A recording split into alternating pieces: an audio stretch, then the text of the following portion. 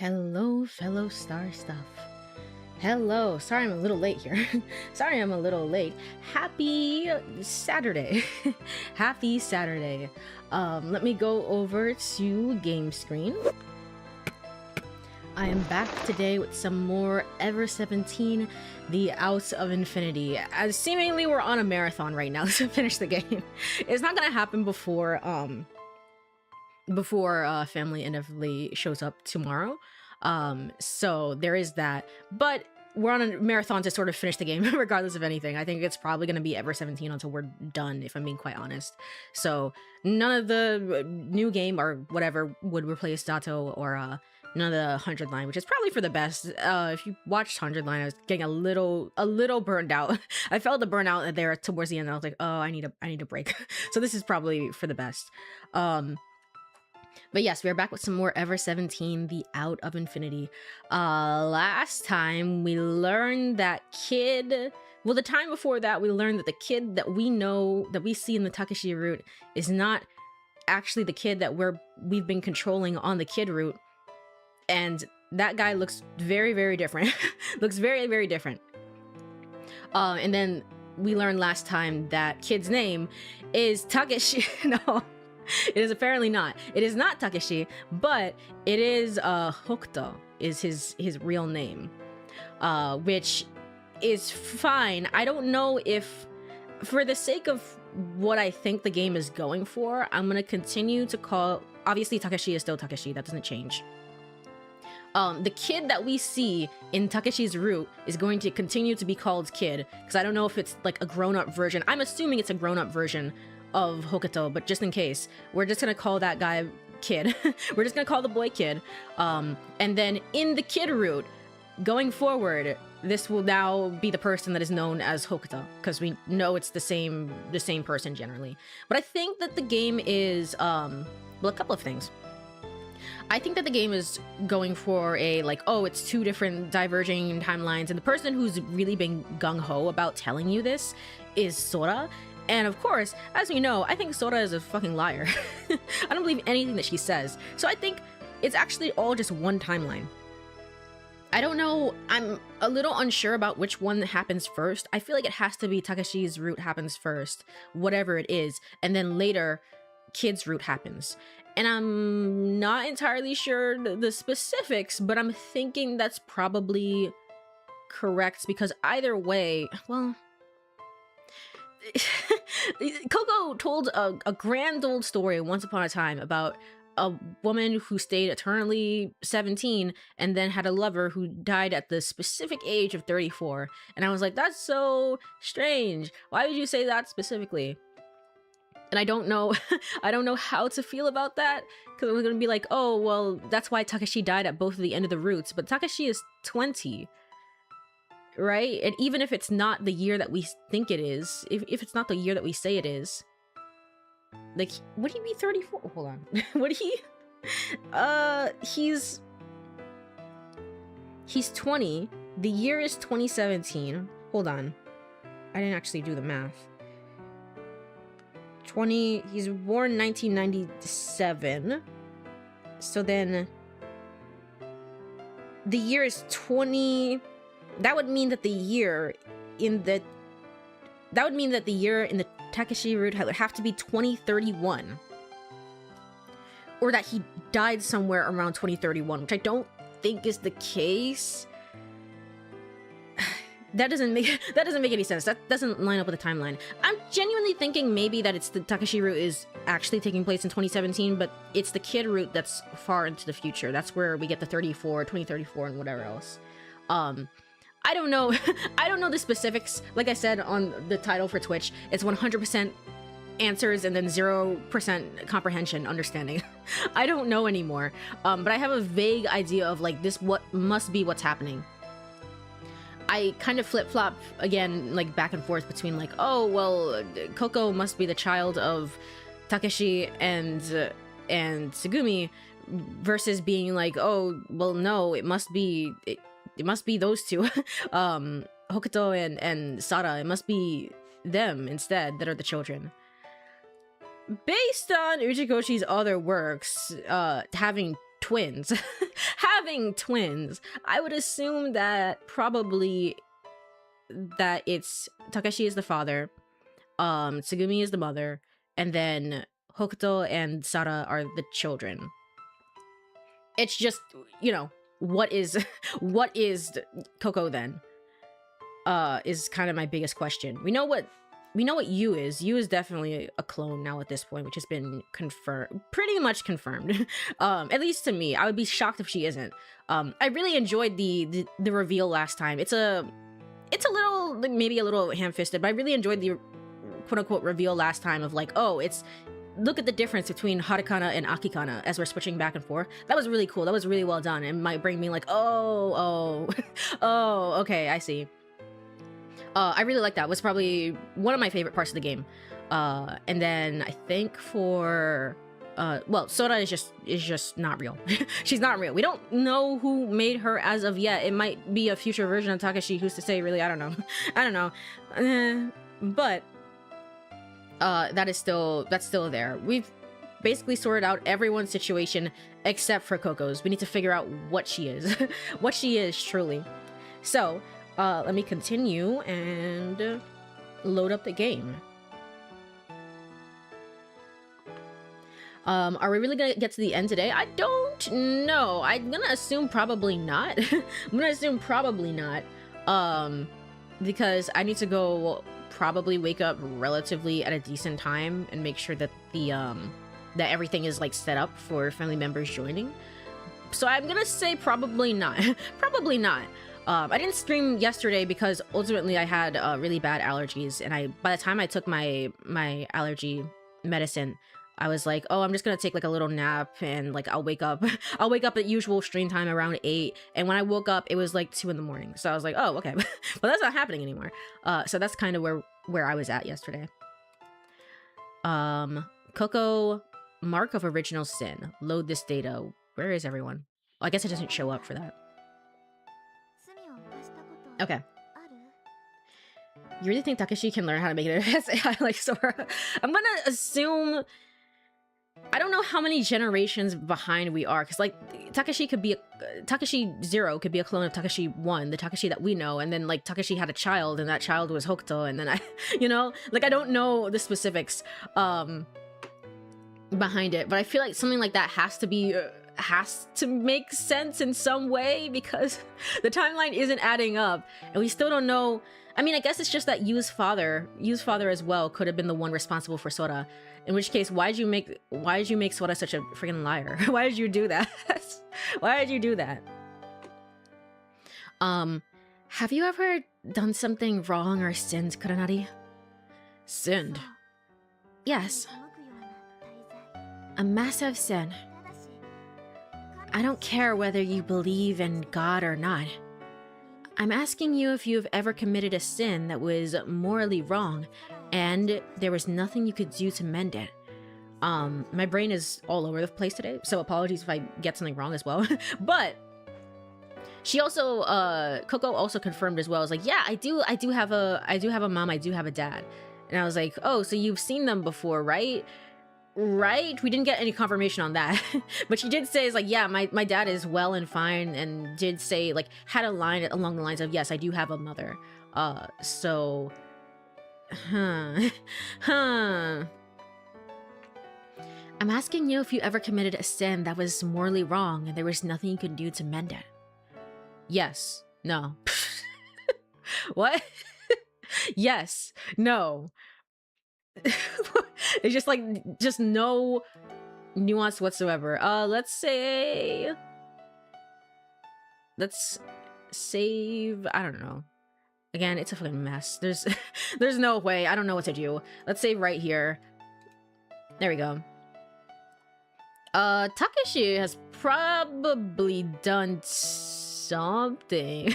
Something. Probably, yeah. Well, I guess I might have. What have you done? Well, different things, I guess. Things you can't tell me. I don't really want to talk about it, to be honest. I think that sins are something you carry through life by yourself. It seems cowardly to me to pass the burden onto someone else and beg for pity and compassion. I feel the same way. That's why I can't tell you. Okay, but consider that we're on the final route of the game and you need to tell me. You have to tell me. You are required to tell me. If I tell you now, it would just be an excuse. I crossed a line that should have never been crossed.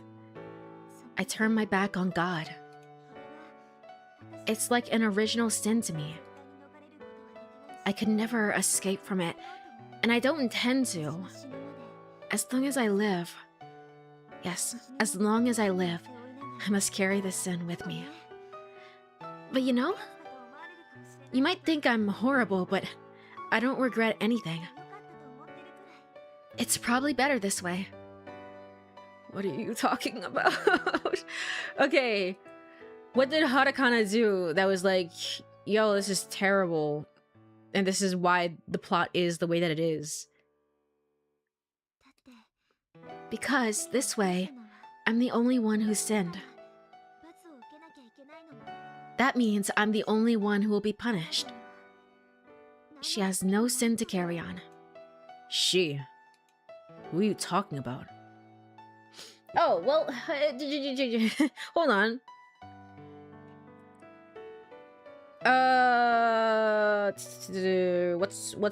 What's the year? It's 2030, and I don't even remember if it's 2034 at this point, but I'm gonna go with that. It's 2034, and then 2017. It's the Ever 17. It's Ever 17. And that's why Akikana was like, hey, I'm 17 years old and in this month and that and the other. I think Hatakana at this point is 18. So it's actually, they're a few months off from each other.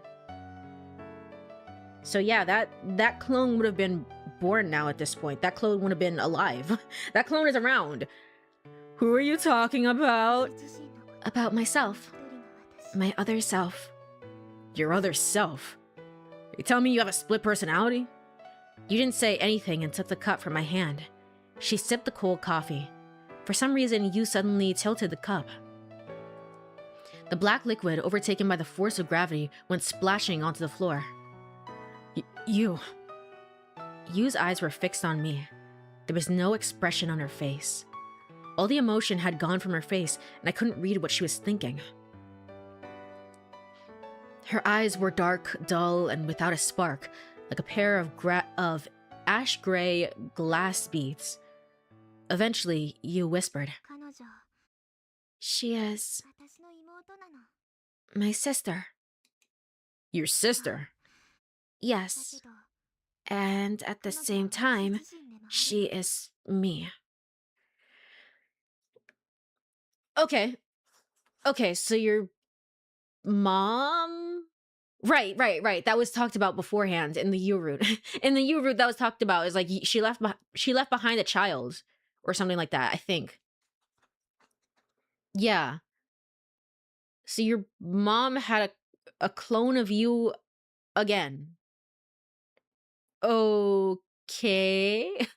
I'm gonna guess it's because probably the father died and it's like, well, I can't be, he's not around to sort of do this again. So I'm just gonna take the DNA and then raise it again? That's a little crazy to do when your daughter is right here. As we know from Never 7, clones can end up vastly different, as we know from Haruka and Kurumi. But at the same time, that's still a wild thing to do. She and I are twins, you see. No, twins. No, that can't be. That can't be.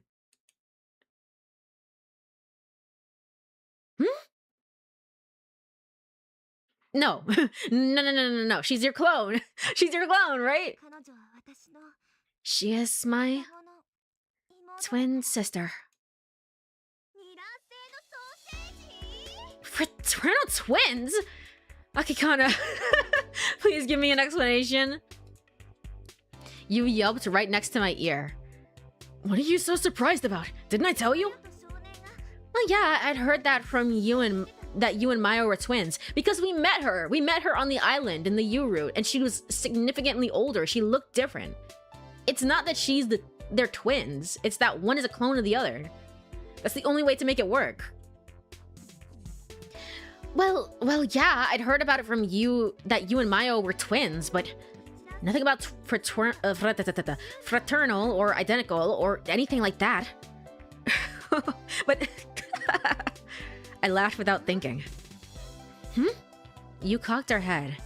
Well, of course we're fraternal twins. I mean, I'm a guy and Sara's a girl. So? I do have my hypothesis on what she's talking about. I don't know if... Twins... Because, like, obviously there's 999. It's like, oh, one group is trapped in the Nevada desert. One group is trapped in the Nevada desert, and the other group is trapped in who knows where and whatever, you know? An actual sinking ship on an actual place that's going to explode. And it's like, that could be the case. That could be the case. It's just that I don't think that works. I don't think that works. Again, the biggest reason I don't think that works is because there's another one that's a little older, and it's like, I'm sure that's Hatakana and not the mother. The mother died already. The mother should be dead in Akikana's route. So I don't know. I don't know what's happening anymore. So monozygotic is when one egg is fertilized and then that embryo splits into two. So twins have the exact same genetic makeup. That's why they're called identical, because they look the same. And of course, they're the same gender. So for identical twins, you can't have anything other than 2 girls or 2 boys. But dizygotic, on the other hand, is when 2 different eggs are fertilized by 2 different sperm. So they're 2 separate entities in the beginning, each with a different genetic makeup. That way, they may or may not be the same gender. They may not even look much alike. Basically, they're just basically like any other siblings. Yeah, okay.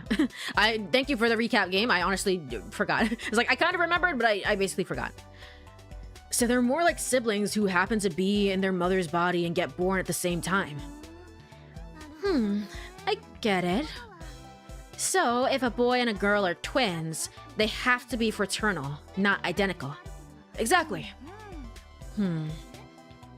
So, what were you talking about again? You forgot? Well, it started when you said something like, so Mayo and you are twins. But you aren't any good at computers like Mayo is. Listen, I had amnesia for like the longest ass time. What the hell? Why are you comparing me to her? In fact, you got absolutely no aptitude for them. Why is that? And then I said... Hold on. Okay. And then I said, because we're fraternal twins. Oh, right. I remember now.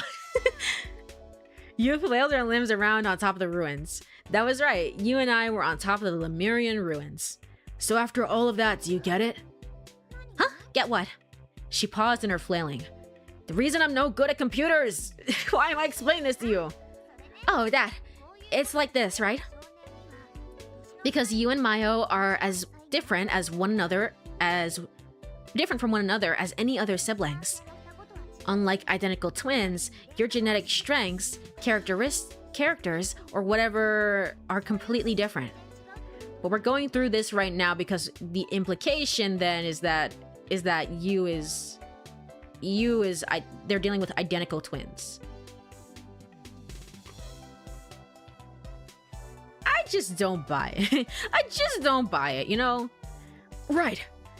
I'd say our infrared vision is the only inherited trait that we even share. Aside from that, I don't think we're very much alike. So, what were we talking about before that? I sighed and started explaining. But before that, I needed to explain what you and I were doing there. It went back to that afternoon before I knew my real name. Sora came out with some information rather abruptly. Tanaka Yoichi-san passed away 17 years ago. Just to explain to you a little bit about why this may or may not work, here's some more information. Okay. Tanaka Yoichi-san passed away 17 years ago. Tanaka Yukie-san passed away 15 years ago as well. 15 years ago. 15 years ago. 17 years ago. In the year... Wait. Passed away 17 years ago. Tanaka Yukie-san passed away 15 years ago. There's only a 3-year delay, actually. I thought he had passed away a lot. I thought he had passed away at a different time. 17 years ago? Tanaka Yukie-san passed away 15... Should I believe anything Sora says? I'm going to do so, because I think you should, but...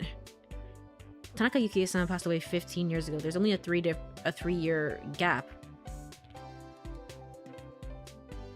When you say that she's your... Hatakana, when you say that she's your sister... When you say that she's your sister... Elaborate a little bit more on that. Even if they were identical, that wouldn't mean they had the same set of skills and talents. I know. That's more of like a... I don't know, like a general... stereotype on clones. Is not clones. on like identical twins. It's like, you guys must be the exact same, right? It's like, no. No. But I think we're trying to do that to really highlight, like, hey, one might be different from the other. You know, Hatakana was very, very... Hatakana had a mom, though. She has a mom. For sure. Akikana seemingly does not... I mean, she thinks she has a mom, but... Tanaka Yukie-san passed away 15 years ago as well. Yoichi-san was Yu's father, and Yukie-san was her mother. Both of her parents had passed away. But their names don't match. I was thinking maybe she was under a pseudonym up until this point. Like, maybe that's the reason why. But obviously we have Hatakana and Akikana, and I don't think that's the case. I think I should probably get away from the idea that, like, the pharmaceutical company was covering up their names and, like, whatever else. Okay. Siblings.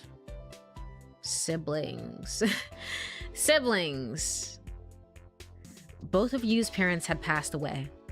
It was, unfortunately, a fact. There was proof including dated mail and other files. I'd seen them with my own eyes. But Yu still wasn't convinced. In her heart, she believed that her father was alive. Of course, regarding her mother, she was even more vehement. But my mother works at Limu.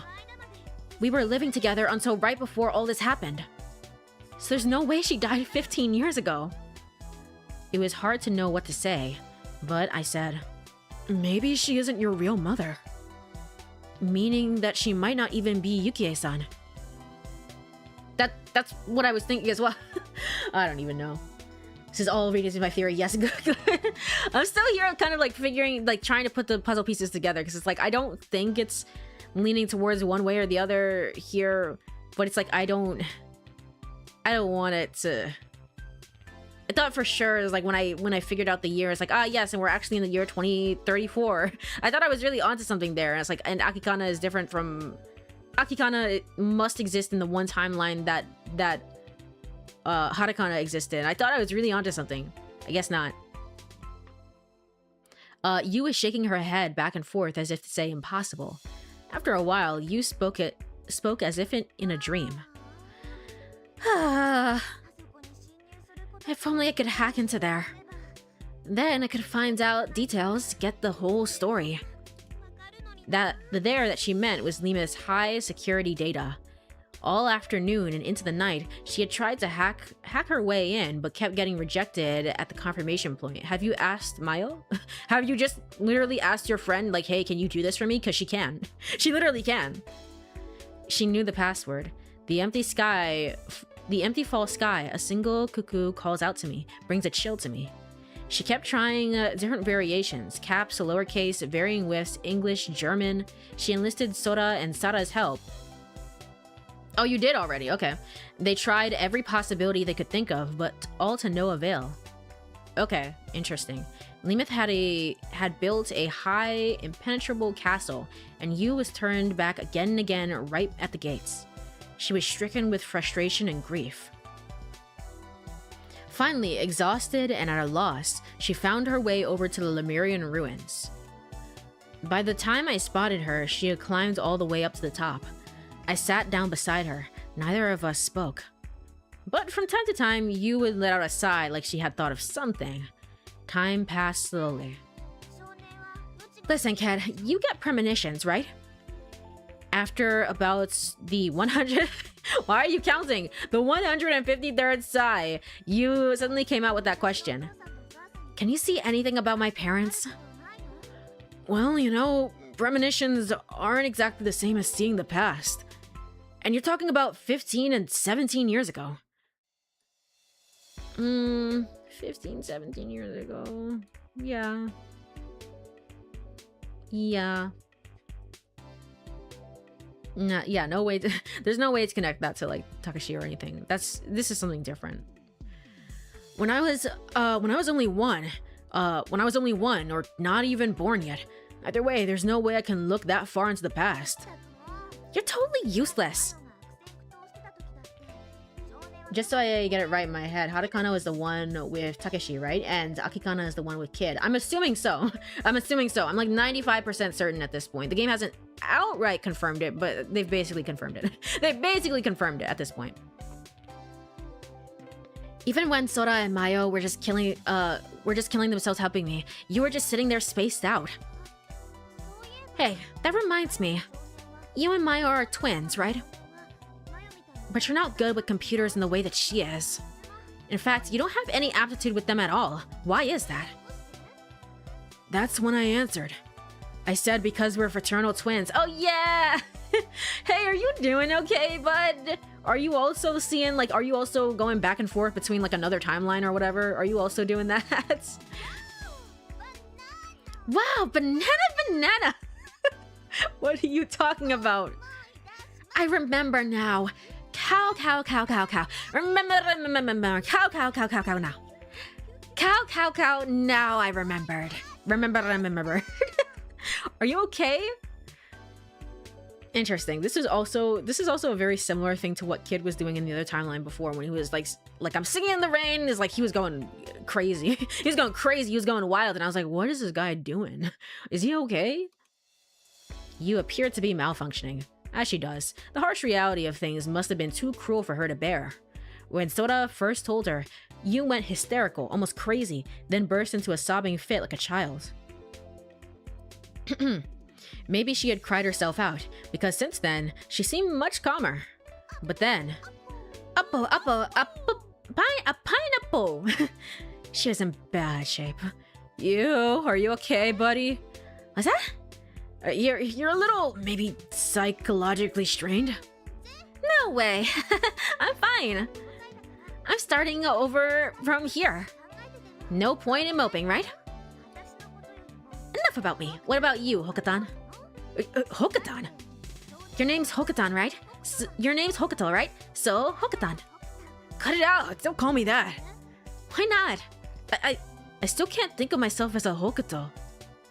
If I was walking down the street and someone called out, Hokuto!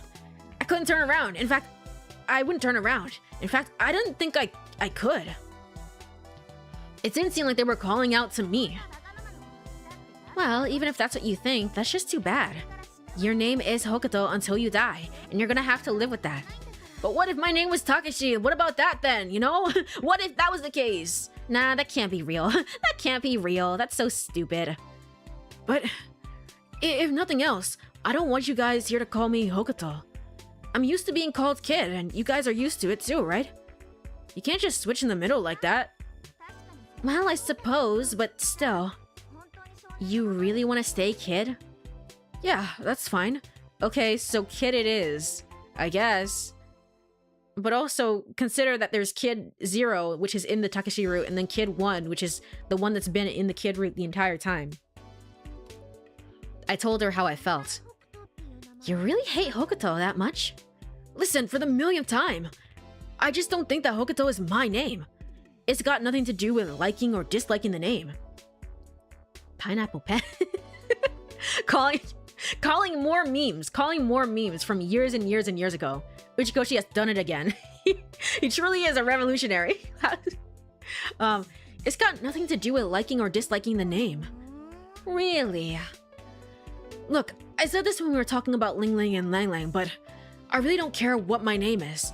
I'm not fussy and I'm certainly not attached to it. But you can't not care at all. Whether you like it or not, a name is like a billboard for who you are. If you're gonna live in a society, you need a name eventually. I mean, anytime you make a contract or apply for something, take an exam, or get arrested. Whatever you say, your name is the most important way to verify who you are. Yeah, almost like Akikana and and Hatakana, you know? Names are like ID numbers for people. Identification. The word just slipped out. And then...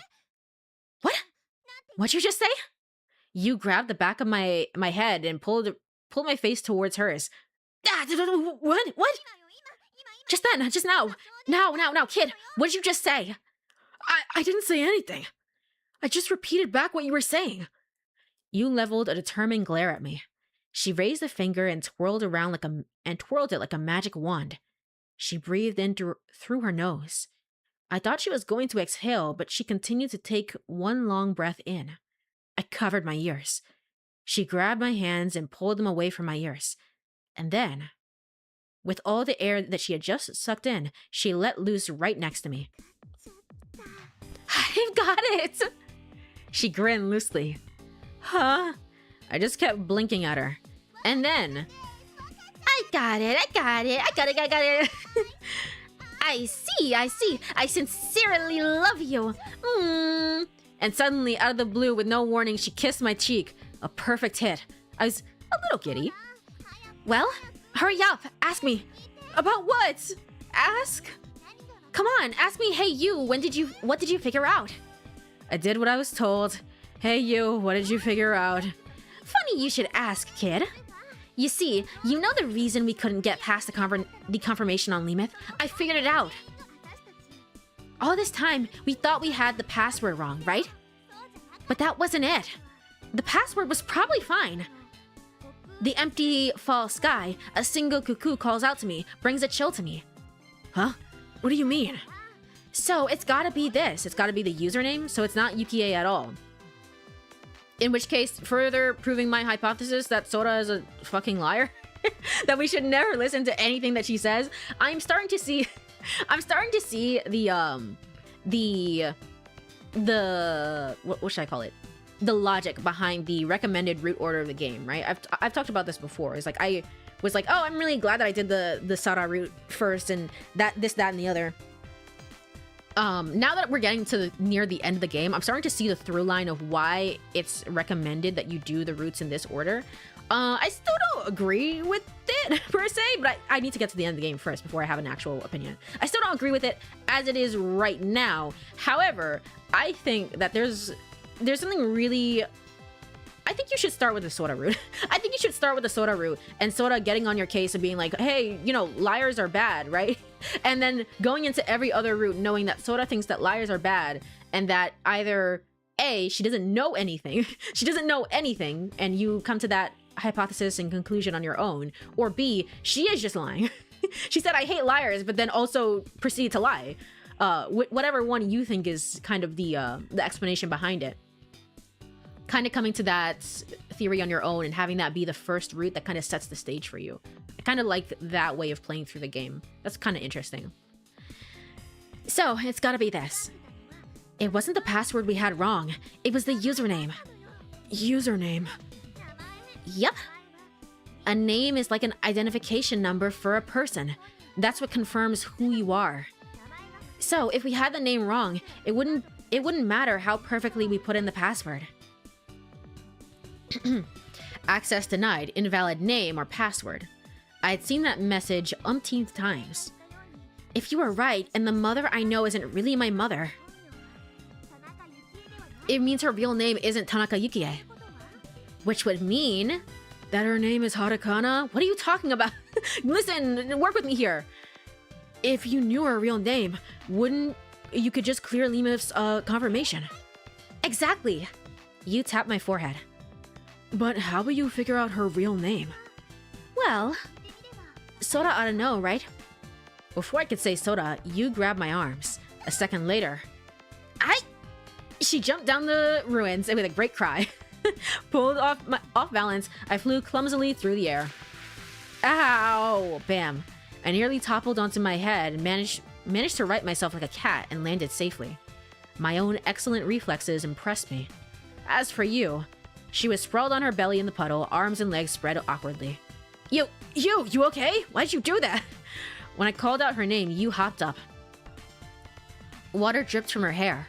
She was soaked from head to toe. Well, don't just stand there, let's go! She spoke calmly. Flinging off water, she headed towards the exit. I also saw, did I bring this up? I might have brought this up. I was just saying, like, I also saw last time as well that, you, in both timelines, whether it's Hatakana or Akikana, is like, whoa, we don't need to jump to time travel as, like, the first option. We don't need to do that. But regardless of anything, even though that's their one similarity, right? It seems like Hatakana is very much into like the romanticism of things and like think about what could be and all the possibilities, whereas Akikana is still very much like, well, let's think logically and not about like, hey, what about this and what about that without any facts or proof. Flinging off water, she headed towards the exit. From the back, she looked completely dry. ... I stood for a minute in front of the gates of the Lemurian ruins, just thinking. If you are right, and the mother I know isn't really my mother, it means her real name isn't Tanaka Yukie. So what was her name then? Name. Yu's real name was Yubisei Akikana. Aki? Aki, autumn. The empty fall sky, a single cuckoo calls out, brings a chill to me. I broke it down by character. Empty, fall, sky, single cuckoo, calling, brings, chill. A jumble of bits and illogical fragments. I tried to form them into a coherent pattern, but they slipped away. I couldn't grasp them. But I couldn't help but feel like I had brushed it up against another premonition, or at least an intuition. It was a haiku, 17 syllables. I muttered it out loud. The empty fall sky, a single cuckoo calls out, brings a chill to me. An empty fall sky, a single cuckoo calls out, brings a chill to me. It was then. Someone was standing in the darkness beyond the entrance to the ruins. A human figure. A female. Her body was giving off heat, glowing redder than red. I couldn't see her face. I just knew she was there. She was holding her breath in the darkness, staring at me. Who are you? She didn't answer. She didn't come any closer, but she didn't seem like she was going to run. The figure bathed in light seemed like she might be a ghost. A ghost? A phantom girl. Oh, it's Coco? Maybe? No, you should know her name by now, right? Hokuto. I heard a tiny voice. Hokuto, my name. Was she calling to me? Hokuto. Fearfully, I went a little closer. The darkness grew deeper. At the same time, the light she gave off grew more brilliant. Her outline sprang into view. It had to be. She was the ghost I had seen. No, it is Coco. The empty fall sky. Alone Hokuto calls out, brings a chill to me. What was it before? Hold on. Cuckoo. Hokuto. Why me? Why me? Okay. I love this part of the game because it's just like, alright, well, whatever you say, game, sure. The empty fall sky, a single cuckoo calls out, brings a chill to me. What'd you just say? The empty fall sky, a single cuckoo calls out, brings a chill to me. What is that? Is that some haiku? Yeah. Why a haiku all of a sudden? Don't you think it's elegant? Elegant. Refined, isn't it? Refined? Japanese people a long time ago just started making up a haiku one day. So you see, the haiku helped them forget their everyday worries and gave them lots of graceful and happy feelings. Uh-huh. Is that so? Uh-huh. Yes, it is. Mm.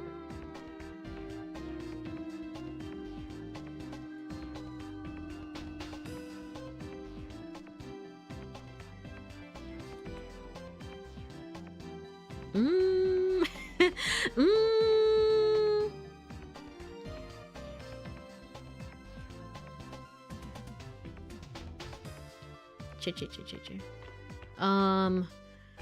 Where do I want to save? It doesn't really matter. Let's save here. I need to check something really quick. Hold on. Load. Here. It doesn't matter. As for me, I voiced disagreement. I raised my hand and declared, I object. No. Okay. Chi. Give me a moment. I just need to think about this. Which one is a good one to bring up? Probably not this one, but maybe Leviathan? Maybe? Load. Finally, the appointed time arrived. Door swung open. Ah, shit. Let's give it until the next choice, whatever. Woohoo! Here we go!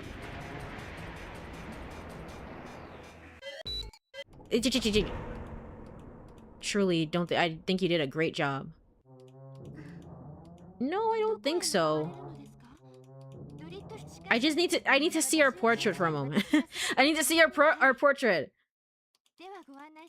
I will guide you. I was a liar. She's still dying. Or whatever. Okay, I lost sight of her. Can I see her for a moment? Just for a moment? Can I see her? Or do I not get to see her in this timeline? What did you say? Oh shit, no. I was gonna say... I don't think so. I don't think so. I was gonna say, like, maybe... the bell ribbon on Coco maybe is supposed to look a little bit like the bell ribbon that Yu has. And, like, maybe somehow they were related instead. And I was like, that's kind of true, but I need a better look at her. Yeah, it's like there's a ribbon, sure. It has this like general like shape, and like even on her work clothes, there's like 2 of them even. But there's no bell. There's no bell. The bell is missing. But if you go here, like this general attire, and then you load into here, Coco Potato Bug DJ. We are nowhere near the plot. We are nowhere near the plot, man. I don't think so. I was gonna say it's kind of like inverted versions of their character design, and like maybe this is somehow the Coco that is related to you, and somehow in some way the bell is extra, but it is like a red ribbon. If that has anything to do with anything, but I don't think so. I don't think so. I don't know where I was going with this. Hello, Luca. Welcome on in. How are you? I'm doing all right. I'm just chilling, vibing on a Saturday, losing my mind. Losing my mind in a very mystery heavy game, as I usually do. I hope you've been doing well. Welcome on in. How are you doing today? I am trying. I don't think my theory is correct. I think this is probably off the mark. In which case, I don't know. I don't know, man. Back to square zero. Well, listen, Coco. It's not once upon a time right now, and you kind of threw me off with your haiku making there. Well, I can't help it. What do you mean you can't help it? I wasn't talking to you. What? I was talking to a life form from another dimension. Okay, that's what it is. I didn't think that you... Did I bring this up once? I might have, but I quickly discarded it. Because I didn't think this was actually gonna work. So you, out of everyone, have unlocked the ability to see from the 4th dimension. You did it. You did it. You did the thing that must be done. That's why you can act like a ghost. That's it. Okay. Another dimension. Well, yeah. Apparently Coco was radiating microwaves. Oh, my head. My freaking head. Oh god. I just learned that I was a dad and now I have to deal with this shit. What the hell? I could feel my brain start to melt and come out of my nose. What? Wait a minute. My brain couldn't be coming out of my nose. I rubbed my nose with my finger. Something sticky and viscous was stuck to my finger. It was bright yellow. Crap! Crap! Grab my brain! My brain is melting! Oh my god, I'm gonna die!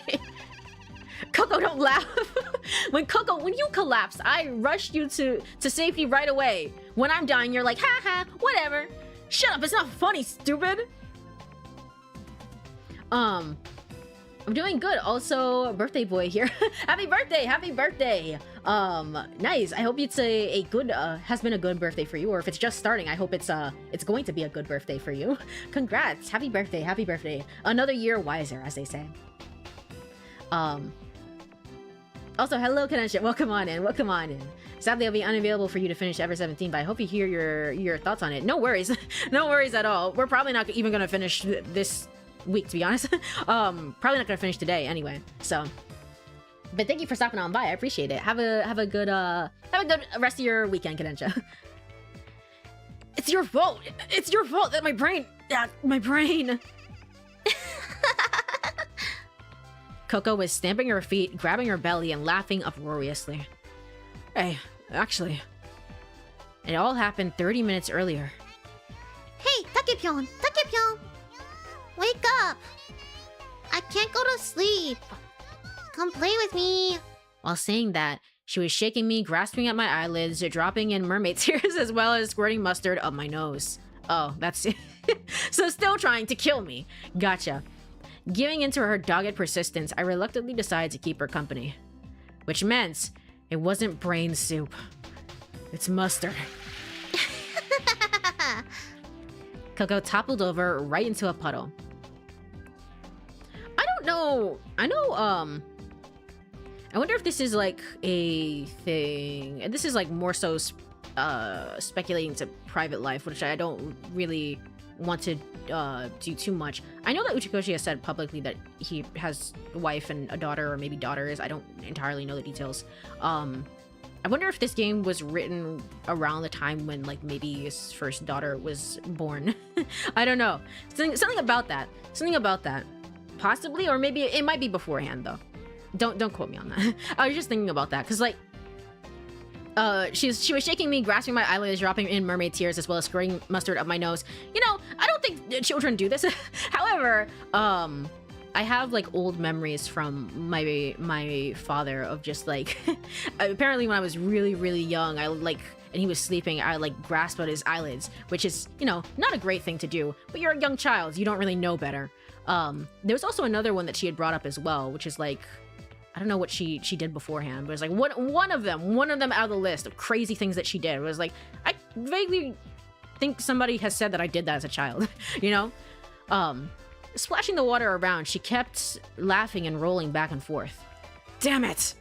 Coco, don't you have a tissue? I have a handkerchief.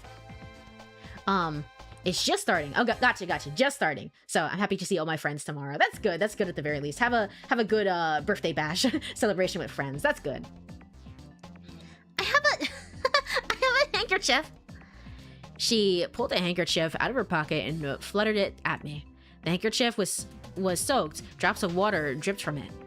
I blew my nose into it mightily. I blew until I blew everything there was to blow. That's better. Oh my gosh, I could have died. I balled it up and gave it back to Coco. She carefully folded it up and put it back into her pocket. I thought, you're actually putting that back, but it held my tongue. So, what were we talking about? About caterpillar crawling. No, we weren't. Caterpillar Caterpillar, caterpillar, crawly, crawly, caterpillar. Caterpillar, caterpillar, boop, boop, de boop. Coco began crawling around the floor flat on her belly. So we're not playing chicks this time, we're playing caterpillar. We're so far away from the plot. Every time we see Coco, I think we're so close to the plot, yet so far away. We're just not there. I didn't say a word. Hey, Takepyeon, Takepyeon. Not playing caterpillar with you. What? Why not? I'm just not. No. I want to play. I want a crawly. I want a crawly pillar. Coco splashed at the water. I went through this last night. There's no way I'm making the same mistake today. I swore that to myself. I'm going to bed. What? She jumped up and clung to me, sopping wet. No, I won't let you sleep. Coco, I'm sleeping whether you let me or not. Why are you being so mean? You're the one being mean, Coco. Takepyeon! Takepyeon is gonna abandon poor little Coco? I'll be all alone. Lonely. So lonely. Why are you being like this? Why don't you come to sleep too? With you? You come snuggle with me? I don't think so, no. Oh, will you at least sing me a lullaby? A lullaby? Oh, you mean that one you sang before? Yep. Well, I don't mind singing, but I don't remember the words of the tune. That's okay. It's easy. You'll learn it right away. With that said, we get another version of Coco singing the exact same song. She burst into song abruptly.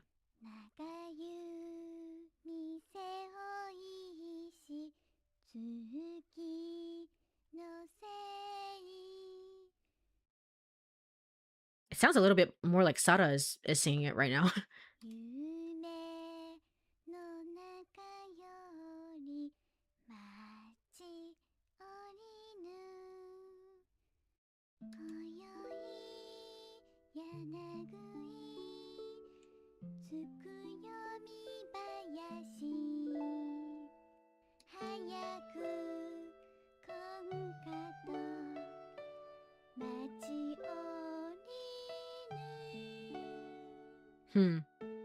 It's interesting. The music started afterwards, but it actually kind of works slightly timing wise. The timing's a little bit off, but like no matter what part of the melody that she's in, it still works. This might be off though because of timing.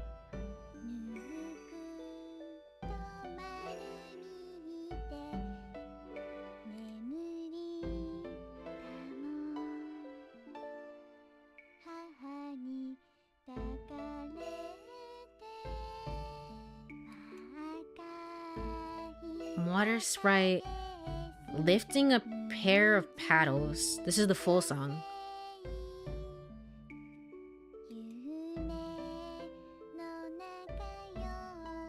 Waiting inside a dream.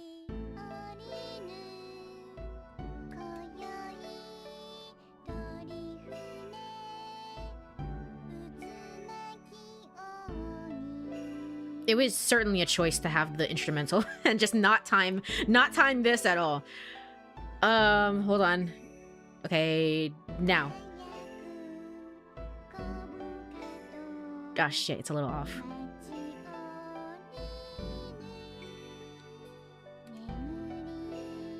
It's a little off.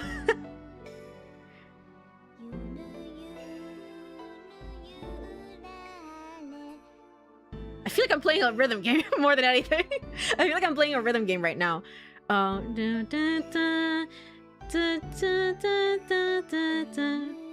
Shit.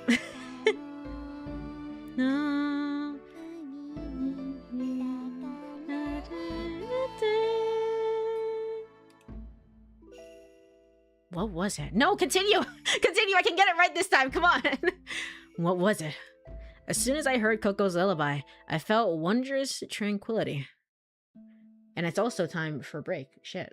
It's also time for a break. Hold on. Let me go over to burp screen. if you're here, stress, get some water, all the good stuff, maybe play a rhythm game in the meantime and see how better you are at this than I am, obviously. I was a little off, damn it. I'll be right back in 2.5 minutes. See you then.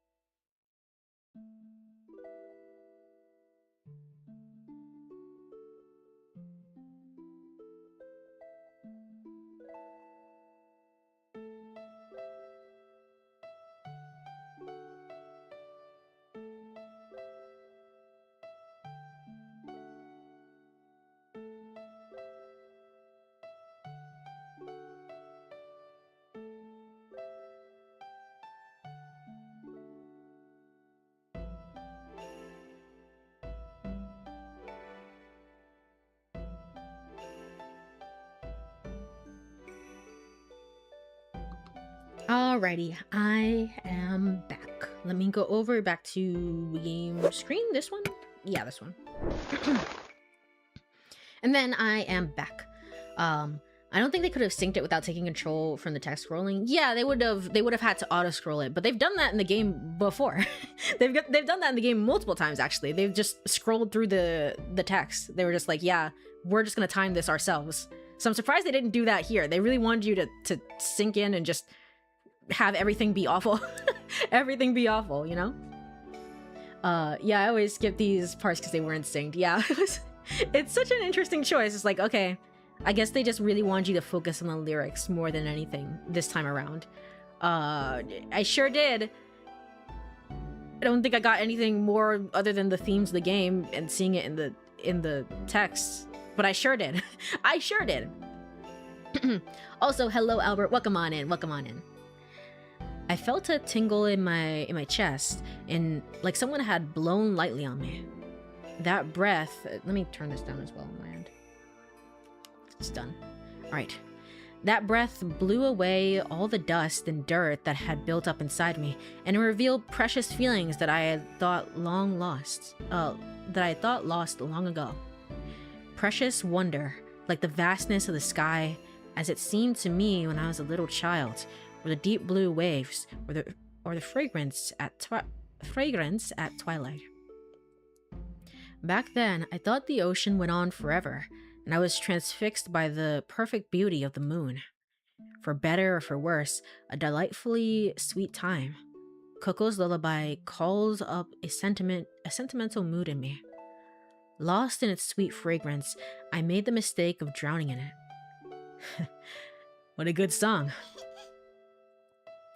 Who What's it called? knows? I don't know its name. But I just called it the Moon and Ocean Lullaby. Interesting. Okay. You know, I wondered, mother had taught you. You said mother had learned it.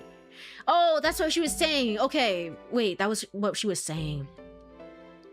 So obviously, as we learned last time, Coco, for whatever reason, took an interest in calling Tsugumi for no reason at all. Obviously, Coco took an interest in calling Tsugumi mommy and then Takeshi daddy, and I was like, and there was another scene later in which she was hanging out with you, with Haruka, seemingly Haruka, and was like, hey, I literally, I'm singing a lullaby that I learned from my mother. It's like, oh, so it must be really nostalgic for you, says Haruka. And then Coco replies, no, I learned it just now. I learned it literally right now. Okay. That's what she meant. She learned it from Tsugumi then. I'm going to assume. I'm going to assume. That's why you're saying that. Moon and ocean. But don't the verses start with moon sprite and water sprite? Mm-hmm. So shouldn't it be moon and water lullaby? But at the end of the second verse it says held by the ocean, right? Oh, that's true. And my mommy taught me this lullaby. So it's called the Moon and Ocean Lullaby. What? What was the connection between her mom and the moon and ocean? Game, just tell me right now so that I don't know. What? Mommy, the moon and sea? Did that mean? When you say mommy? Right, Tsugumi. Okay, thank you. I thought the game was literally about to switch back to Hokuto and not elaborate on this, and I'm gonna be like, oh my gosh, please, please. Tsugumi. Oh shit. She would sing to me. Tsugumi. That's crazy. That's impossible.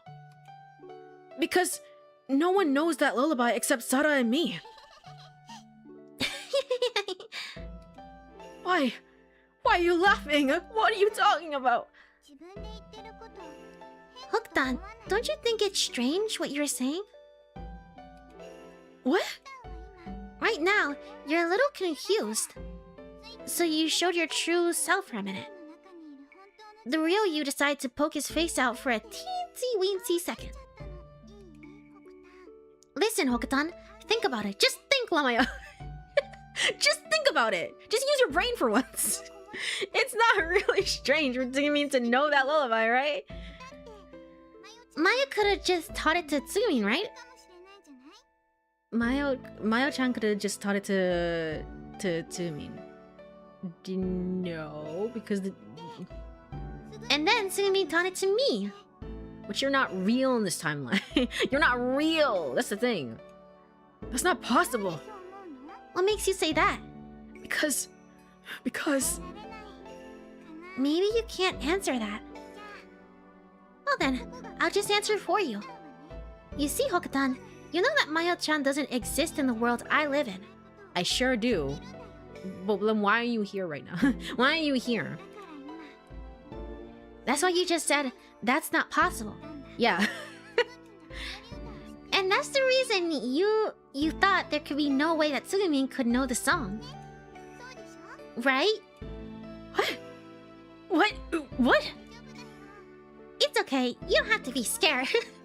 I'm the writer of this game. I know everything that you're thinking right the fuck now. I know it already. Just be honest with your feelings, okay? There's no reason for you to lie anymore. I was getting more and more confused.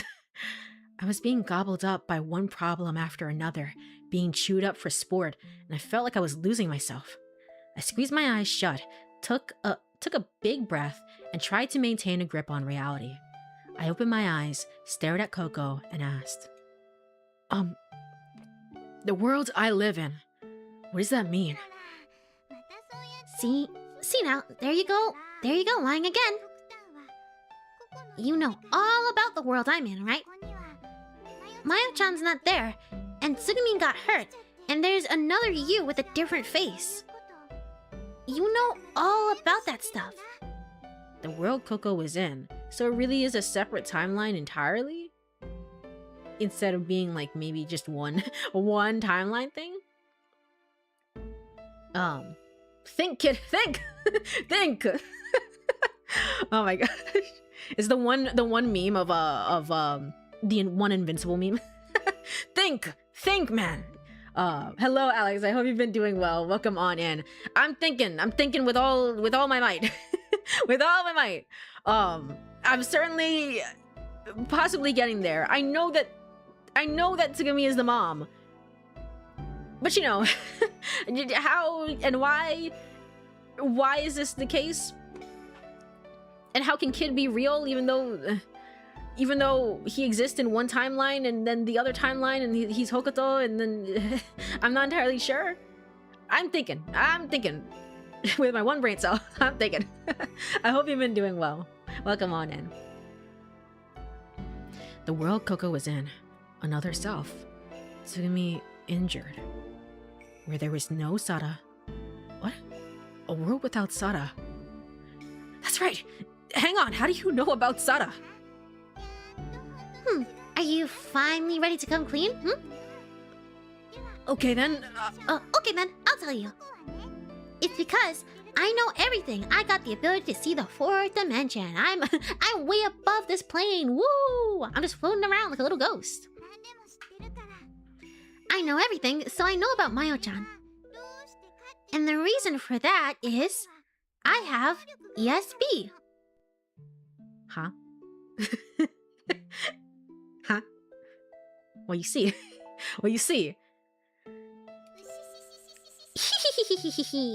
I mean, if that's what you want to call it, sure, whatever. It doesn't really matter. It doesn't really matter whatever you want to call it.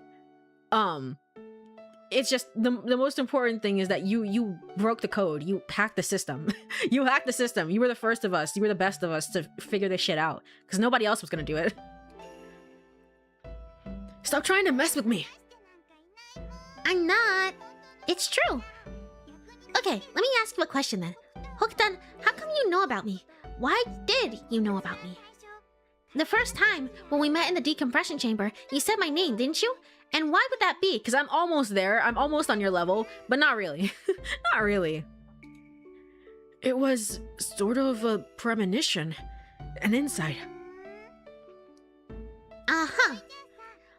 Well, what about Pee-Pee? What? You know about Pee-Pee, don't you, Hokutan? No, I have no idea. Huh, that's funny. Well, Pee-Pee is this little kitten I have. Liars. Liars all around me. All around me. A cat.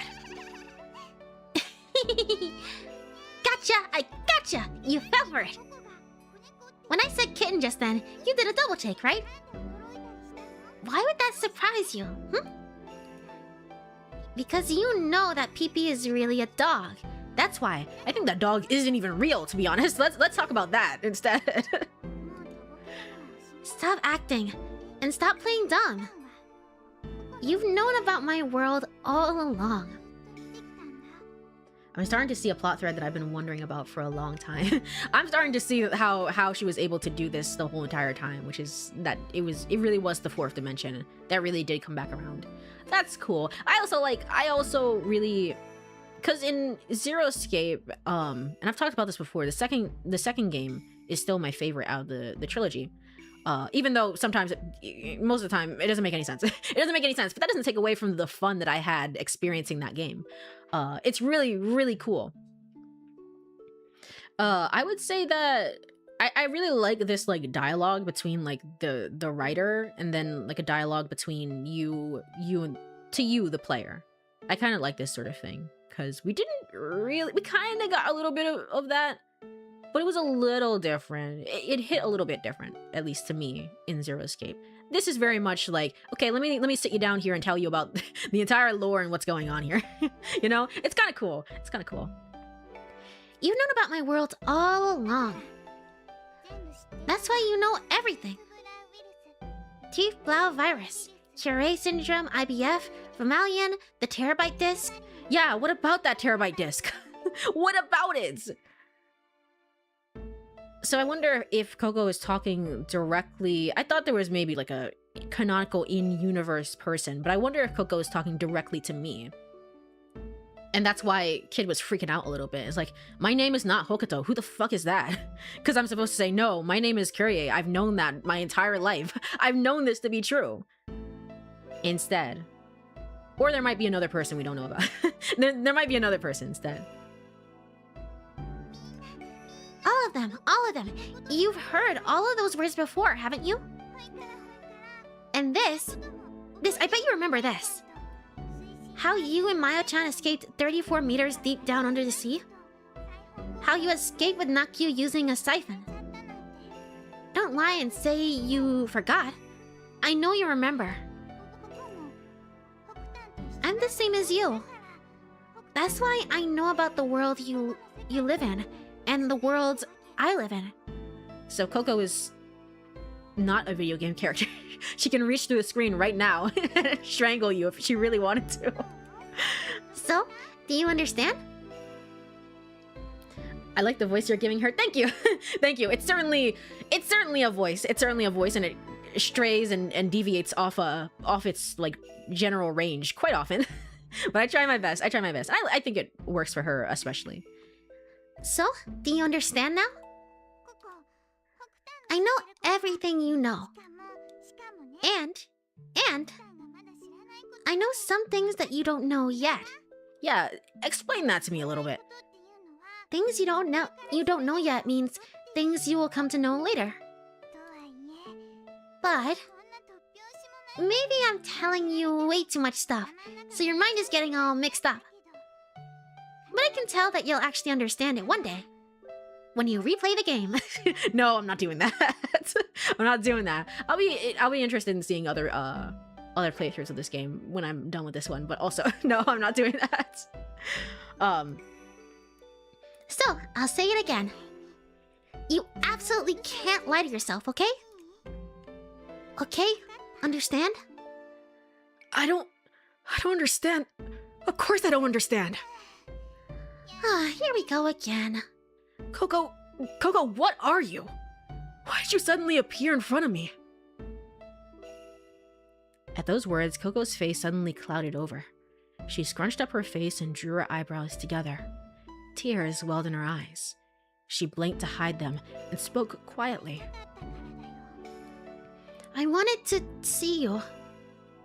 I've been waiting for you. Waiting and waiting for you to come. I wanted to see you more than anything. I wanted to see you again. Was that the story that you told us? Was that actually about you? Are you 700, 1300 years old? Instead? You've been waiting for me? I died when I was 34? Wait, I died when I was 34? Shit. That sucks. I wanted to see you again.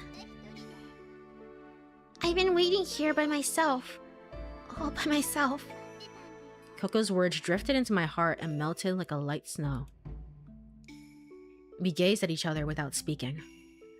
It wasn't what the words said, so much as that she said them at all, that moved me so deeply.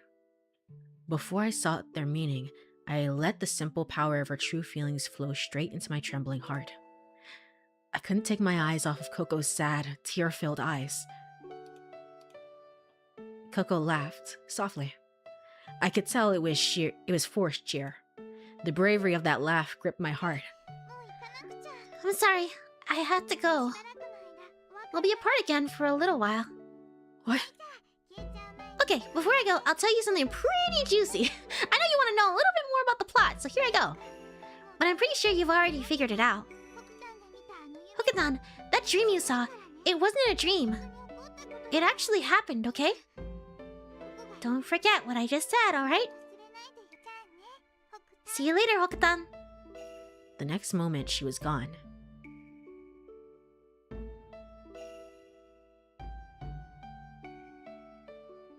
Da, da, da, da, da. Why are you calling me Hoktan? Wasn't that who came up with that? Yeah, it was you, right? You was the one who came up with that? You was the one that said, hey, by the way, Hoktan, why not call you that? And then he made a big fuss about that, and I was like, no, don't call me that. I know it happened literally earlier this stream, but you have to understand. There's 18 billion things going on in my brain right now. Okay, 18 billion different plot threads.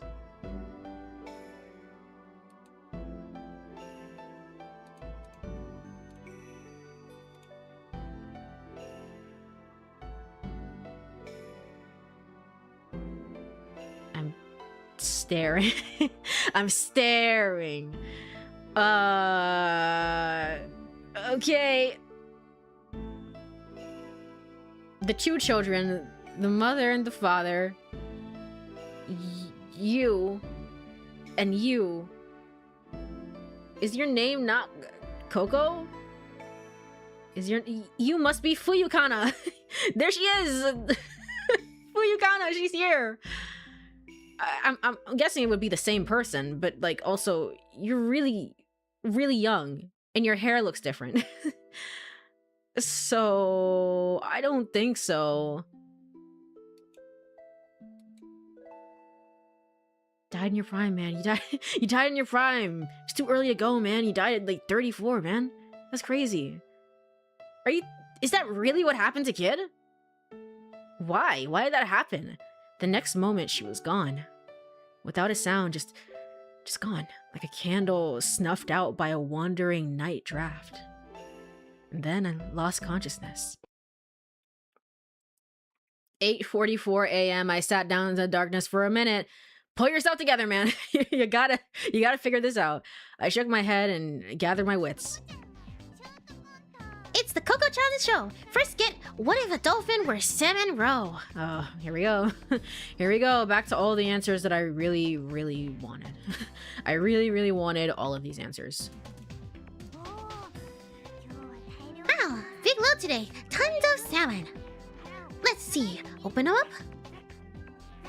Cut. Whoa, what's this? Dolphins are pouring out of the salmon. Hundreds of them. Oh no, Mom! Mommy! Emergency! The reason I blacked out must have been because of Coco's microwave. Because I don't know what the fuck Coco's doing. They got me. I still hadn't built up immunity to them. It was pretty rough. What didn't I ever learn? Why is it that every time I wandered around, my feet kept taking me to her? It was strange. I wondered if she was drawing me to her with some mysterious frequency. Anyway, having finished breakfast, I wandered around Limu and got sucked into the souvenir shop. Coco-chan's jokes. If a dolphin was a corpse. Oh, thank you for coming such a long way. My sincere condolences. Would you like to see my husband's face? Oh, well, certainly. Click. Whoa! An eternally sleeping dolphin! It's belly up too! He looks so peaceful, as if he'd jump up any second. Except he couldn't actually say that, because you wouldn't be able to see his face. Oh my god.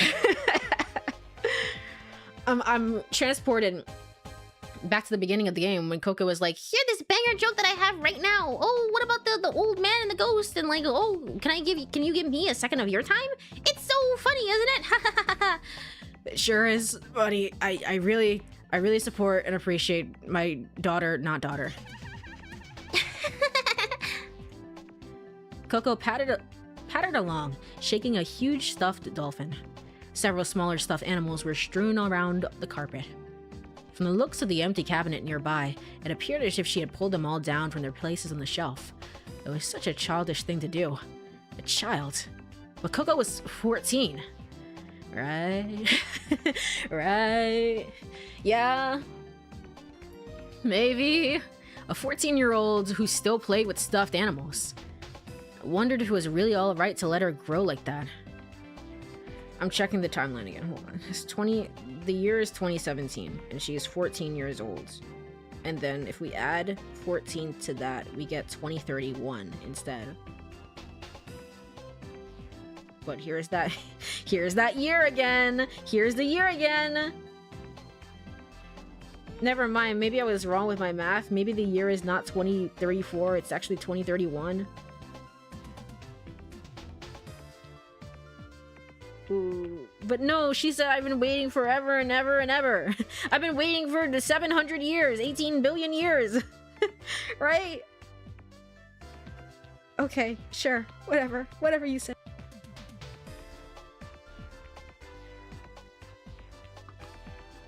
That seal is so perfect.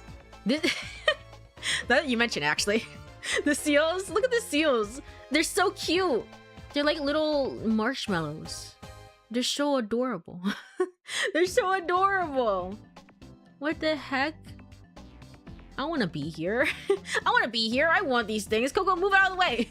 I want that one. What the hell? It is adorable. I wonder if it was really alright to let her just grow up like that. But when I saw her innocent laughing face, I didn't have the heart to scold her. I supposed she probably would be happiest just being the way she was. Coco continued to crack herself up, and I continued to watch. When her amusement died down a little, I called out to her. Hey Coco, where's Bibi? The side-eye. They're both doing different versions of side-eye, actually. They're both doing different versions of side-eye. Shit. You know what? This is kind of cute. This is kind of adorable. I don't know. Maybe I'll like upload it as a is it like the BTTV emote? The same one that, you know, where I have the hookah emote. The who is that? That emote? Just for a limited time. I feel like you could use this in so many contexts, you know? You could use this in so many contexts. It's actually pretty great. Also, thank you so much for the hydrate. I will do so right now. One moment.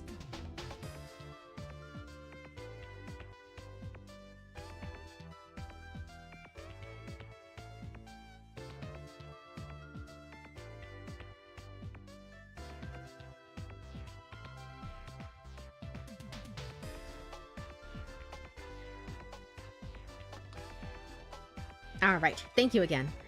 And then, yeah, surprisingly, this didn't that emote didn't get used quite as much for this playthrough. I guess because all the characters feel like they have some form of personality or like relevance, plot relevance somehow, some way. Whereas Yuka was kind of like just not that. She kind of wasn't that. Who knows? Maybe she'll show up in Remember 11. Maybe she'll actually be there, and we can be like, oh my gosh. Who the fuck are you? I don't know who you are. Maybe she'll be there.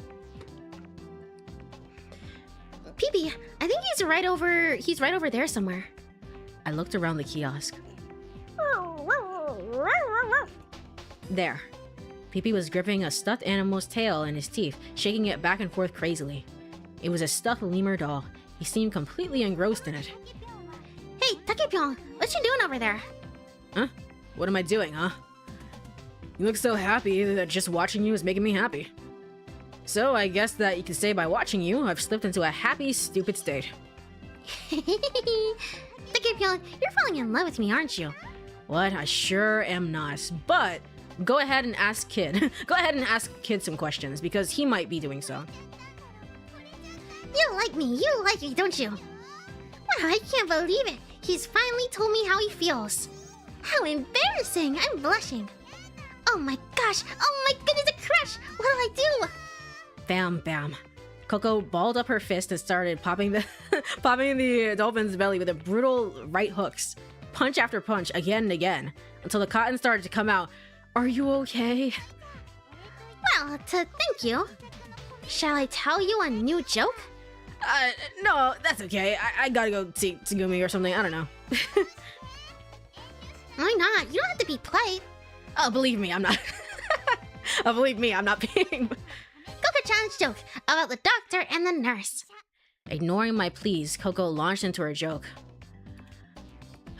It was very long. It was not funny. It was so bad, in fact, that I couldn't muster a polite chuckle. It went like so. No, don't tell me. Don't tell me. Oh gosh. Okay. A nurse named Kate was desperately in love with Robert, a doctor who worked at the same hospital. Robert was crazy about Kate as well. Is this the same one that I'm thinking of, where it's like what was it?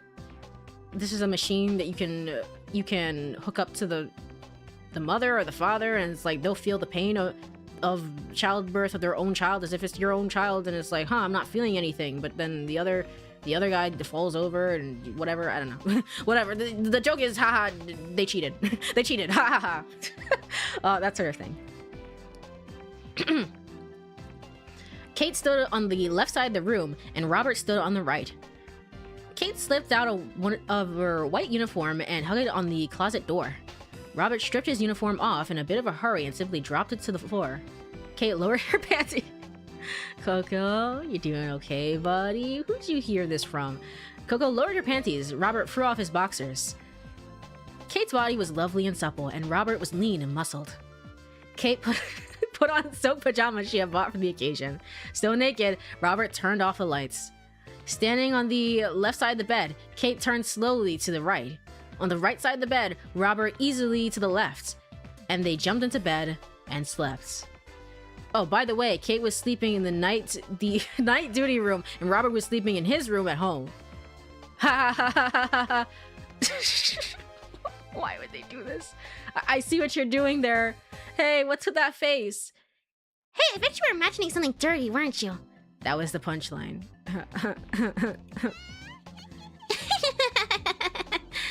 Get me out of here, please. Please. Honestly, I don't even care if this place explodes anymore. Just get me out of here. Coco's laugh was loud enough to hear across the Pacific Ocean. If there were any nuclear submarines nearby, their sonar guys were probably laughing too. Even I felt the corners of my mouth twitching. Obviously, the joke wasn't funny. But Coco was so amused at this unamusing joke that it was hilarious. It's a joke, right? Get it? Because you see the different timelines? What are you talking about? What are you saying, huh? All was well. I thought that to myself. According to what we heard from Sora on the second day, Lima's partition would only reach their structural limit in only one more day. So how was it that I felt so calm? Maybe Coco's innocence was contagious. I wasn't even tense, I was lounging around. Let's cringe together. Let's cringe together. That really is the joke. It's just like, yeah, I hope any of the sonar guys, I hope they're hearing this too and how bad this is, because what the hell?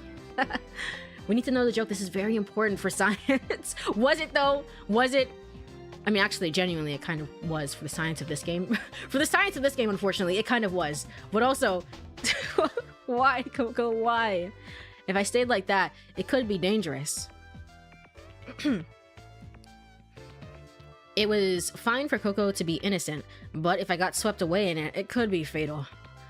The thought ran through my head, but as I looked at her smiling face, I couldn't hold on to caution. It was too peaceful.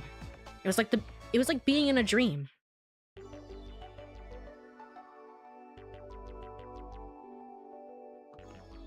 I was in a dream. After Coco disappeared, I blacked out. Maybe I was still stuck in that state. In the dream, I felt choked and oppressed. It was like being plastered up inside thick walls. Unable to move, only my eyes could follow the images before me. I earnestly followed after the fragments of the scenes that unfolded before me. Hooked-on, that dream you saw, it wasn't a dream. It actually happened, okay? I thought about it. That dream. The dream that I had on the third day, right before I woke up. You know all about the world I'm in, right? Mayo-chan's not there, and Tsugumi got hurt, and there's another you with a different face. Tsugumi injured, meaning that it had actually happened. Oh, gotcha. That's why we were having all the premonitions. Okay. But no, that couldn't be. The warehouse was still fine. Interesting. So, assuming that it's two different timelines, like the game is saying, if that is the case, Coco doesn't have a form or a body in this version of the thing. And maybe it's not necessarily like, because it's two vastly different timelines. What is the launching off point for having two vastly different stories play out, other than one of them is in the Nevada desert and is not actually here? That's the only thing I can really think of. But again, assuming it's 2 different timelines in 2 different places, because Coco has like access to the 4th dimension and all that, and Hokuto is about to have the same access to the 4th dimension, whatever the hell, and like full access to it in like a little bit. With that in mind, but Hokuto has a person that he seems to like identify with much more, which is Kid, but he can't jump to Kid's perspective and see things from Kid's perspective. It's always Takeshi. And then, which seemingly is his father. And then Coco always seems to bring over memories of Sara. They're not one for one, but seems to bring over memories of Sara specifically. So why her? Why her? The warehouse was still fine, and Tsumi was as perky as ever. What could it mean? You absolutely can't lie to yourself, okay? Coco's words ran together. The scattered fragments of images began to come together a little until I could make out a vague timeline. But I still couldn't see the whole picture at once. It was like a freakishly large mural. Since I was imprisoned in those walls, there was no way to see the whole thing. What to do? Escape from those walls? Escape from those walls. When I pushed my face out through the wall. 9:11 a.m. I woke up. I was in the infirmary. I looked around. I was alone. I ran out of the infirmary and headed toward Stock. If Coco was right, and there really had been an accident, and Tsugumi was injured, in any case, I'd find Tsugumi and discover the truth for myself, but I didn't know where Tsugumi was. So I headed to the control room first. Sora was sure to be there, and Sora would know where Tsugumi was. I opened the door. Sora, where's the Tsugumi right now? I ran into the room and yelled in a loud voice. What? Komachi-san is right here. Sure enough, there she was. Tsugumi on a chair turned around to me. What happened? Why are you in such a hurry?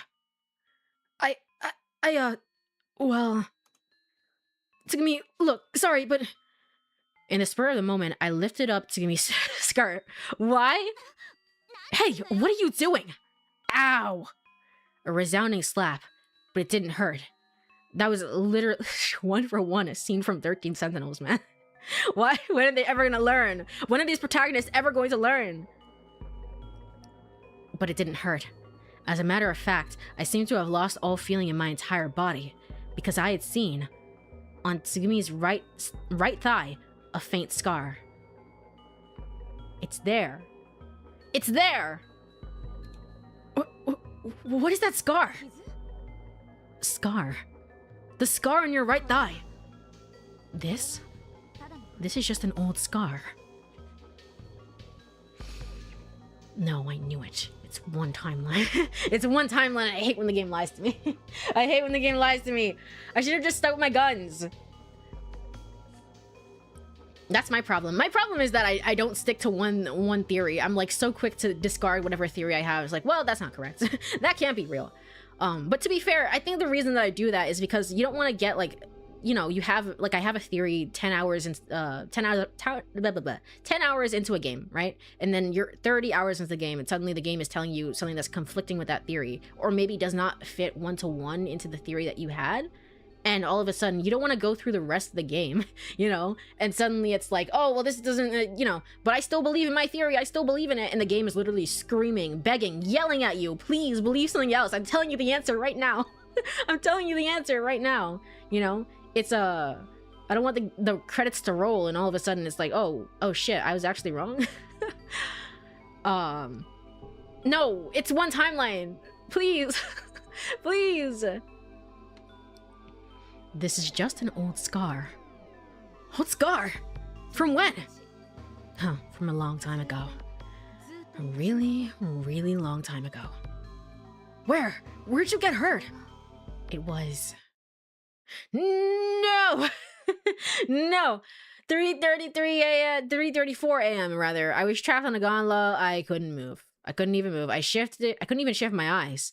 Past the skirt I was holding, I could see the white of her panties. The smooth curve of her thigh, her smooth silky skin, the scar. There was definitely a scar there, but it looked like there's something that healed years ago. A long, long time ago. From when you were a child. But then you heal really quickly. You can't just do that, kid. You can't just do that. You can't just do that. And yet, here we are. We have multiple... These are three different protagonists, I guess, if you're counting Takeshi, because he's done something like this before. 3 different protagonists that have done the exact same thing. What the hell? And then 1 in 13 Sentinels. It looks like something that I healed years ago, leaving only a faint mark of stitches that had once closed the wound. 12 years ago, I was infected with a virus. Because of that virus, it rewrote my genetic code. Cells are reborn every day. They are reborn and then die. Normally, the human body is totally replaced with new cells within 5 years. When I was 12, the cells in my body were infected, and from that moment on, they divided and replaced themselves. 5 years later, all cells have been replaced. In 5 years, every cell that made up my body had been genetically altered. And when the last of the cells had died, the last trace of my 12-year-old self had disappeared. In that moment, the old me died. The old me died, but the new me became a body that never dies. My immune system and my metabolic rate were remarkably improved. My telomeres began to regenerate themselves. That's right. I will never grow old and never die. My physical growth was stopped at that moment in time. I'll never grow older than 17. The Courie virus. The Courie virus is a type of retrovirus. That virus is so retro. That virus is so retro. It's just like so old school. Like many retroviruses, the Courie virus is not contagious across species. It is not contagious across species. It is not contagious across species. What about Chami? What about Chami? Okay. When people simply say the Courie virus, they're actually referring to the human version of the virus. Okay. The human version. There are variants such as the monkey-specific Courie, the rat-specific Courie. But you didn't give the hamster version of... Why did Chami live? But from here on out, we'll only be referring to the human strand.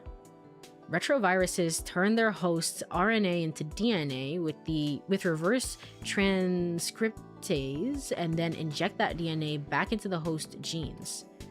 It means they can directly rewrite the host blueprint. Infected cells, which go on processing proteins as usual, then unwittingly reproduce the virus. At the same time, the cells with the rewritten DNA go on to divide and multiply, spreading throughout the body like cancer cells. Normally, when cancer cells develop in a body, the body repulses them with the p53 function located on the 17th chromosome. There it is, 17 again. p53 creates certain enzymes and proteins, and when there have been damage done to a gene, it stops replication or causes apoptosis, natural cell death, and works to repair the damaged DNA, thus earning its name of the anti-cancer gene. The Courie virus mutates this p53 gene as well, rendering it useless. Thus, the Courie-infected cells can spread throughout the body uncontested. Then, once all the DNA code is rewritten, the host literally becomes a new species.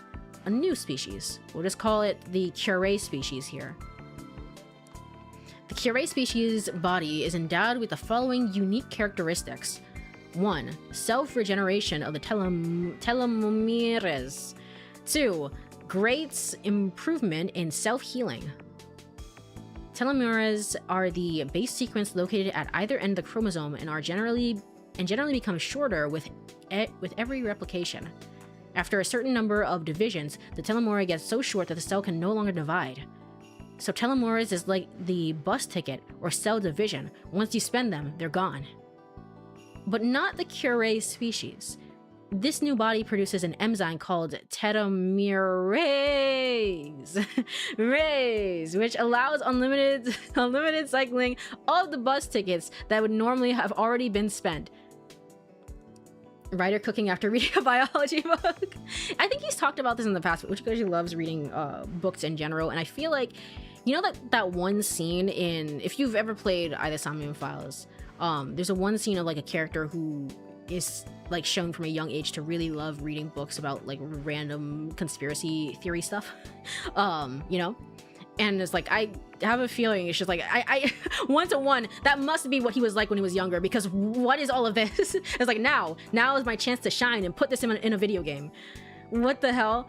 This allows almost endless cell division to continue, thereby eliminating aging and weakening. Having said all that, there is not a particularly particularly unusual phenomenon. It happens every day in normal reproductive cells. Even in most cancer cells, there is rarely a shortage of telomerase. In that case, it is not impossible to say that the Courie virus turns every cell in the body cancerous. On the other hand, there is no similarly tangible mechanism yet in place for dealing with the process of self-healing. But metabolism is activated and the rate of cell regeneration is greatly increased. And it is believed that this is what is so dramatically shortens the time required to heal after an illness or injury. Actually, there is one more distinguishing characteristic of the Courie species. I didn't take note of it because I was just there. I was just there in the Never 7 VOD, but I think this is all kind of in line with what Izumi was talking about a little bit. She was like, there are 3 specific characteristics. There's one I didn't tell you about. Please listen to this one.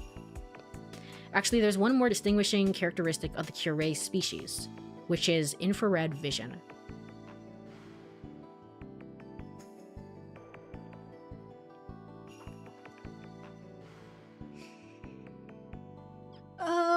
Okay, so sure.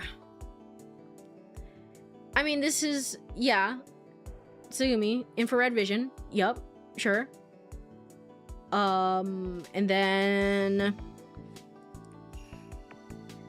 what happens when your mom, a human, has a child with somebody of the Courie species? Is it not that they're immortal? They're not immortal like their mother per se, but they are... They're not immortal like their mother, but they do age really, really slowly, perhaps? Instead? Which is infrared vision. Because in its production, it's lost the faculties of P53. The Courie species possess a constitution extremely vulnerable to ultraviolet rays. The DNA in the skin cells is quickly damaged when exposed to the sun for any duration, causing those cells to become cancerous. Because in its production, the loss of facility of P53, the Courie species possess a constitution The Courie species possess a constitution extremely vulnerable to ultraviolet rays. The DNA in the skin cells is quickly damaged when exposed to the sun for any duration, causing those cells to become cancerous. In a normal human, thanks to the cancer suppression gene, damaged DNA is let die or repaired. The Courie species cannot do this. It is possible to use another gene to produce an enzyme to perform the same function as P53, but alas, this solution proved to be limited. Therefore, Courie species is very vulnerable to ultraviolet rays and can only venture outside at night. Oh.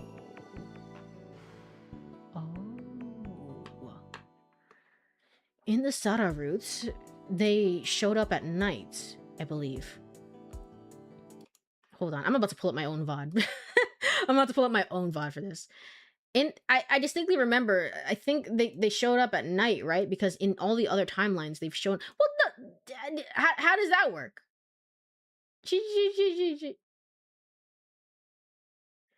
In the Yu route, he shows up during the day. And it's not like he said, like, oh shit, like I can't be outside. That's so bad. He's still there. But I mean, he's also half human. if the theory is to be believed. So maybe he can spend some time outside? Is that why Tsugumi always seemingly fucks off at the end of each route whenever they get outside? Is because like whatever, that's not that like I don't want to be outside right now. Let me check something. In the end of the Sara end thing here, when do they leave the facility? When do they actually do that? They leave at night. Yeah, they leave at night. Okay, well, okay, sure. Therefore, Courie species are very vulnerable to ultraviolet rays and can only venture outside at night, unless they have the I was about to call it Ua virus. Unless they have the virus of all time, which makes them immune to going outside during the day, and that's why he was outside during the end of the U route. The end. I don't I don't know. What's your answer to that then? The infrared vision was developed to make up for this shortcoming. I have this unique ability. Vampire-like. I was thinking the plot sounded like Cyber Blade. It is very, very specific in that way. Yeah. It is possible for another... One more time. It's possible to use another gene to reduce this enzyme to perform the same function as P53, but alas, this solution proved to be limited. Therefore, Courie species are very vulnerable to ultraviolet rays and can only venture outside at night. The infrared vision was developed to make up for this shortcoming. Was developed. Because it is a lab-grown virus, I guess? Has it always been? Has it always been? Or, like, the second wave of it, was that what was developed in the lab? I was under the impression that the second wave of it... Originally, it was just a regular-ass virus, but, like, at some point during the second wave, it seemed to be... You know, it seemed like the researchers under the facility were experimenting with it. And that's why.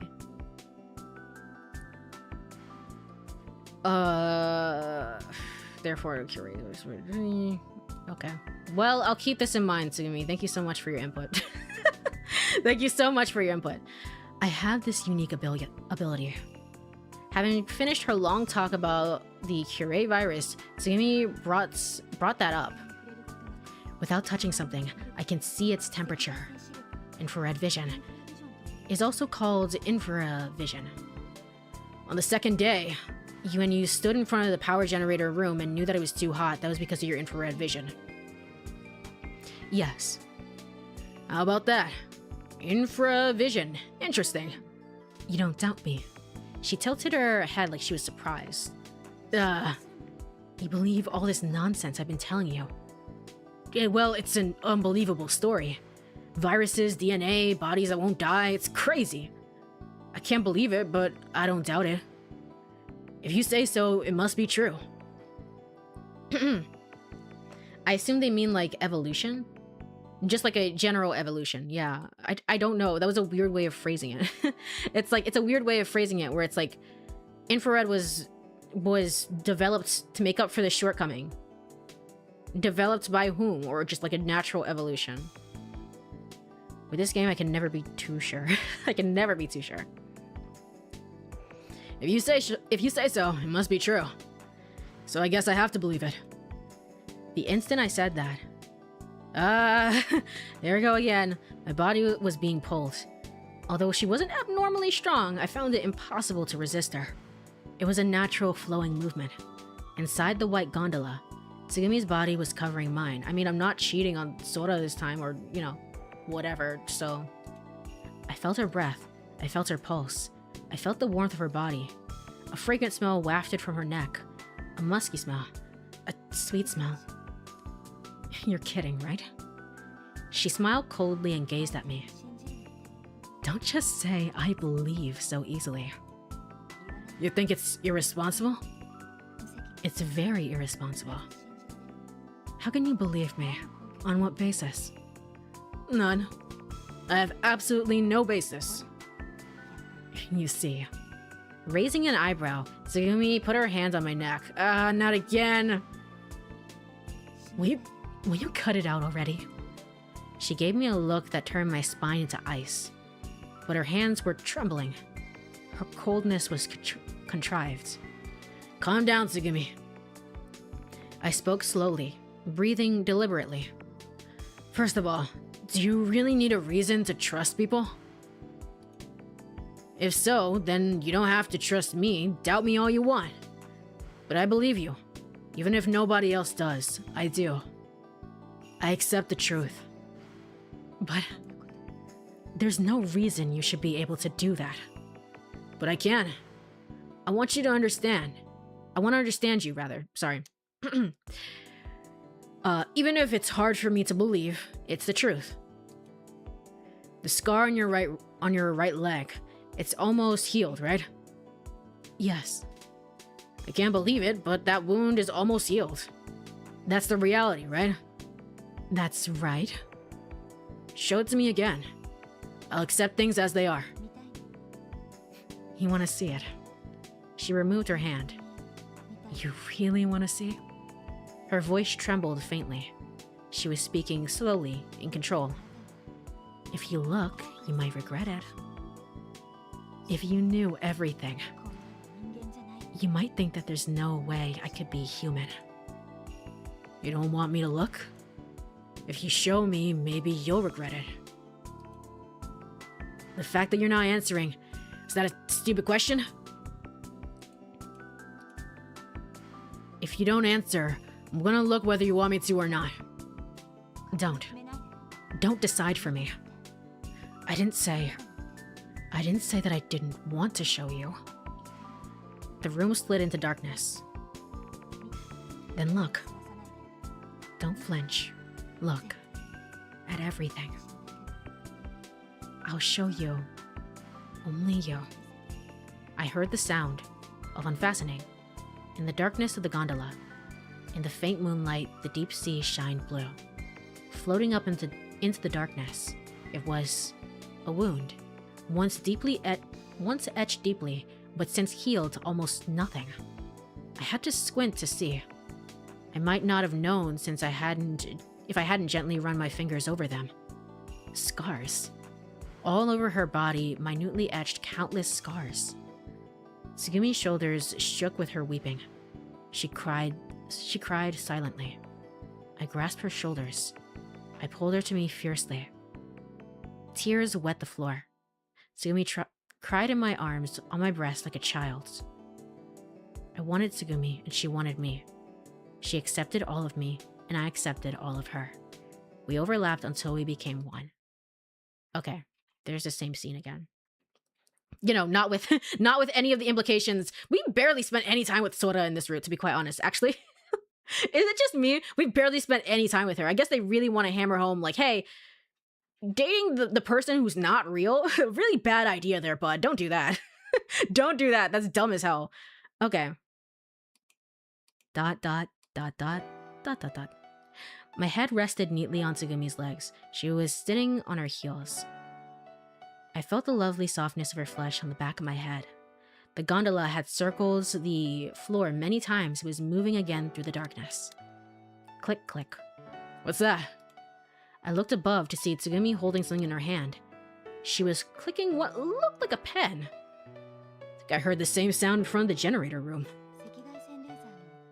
And I think I heard the sound of my alarm saying that it's time for break. It sure is. It sure is, actually. Okay. They really want to, again, they really want to hammer home. It's like, you should not be doing the Sora route. What are you talking about, my guy? You should not be doing that. Okay, fair enough. Let me go over to Burb screen. Alright, if you are here, stretch, get some water, all the good stuff. I will be right back in 3 minutes and we will continue to understand the timeline, maybe, possibly, maybe, not really. See you then.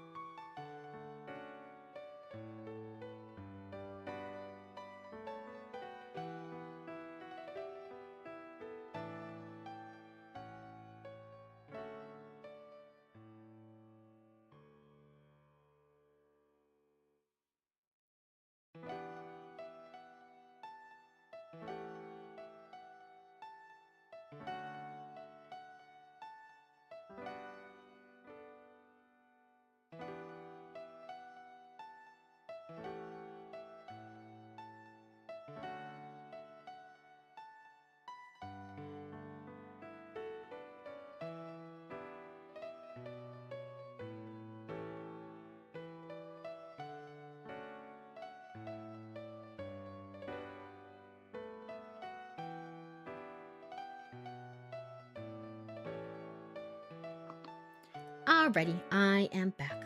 Let me go over back to game screen. Off stream, this is kind of the nice thing about like not doing things in rapid fire, like, you know, streaming Ever 17 again, like each and every single day. There was obviously the day break in between. And I was thinking to myself, like, what if is it possible perhaps maybe that how to describe this in the so I didn't really comment on it because it was more so just like it was kind of like it was done here. I mean, obviously, also thank you for the welcome back. Obviously they had sex, but it's very much in the visual novel way that this is usually done, which is that it's kind of like a tasteful fade to black sort of thing. And this happened at the end of the Tsugumi route as well, right? And then, but it also happened in the Sora route, obviously, where Tsugumi was really, really forceful and just generally assaulted him.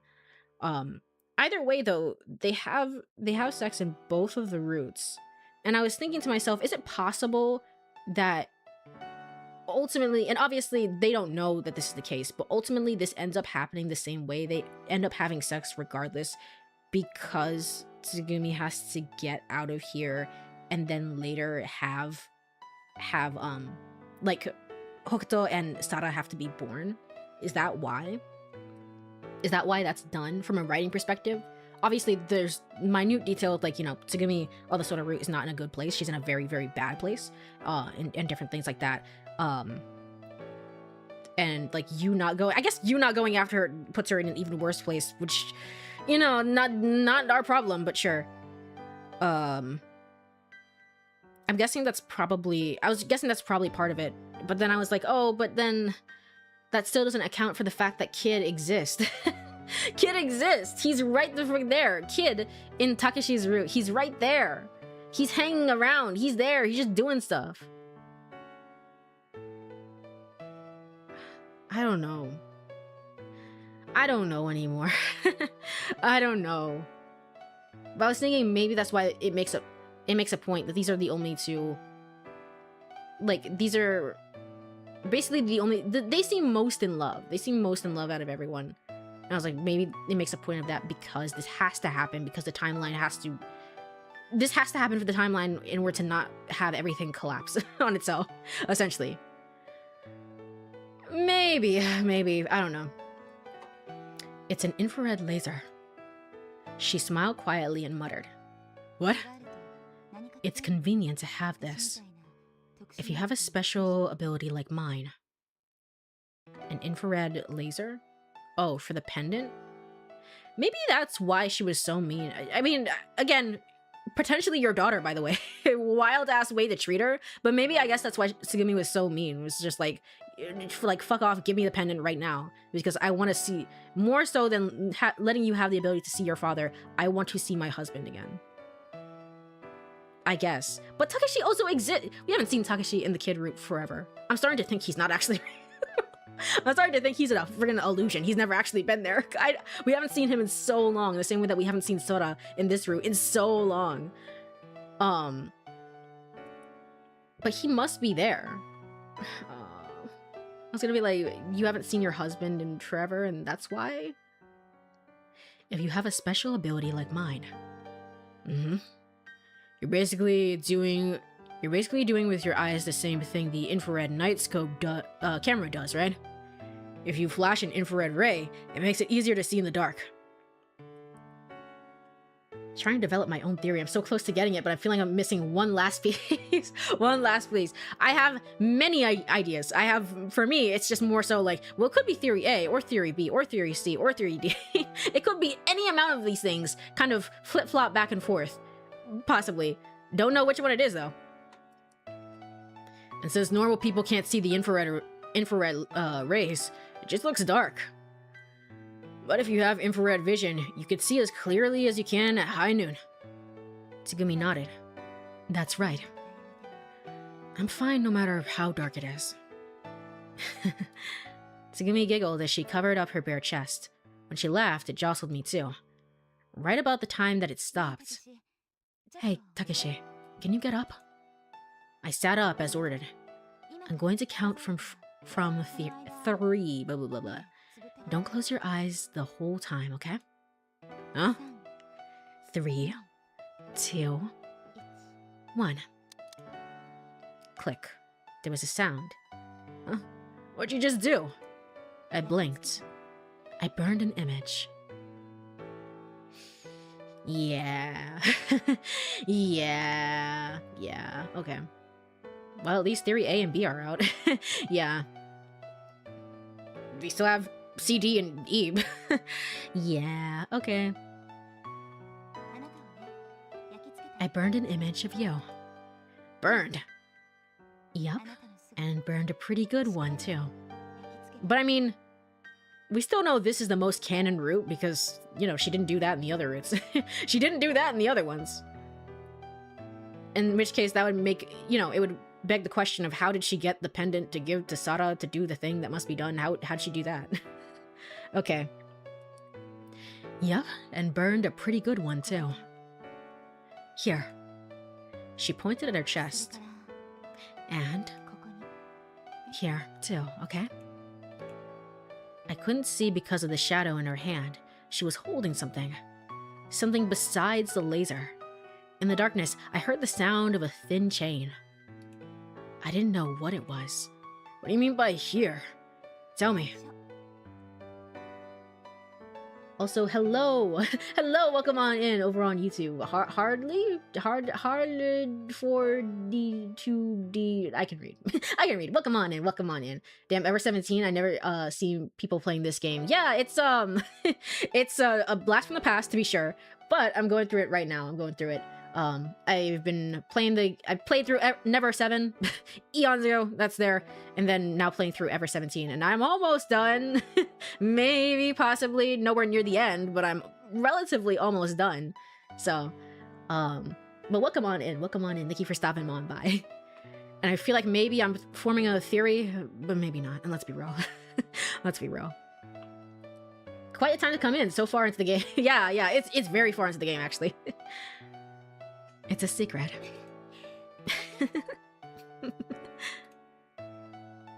All she would give me was a mischievous smile.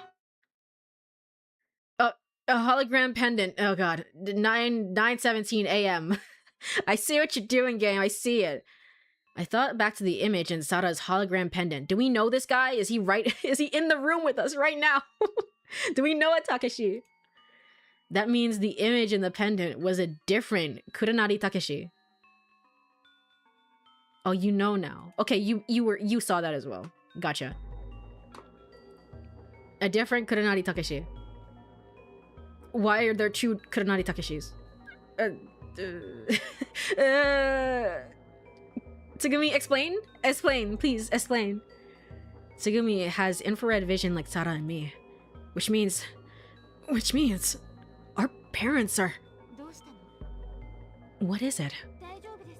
Are you alright, kid-san? You don't look so good. I shook my head and shivered as I stepped slowly backwards. My back bumped against the wall. It can't be. Huh? No! I let out a cry that was almost a scream. Swinging around, I opened the door and ran out of the control room. Damn, not even to hug your mother. Not even hugging your mother, just like, whatever, I'm gone, I'm out of here. I wanted to get as far away as I could. I wanted to find a place where no one could find me.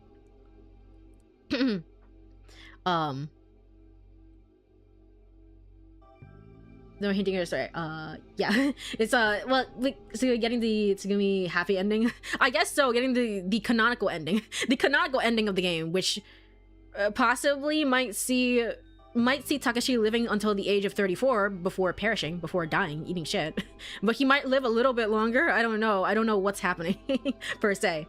Probably the same idea as having clones like in Never 7. Yeah, the clone theory works for you. For you, Yubisei Akikana, Yubisei Harakana, works for it works for them. I don't know if it does anymore because Coco exists and is real, and it's like I don't know anymore. I don't know what Coco is, but I mean, she's part ghost. She's part that, but... The clone theory is definitely important because Soda brought it up. It's like, did you know the clone law of 2034 or whatever, 2017? By the way, this happened in 2010. Yeah, 2010. By the way, this happened in 2010. Did you know about this? And it's like, yeah, sure. So you know it's important. Somebody's a clone of something. Someone's doing something. And obviously we have 2 Kuronari Takeshis, so that's a pretty big indication. But no, it's not that one is a clone of the other. It's that Hokuto is a grown-up version of the kid, or it maybe just might be a different version. No. No, that kid is a random-ass kid. He has nothing to do with anything. That kid doesn't mean anything. Okay, sure. I pounded up the emergency stairs. I ran forward in a dark haze.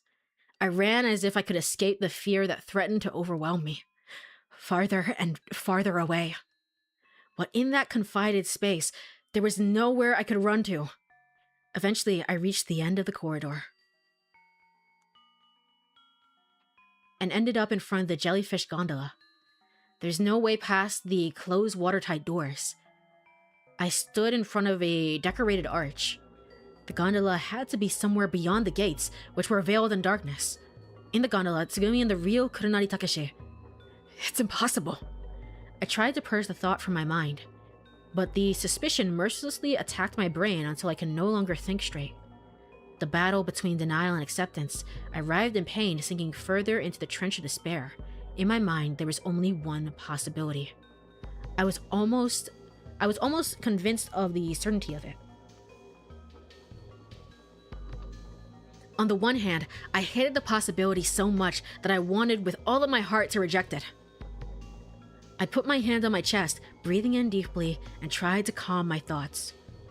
If it was true that Tsugumi had infrared vision, if the incident I witnessed in the jellyfish gondola really did happen, the Kuronari Takeshi and Komachi Tsugumi who had existed in the other worlds would be just a past version, although that might not... Wait.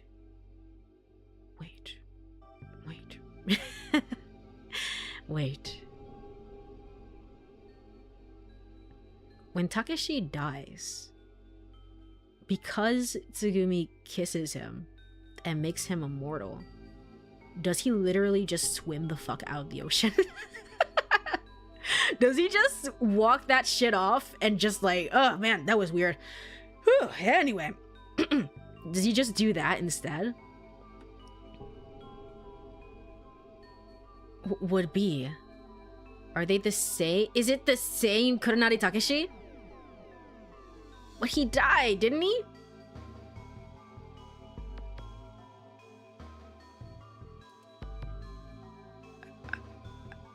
Why wouldn't they say anything? If it's not the real Takeshi, why wouldn't Takeshi say any... If it is the real Takeshi, why wouldn't Takeshi say anything? Would be. Our parents. No. It can't be. I was once again overwhelmed by feelings of denial. Sara and I were 16. If Tsugumi had given birth to us, then it would mean that was 16 years ago. Huh?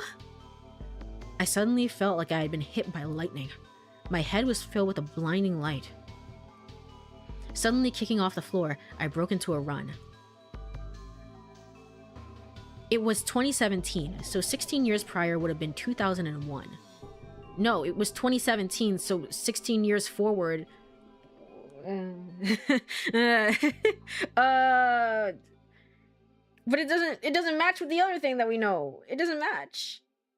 20 does it? 2017? The 16 years? It's 2033. I'm not hearing a 2034 though. I'm not hearing that. That's a little off though. It was 2017, so 16 years prior would have been 2001. Okay.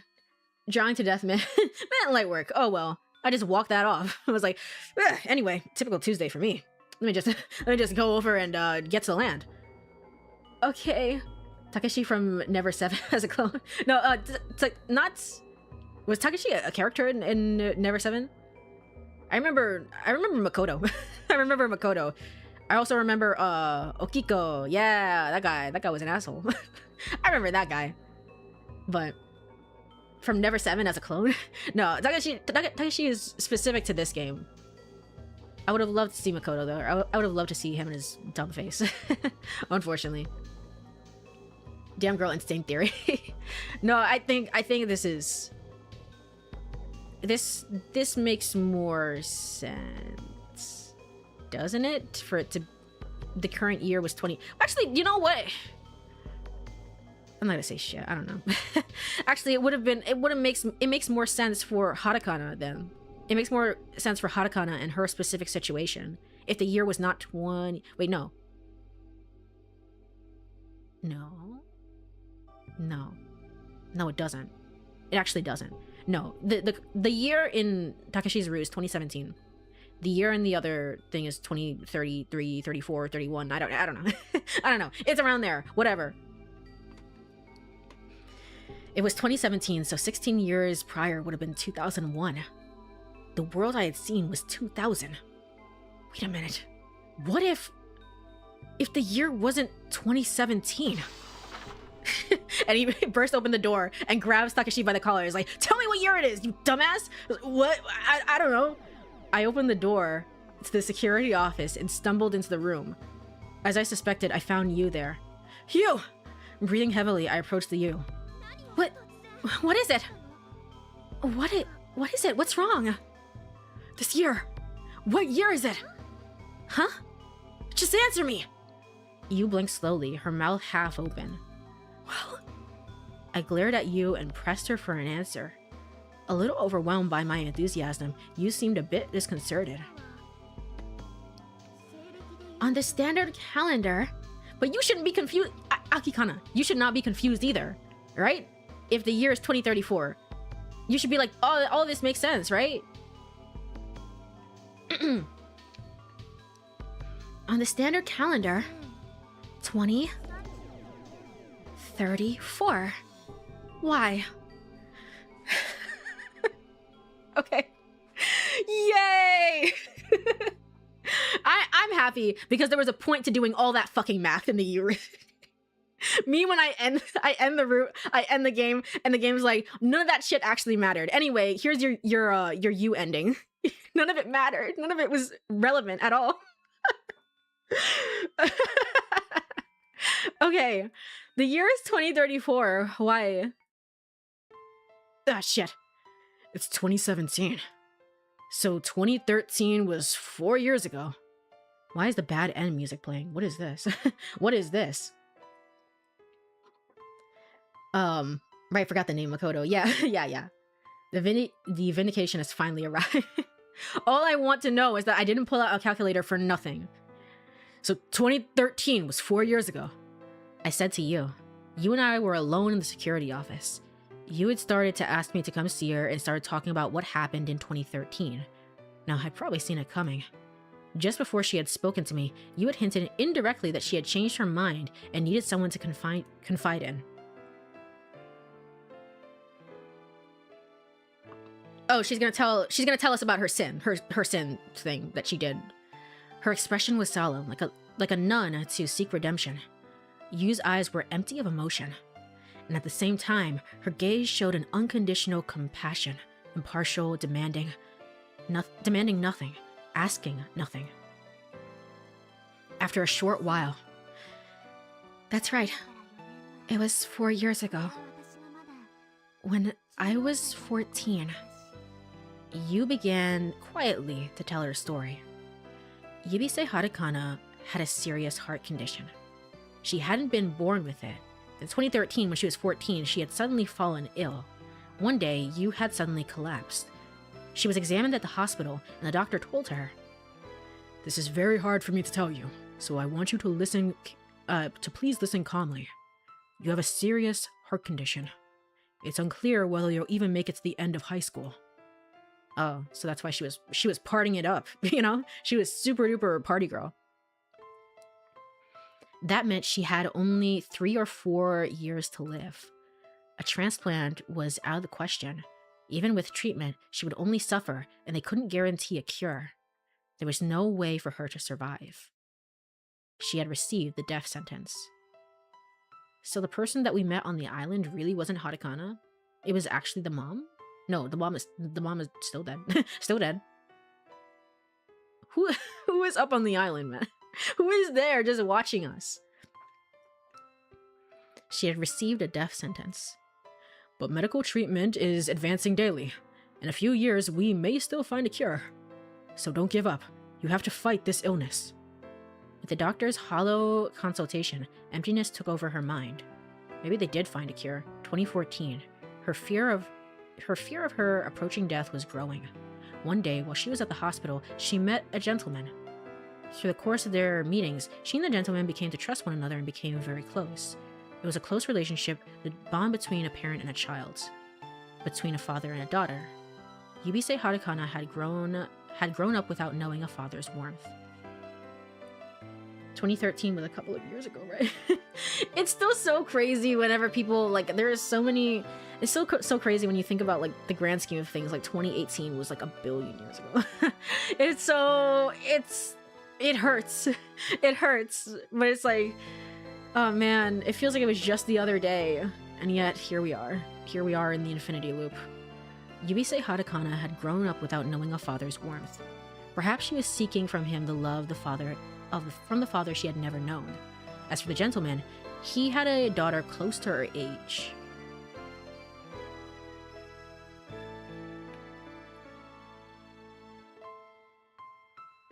The year is 2013. I don't think this guy matters, no. The year is 2013. Some way to tie this back into Takashi and everything that he's been doing. No. Because we're still here. We're still here. Okay. As for the gentleman, he had a daughter close to her age. When he found out about Yu's illness, he felt as much sympathy as he would for his own daughter. They were close like a parent and child, joined by the strong feeling like love. Having built up a trust, Yubisei Hatakana one day confessed her fear, her despair, and her agony to him. With a serious look on his face, the gentleman said, "Come to my lab." His name was Morino Shigezo.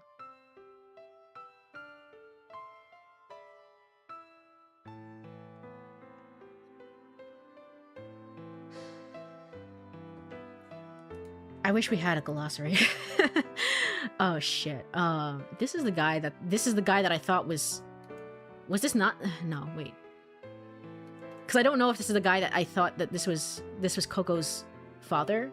Oh, no. Wait. Yes? Shit.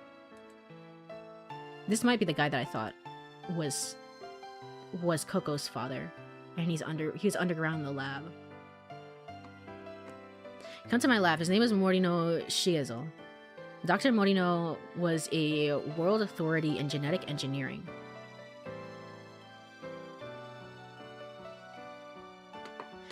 You have to give me a moment. You have to give me a moment. I'm about to pull up my VOD of Never 7. I'm about to pull up my VOD of friggin' friggin' Ever 17. I'm about to do both. You have to give me one moment.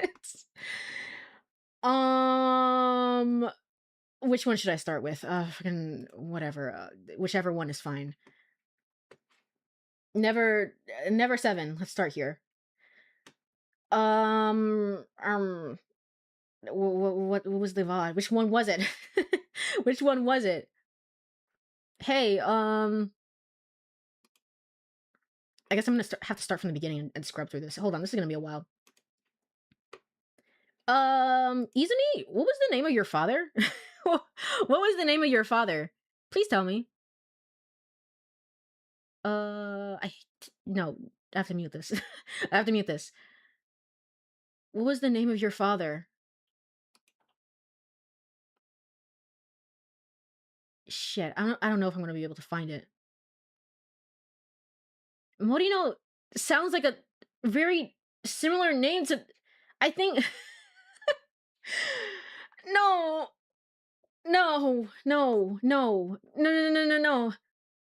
Because, shit, am I gonna be able to find it? Perhaps futile. And then we were at the beach and we spent some time with them. it was a solo conversation. It was a solo conversation with friend Izumi. Can I find it? Is my thing.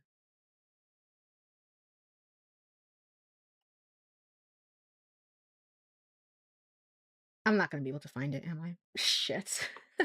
It's before they go. I think it happens before they go to the pool. I'm not gonna be able to find it, man. Not right now. I'm gonna have to find that off stream. I think that's the name of the father for Kurumi and Izumi. I had a moment. I was like, it's either that or it's the guy underground in the basement right now, or it might be both, honestly. And that that's a terrifying thought.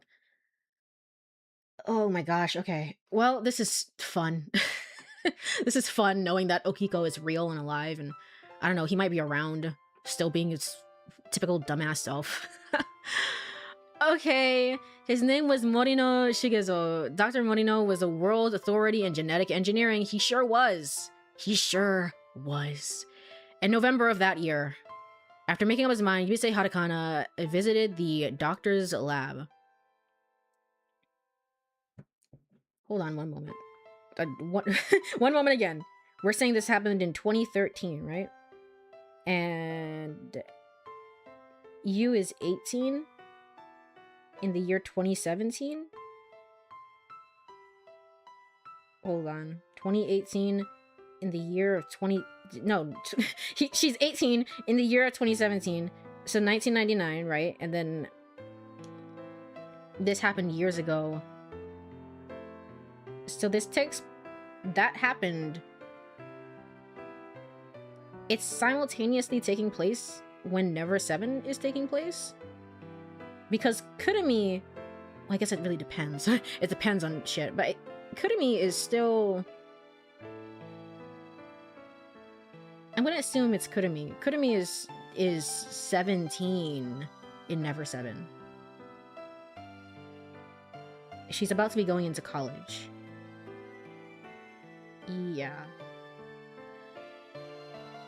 So generally speaking, maybe like around the same time, so to speak. Okay, well that's the timeline. Yup. Super cool. Not gonna lie, the name Morino keeps making me think of Marimo, which makes me think of Zoro from One Piece. I wish I knew anything about One Piece. I know a little bit. I read a little bit of the manga eons ago, and it was really, really good. I don't know too much about it, though. All this is doing is making my mind hop back and forth. We're not gonna finish the game today anyway, but it's making my mind hop back and forth between, like, where have I heard the name before? Was it earlier in this playthrough? Was it in Never 7? After making up her mind, Yubei Hatakana visited the doctor's lab. There are 3 types of immortality. The first is immortality of the body. This makes so much sense because Izumi was so on this fucking horse shit, and she got it from her father. Okay. The first is immortality of the body. The second is immortality of the memory. The third is immortality of the gene. How would you like to try the third kind? So not immortality of the body. She didn't live. Or maybe she did. But she got older for sure. She got older for sure. Or died. In which case, I don't know who the fuck is up there right now. But the third is immortality of the gene. How would you like to try the third kind? The doctor presented that extraordinary plan to her with the calmness of a scientist, his tone matter of fact. Your heart problem was acquired after birth, rather than being something you were born with. So if you choose the third option, you presented a fucking, what, 15-year-old with this option? You're just like, yeah, sure, whatever. So if you choose the third option, you don't have to worry about passing the condition on to your children. Yeah, no, it is her. They found a cure for it eventually, whatever she was going through. There's nothing for you to worry about. Ever since being told that she would die, she had been terrified at the approaching shadow of death. Not a night would go by that she didn't rail against her misfortune, all while clawing at her chest in agony. She had given up on life and was no more than an empty shell. But that day, she was suddenly able to see a glimmer of hope. The doctor's words convinced her, and her way of thinking gradually changed. If I could only have a few more years to live, I at least want to leave something of myself behind in this world. Her tenacity for life defied imagination. She finally made the decision. She chose the third option. She chose the third eye. She did it. She finally did it. Aw, okay. 1 month later, December of 2014, Yubisei Hatakana had the nucleus from one of her own cells implanted into her own ovaries, which then began to grow into her womb. Of course, Dr. Morino performed the surgery. She was pregnant with her new cell. Oh, to herself! To herself, then! Oh yeah, that's in line with what we said and stuff. Also, to herself. Okay. 9 months later, September 22nd, 2015. Akikana! Akikana! Yubisei Hatakana safely gave birth.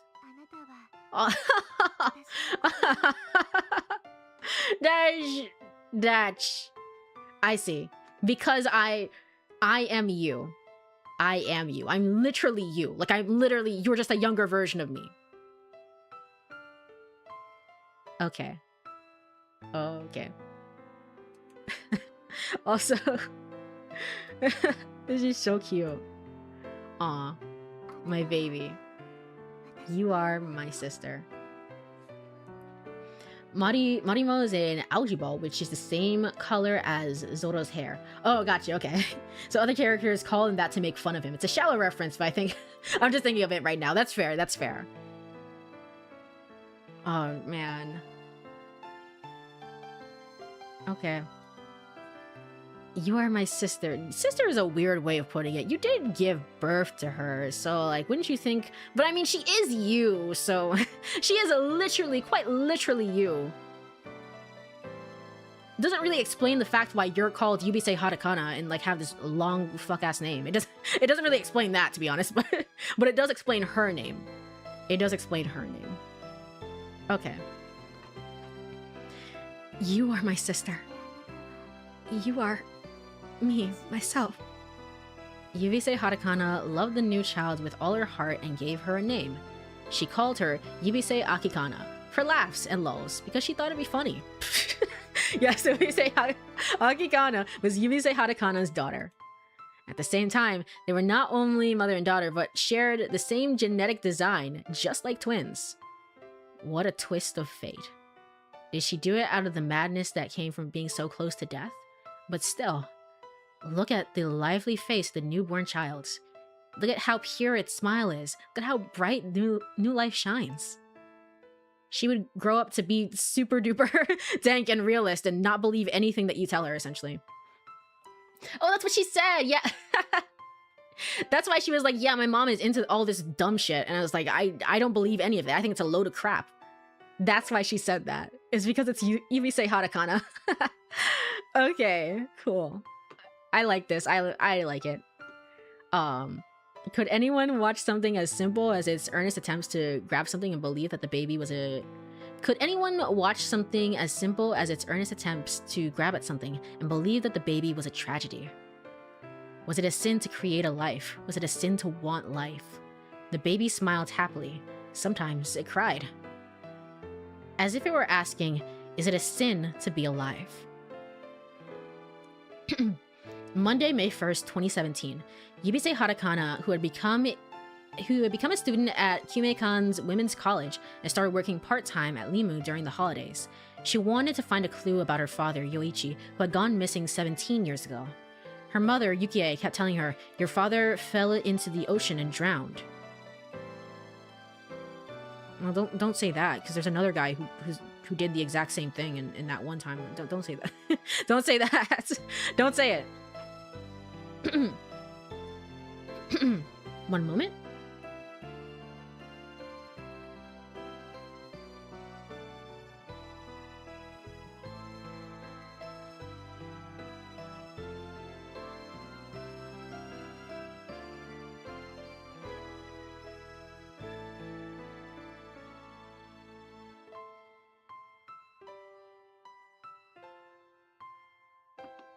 Okay.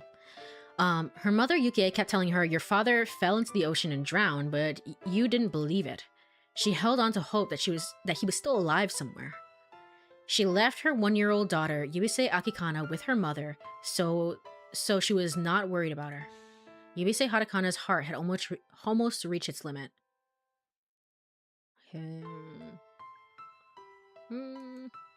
She had given birth safely but could no longer escape the fate which awaited her. But in both timelines, she gets out of here safely. So maybe they really did find a cure for her, is still what I'm thinking. Yeah, no, it has to be. Yeah. She had safely given birth but could no longer escape the fate awaited her. It's okay, you're gonna get out of here just fine. You're gonna be just A-okay. There was only one thing left that she wanted to do. Before she died, she wanted to find out whether her father was still alive. The father who had disappeared when she was a year old. She had looked at his photo until it had become ragged and torn, but had no memories of his warmth or ever having been held by him. For that reason, she waved off all the doctor's attempts to stop her and came to Limu. She wanted to find out about her father. What had happened 17 years ago? She wanted to reveal the truth.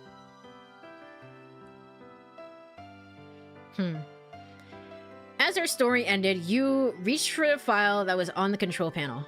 She opened it and silently passed it to me. So the baby was your child. Which means you were lying to me.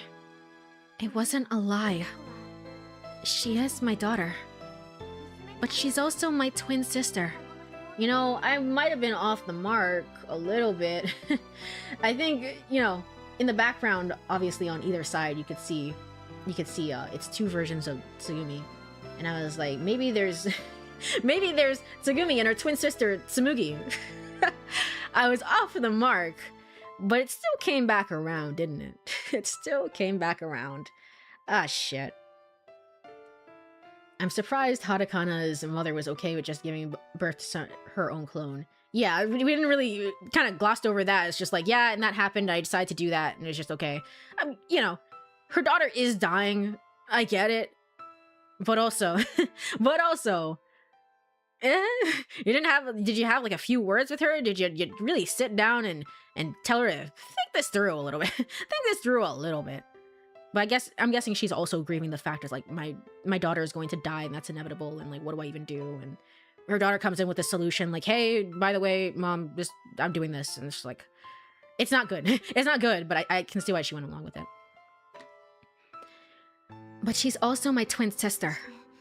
And she's another me. She is myself. I didn't know what to say. This was my sin. I know I'll never be forgiven and will never be able to atone for it. Why not? We know the clone law was passed back in 2010. We know that this took place in 2017. Why not? Why not? I know I'll never be forgiven and will never be able to atone for it. Is it because, like, she was a young mother, essentially? But, like I told you, I have no regrets.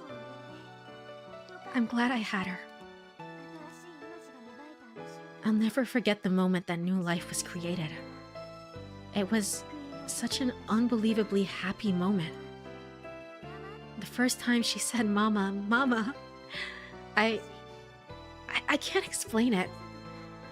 It was more than a precious feeling or love or that good fortune had come my way. I felt as if I were wrapped in light. I don't care if I burn in hell. I don't care if I burn in the fires of hell for thousands, millions of years. But I knew I wanted to protect my daughter, no matter what. I didn't want her to suffer. Her smile is so beautiful. Her tiny hands are so cute. She is everything to me. She is irreplaceable. Besides, none of this is her fault. She was welcome to this world just like any other life born here. Just a little, just a tad off, you know? I mean, quite a bit off, honestly. But, I can't believe. But when you think about it, that theory only came into place really. Well, it came into place because of Never 7, so let's be real. But it also really came into place only because I didn't know how to fucking read. That's the reason it exists. So, in some ways, you know what? Maybe all my mistakes, they all come back around eventually. They all tie into this game and everything this game has ever was and will be. Yeah, let's say that. She was welcomed into this world just like any other life born here. But at the same time, the moment I gave birth to her, I died. It was as if I no longer existed. You see, I gave all my life, my existence, to my child. You showed me the photograph again. The baby in the picture was reaching out, trying to grab something. Hey, hello, are you listening to me? Not now, you, please. Not now, Akikana, please. Okay, I'm having a moment. I just found out Tsugumi is my mother, and like you are the daughter of you. You know, don't even worry about it. I'm thinking a lot. I'm thinking a lot right now. Okay, I need a cup of coffee. Hey, hello, are you listening to me? You grabbed my shoulders and shook me. What's the matter with you, kid? You can't possibly have forgotten what year it is, can you? Her words made no impression on me. What on earth? My mouth was dry, and the palm of my clenched fist was drenched with sweat. First of all, I have some theories and some thoughts. I began to think things through.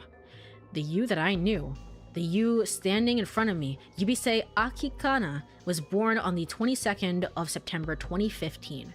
Her mother was Yubisei Hatakana. That meant it was 2034, 17 years after Yubisei Hatakana's time in 2017. No, but wait. What about the date on that mail? It was received. Yeah, you just don't know how to read, kid. You also don't know how to read. It was received 02/07/19. My voice came out strangled. It's 2034 now. Okay, so you were crashing out not because it's like, what the hell? The dates don't make any sense. How is that correct? You were crashing out because it was like, hey, who's been raising me this entire time? But it's still been her. It's still been her. For whatever reason, I don't know, Yubisei Akikana just got false information. It's like, yeah, my dad and my mom and like whoever else, but it's still it's like you've only had a mother. Okay. It's 2034 now. Yukie-san died 15 years ago. No, she's fine. Oh, Yukie-san? Yukie-san? No, she's dead. She's super dead. Yeah. Yukie was the grandmother, right? The grandmother is dead, for sure. Which would have been in 2019. But the date on that says 02/07/19. My only question now, of course, is the final question, which is, why are we on a time limit in both timelines? Which is, you know, just the one timeline. Why are we trapped down here again and again? Are we not actually trapped down here? But the date on that says 02/07/19. Oh, that? You were worried about that? That's so silly. That's so stupid. I am going to strangle you. You laughed. Well, I can understand why you might make that mistake. Do you see? The date on that mail was written in the German style. Haha. Haha.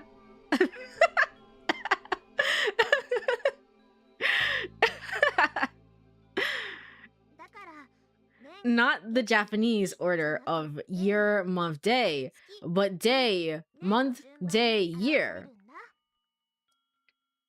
Okay. Any Germans in chat want to confirm if this is true or if this is just somebody making shit up? It's probably true. So are you telling me that wasn't July 19th, 2002, but February 7th, 2019? You nodded. Any other questions? I shook my head weakly and trudged out of the security office. Not even a hug for your mother, kid. Not even a hug for her. I'd figured out the relationship between you and her mother, but wondered whether I should tell her. You probably should. No, I had to tell her. It was better for you in the long run. But first, I had to take care of my own problems. There was somewhere I had to go. 9:41 a.m. Okay. What is it? What did you bring me here for? I wanted to talk to you guys alone. About what? Tsugumi was silent. She seemed afraid of something. Tsugumi perhaps already sensed what I was going to say. Her eyes flew around wildly. Is it important? Yes, very. It's something I don't want the others to hear. Wait, I don't mind if they hear it, but I just wanted to tell you and Tsugumi first. That's why I asked you to come over here. You definitely shouldn't tell Takashi because Takashi's gonna be— well, no. It's the same Takashi. It's the same guy. It's the same guy. It's the same guy. He knows. He's always been our dad this entire time. They really don't act like parents, do they? They really don't act like parents. They really were down low about it. They just like kept it under wraps. They kept it on the down low. They were just like, yeah, whatever. Okay. So what's so important? Hadn't Sara noticed anything? Her blank, unguarded expression? She had to have noticed something. On May 1st, after Sara met Tsugumi for the first time, she had looked totally dazed. Surely, Sara had sensed something. To be standing there calmly, she had to be in denial. Reason was telling her that what she had suspected couldn't be true. Oh, interesting. I thought they were in the lab together. Nope, that's not it. The coincidence of meeting her mother again was probably too much for Sara to believe. Well, are you gonna say anything? Could you hurry up? Sara urged me to get to the point. Tsugumi said nothing, but her breathing seemed a little rough. Sara, could you lend me your pendant and... can you lend me your pendant and lighter for a moment? Alright. She took them out of her pocket and gave them to me. The year thing was one of the things that I realized right away when it was first mentioned. I was so proud of myself. I can imagine. It's like that in the Yuru has a lot of mystery and intrigue. So like figuring out that and then also figuring out like the password thing. I can imagine that. It did take me a little bit because I was like, I'm not writing down the dates. It did take me like a tad to figure that out. But I did get there eventually. It was just more so like, why? Oh no, wait, what the fuck? That means that Sora is a real person on the island. That means that the terabyte disk that we gets brought back to land because Takashi never dies. And Sora becomes a real person. So that's how they're gonna explain it. Whatever. I struck a flame illuminating the pendant. Takeshi. That was the real Kurenari Takeshi. I had the pendant and the flame closer to Tsugumi. Tsugumi kept her head down, refusing to look at the pendant. Her brow was furrowed, and she was biting her lip, her arms pressed tightly to her sides. Her clenched fists were shaking. Look closer, I whispered to her. You've seen this pendant before, haven't you? It's Takeshi. The real Kurenari Takeshi is right here. The moment I said those words, Tsugumi's eyes flew open. Stripped of expression, she wore a face like a mask, only her eyes burned with a fierce light. Wait a minute, what are you talking about? Takeshi, you mean Takeshi? Takeshi's the one in this pendant? I mean, are you blind? Have you looked at it? Have you looked at it, Sara? Have you looked at it? This is a little, like she didn't. Did you ever look at him? I know she's in denial, but like, did you ever look at him and be like, weird as hell. This is strange. Anyway. No. The Takeshi we know isn't the real Kurenari Takeshi. I think he's lying to us. No, Tsugumi, say something. Say something, because you know the truth, right? Yeah? Maybe?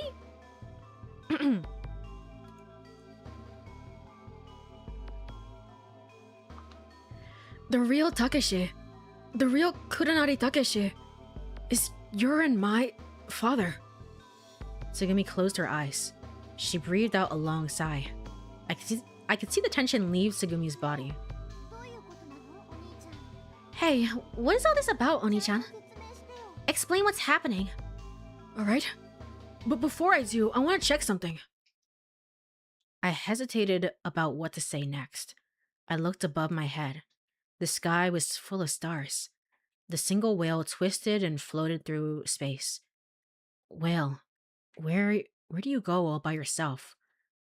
Will you meet someone special one day? Snap. I extinguished the lighter. I gripped the pendant and the lighter in my hand. Tsugumi's outline was hazy in the dark. She was our long sought after Mom. When I called out to her, warm tears ran down her cheeks. You can really see you could see the one-to-one parallels in the third Zero Escape game. It's kind of crazy. You are our mother, aren't you? Our mother. Mom.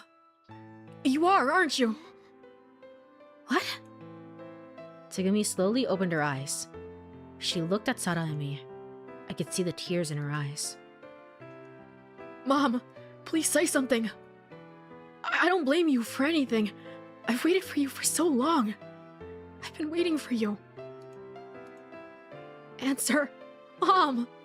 I screamed at her. Sara clung to my arm. Shaking her head, she buried her face in my chest. Her thin body was shaking. Don't just stand there! Say something! Holding Sara tightly, I stepped forward. No. I'm not your mother. Don't you lie to me! I know everything! 17 years ago, there was another accident just like this one here at Lima. They just been doing this shit in increments of 17. It's just like 17 years ago, and then in 2017, and then in 2034. They were just not good about this at all. Okay. You and Takeshi became a couple. Tsugumi was shedding huge tears. She tried to stop them. Her breath was ragged and came out in hiccups. Her face twisted as she struggled to keep control of her emotions. Tears welled in her eyes. And even Ida Somnium Files, actually, if I'm being quite honest, let's be real. Like, something about this. Ida Somnium Files has a theme of mother, like a mother's love.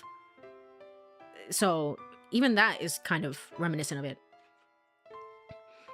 Tears welled into her eyes and rolled down her cheeks. Yes. That's right.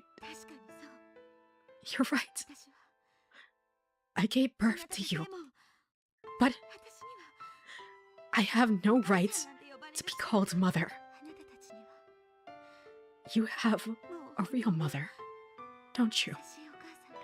Someone who took care of you. I wasn't able to protect you both. I couldn't take care of you. I pretty much abandoned you. I left you and walked away. I'm terrible, and I don't expect you to be able to forgive me. That's why I'm not your mother.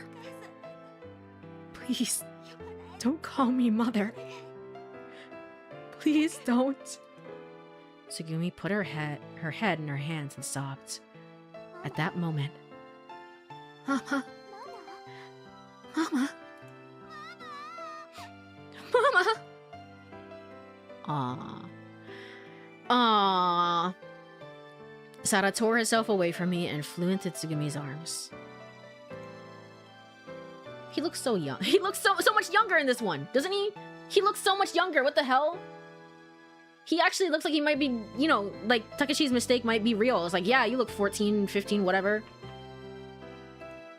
Sara tore herself away from me and flew into Tsugumi's arms. Following her lead, I clung to Tsugumi and cried as well. The first thing I noticed was her familiar smell. I breathed in her scent deeply. Ah, okay. So that's what it was at the beginning. Covered in tears, wallowing in the warmth, I felt as if I had regained everything I'd ever lost. The three of us held each other tightly, relishing the touch of one another, entwined, our hearts became one. We were no longer our individual selves, but one collective entity. There were no boundaries between us. My whole being was filled with warmth. Besides me, Sara's cheeks were wet with tears. Tsugumi was soft, and her skin was sweet and sticky. I recalled the long-forgotten memories of my mother's smell. It wasn't exactly the same feeling as nostalgia. It was primitive, something instinctive, a sweetness that had been wired directly into my brain. Mama? Mom. As if in response, Tsugumi pulled us closer, gripping us with a fierce determination. She buried her face in Sara and Mai's hair, drew us close, and my hair, rather, not Mai's, my hair, and stroked the back of our heads. I'm sorry. I'm sorry. I'm so sorry. Tsugumi's voice was choked up. I can't ask you to forgive me. I never once forgot about you. All this time, I've wanted to see you, find you, and apologize. It's alright, Mama. You don't need to apologize. It's enough just to be with you. As we held on to each other, we understood everything. Sara and I accepted everything, understood and forgave, and pause the ads, man. pause the fucking ads. No, not now, Twitch, please. Reasons weren't I have to go back here. Reasons weren't important. At that moment, a quiet peace filled us. It was enough. We didn't require anything else. I relaxed and leaned against my mother. She was warm. I closed my eyes and was intoxicated by her warmth. Mom. Mom. A cozy slumber. A soft breeze under the May sun. Peace. It was like floating on the calm ocean, swaying comfortably, cuddled up together. Before I knew it, I had stopped crying. All I could hear was just our calming breath and my mother's heartbeat. Thump, thump, thump, thump, thump, thump. I was alive. Or maybe I'd just been born. Thump, thump, thump, thump, thump, thump. Everything was affirmed, accepted, and forgiven. There was no me, nor Sara, nor Tsugumi. There was only our one life connected together. Just one single soul. In the year 2017, May 7th, 11 a.m., the men from Libleek were waiting for Tsugumi when she got to the floating island. Tsugumi, the carrier of the Courie virus. To them, she was a valuable sample. Interesting. Okay, so now we're getting some more context for this. Their eyes were glaring and mouths half open. She could see their dark, wet tongues. It was almost possible for Tsugumi to smell the reek of their excitement. The smell of men lusting after flesh. It was a fetid stench, greasy and rotten. For it was Tsugumi's body that they were after. What they wanted was nothing more than to perform human experiments under the pretext of making the ultimate human dream come true. By using Tsugumi's body, they were planning to gain knowledge, fame, and fortune. It was indeed their desire. We've been waiting for you. One of them took a deep bow. Behind his veneer of politeness was an evil that threatened to spill forth, making Tsugumi sick to her stomach. Some of the others in his entourage licked their lips, swallowed their saliva like dogs gone mad with the hunt. In that instant, Tsugumi kicked hard off the ground, breaking into a run. She ran across the wide surface of the huge artificial island, desperately scaling the high surrounding fence, and fled to the nearby foliage. Their cacophony of screams and angry cursing faded behind her. Tsugumi hid and waited after nightfall. She held a single hamster to her chest. At night, the supply-carrying vessel shipped out of the floating island's port. Tsugumi had stowed away on the vessel, hiding herself among the cargo. She was heading to the mainland. From then on, Tsugumi's life was consumed with one thought: how to escape from them. Although she wasn't a criminal, she avoided people, preferring to hide in the darkness, all the while threatened by ominous feelings of being hunted. I thought we said people of the Courie species cannot be in sunlight for too long. They didn't really clarify what would happen if she was in sunlight. It's not like they said that she would, fade into dust. But I guess I was just kind of assuming that on my end, because it's kind of like a vampire. Okay, no. Nothing changed after she made it safely to land. Every few weeks, she moved from one town to another, wandering in the darkness. Okay. I think now is a good time after that emotional scene. I think now is a good time to go over to break. Okay. Man, I gotta say right off the bat that I prefer how this this is a very similar to other twist again. It's slightly reminiscent of either Somniophile. Not really, not really, but it is slightly reminiscent of that. It's obviously very reminiscent of Zero Escape, but I really prefer how they've done the twist here in comparison to Zero Escape, if I'm being quite honest. And to be fair, there are still plot holes in it. Like Sada should be. I'm sure there are probably glances. Sada was like very weird around Tsugumi, and then also was probably weirded out by Takashi a little bit. If I go back and replay the game, I could probably see that on her route a little bit more. But I I think it's kind of crazy that she would go immediately into denial and be like, I wonder who this guy is in the pendant. It's like, looks a lot like the guy. He's wearing the same shirt, the same 1-for-1 shirt. What are you talking about? That sort of thing. So there are still like plot holes or things that is like no normal person would act like this, little things like that. But I vastly prefer the way that the twist was done here, in this sort of thing where it's like reconnecting with family, stuff like that. That was really good. But when we come back, we will learn more about Tsugumi and why she is the way that she is after break. If you're here, stretch, get some water, all the good stuff. I will be right back in 3 minutes.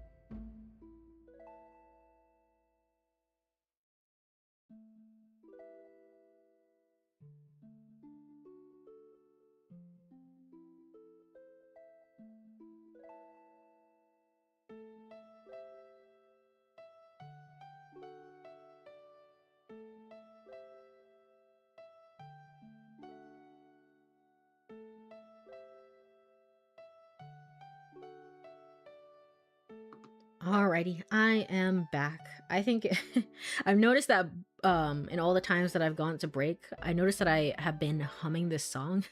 I've been singing this song out loud to myself, just kind of unknowingly. I think it's so over, man. I think it's so over. The song has finally gotten stuck in my head. Shit. Shit. I guess I'm never escaping it. Ha ha ha ha. You get it? It's like the out of infinity. You never escape the loops. Did you see what I did? Anyway, I'm back. Let me go over to game screen. I think part of the reason as well is that, and this makes me so curious about the third Zero Escape game, because it's like, part of it is that the second game is a ton of setup for what is ultimately the third game, and the third game felt like it was going somewhere, but it really doesn't.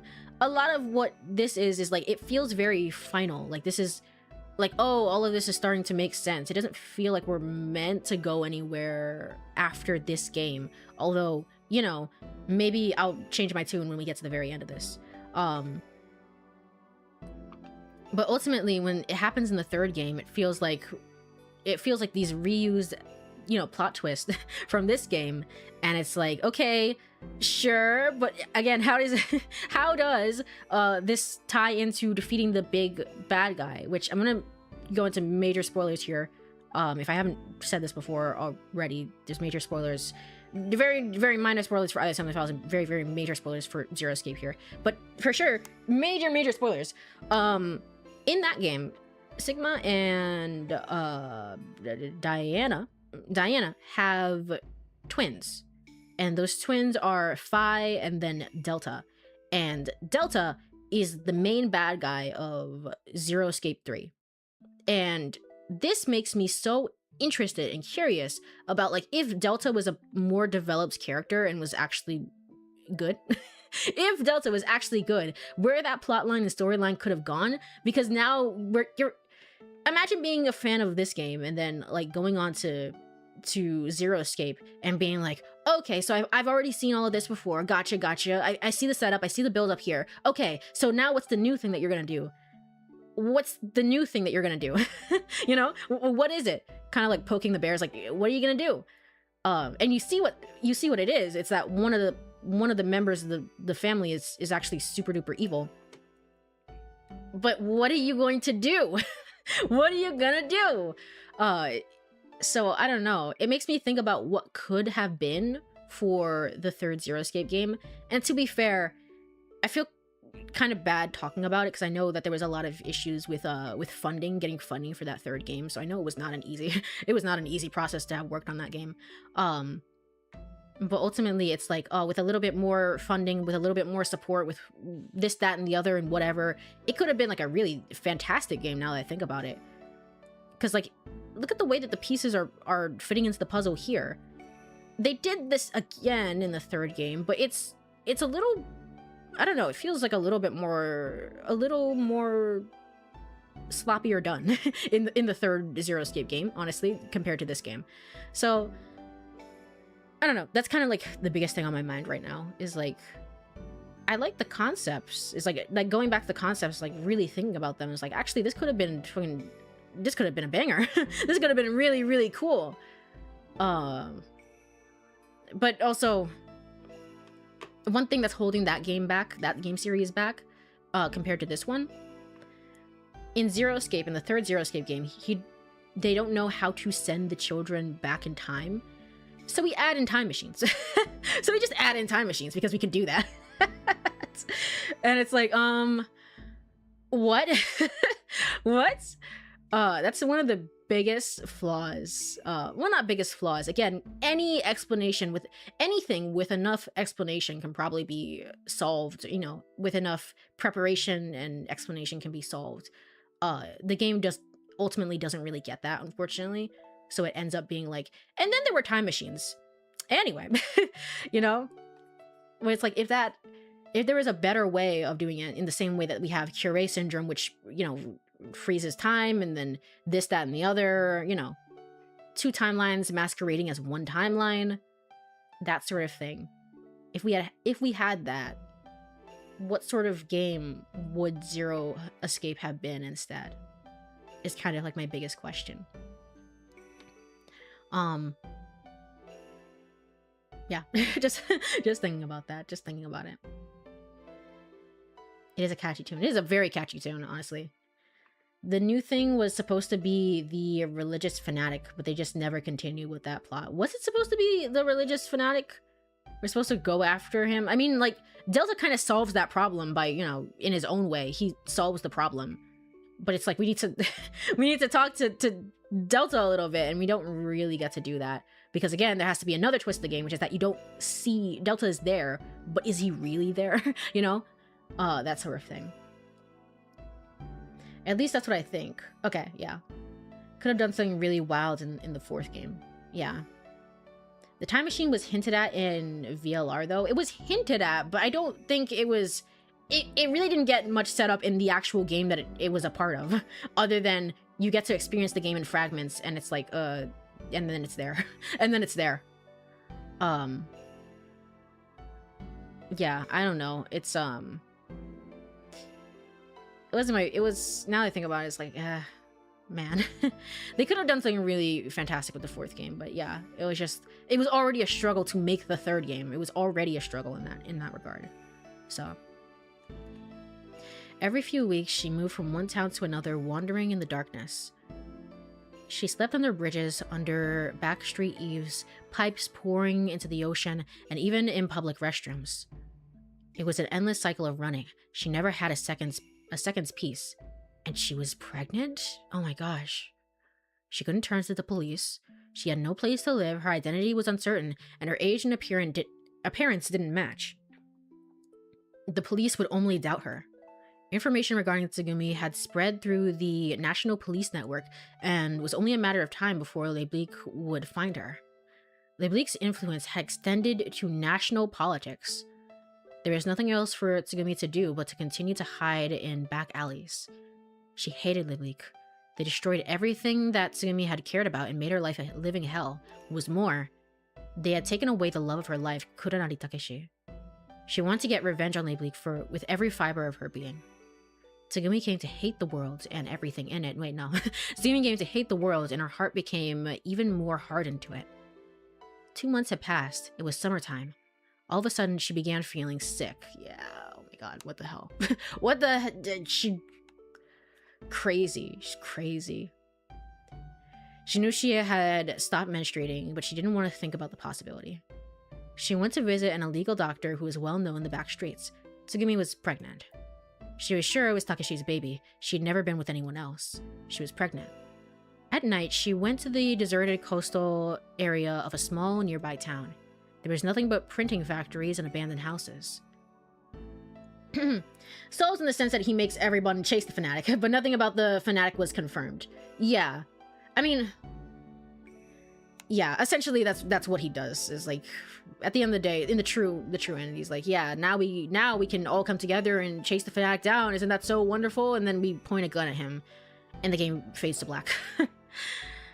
Oh man, what it could have been. And I know no writer wants to leave something like that, leave it the way that it is, so I understand. Probably the people that worked on it themselves are probably have some, maybe are not as negative about it as the general public is, but they have some gripes about it as well, where it's like, oh, well, we could have done this and that and the other. So, it sucks. Unsure if it was a river or the ocean, she sat on a boat's dock, looking at the neon sign by the highway. She touched her stomach. She felt a sense of awe and joy at the fact that there was life growing in her belly that was connected to her. The neon light glittered and flickered off of the water's surface. Tsugumi looked at the lights with her hands on her stomach. This also... Not to... Sorry, I know it's in the middle of Tsugumi's story. I shouldn't be interrupting. One last point. It's also really nice to have this in a visual novel format because you get to see things from characters' perspectives and like hear about this is their, you know, like that line literally just now where it's like she felt a sense of awe and joy in the fact that life was growing in her belly, right? You don't get to see that in the third Zero Escape game. Like, it's meant to be very, very cinematic in a sense. And because it's like an omnipotent, like narrator, you know, camera view, which is really apparently just Delta. It's just Delta. We don't really get to see things in the same way.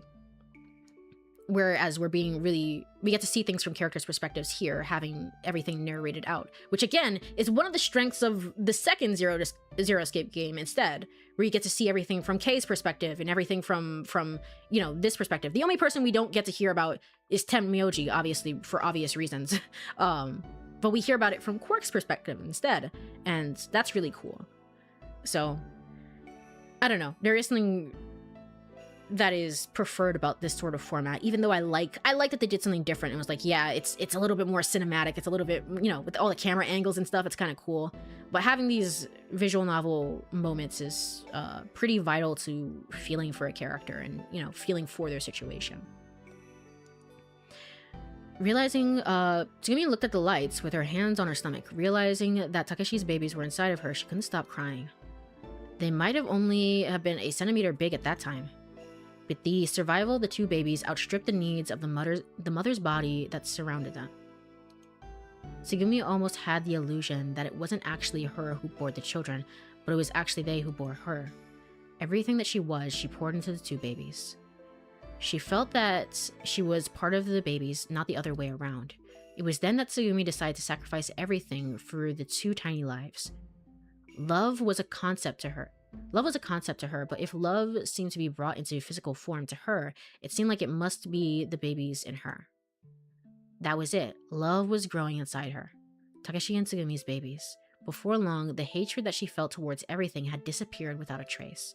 For the first time, Tsugumi felt as though there were a higher power guiding her life.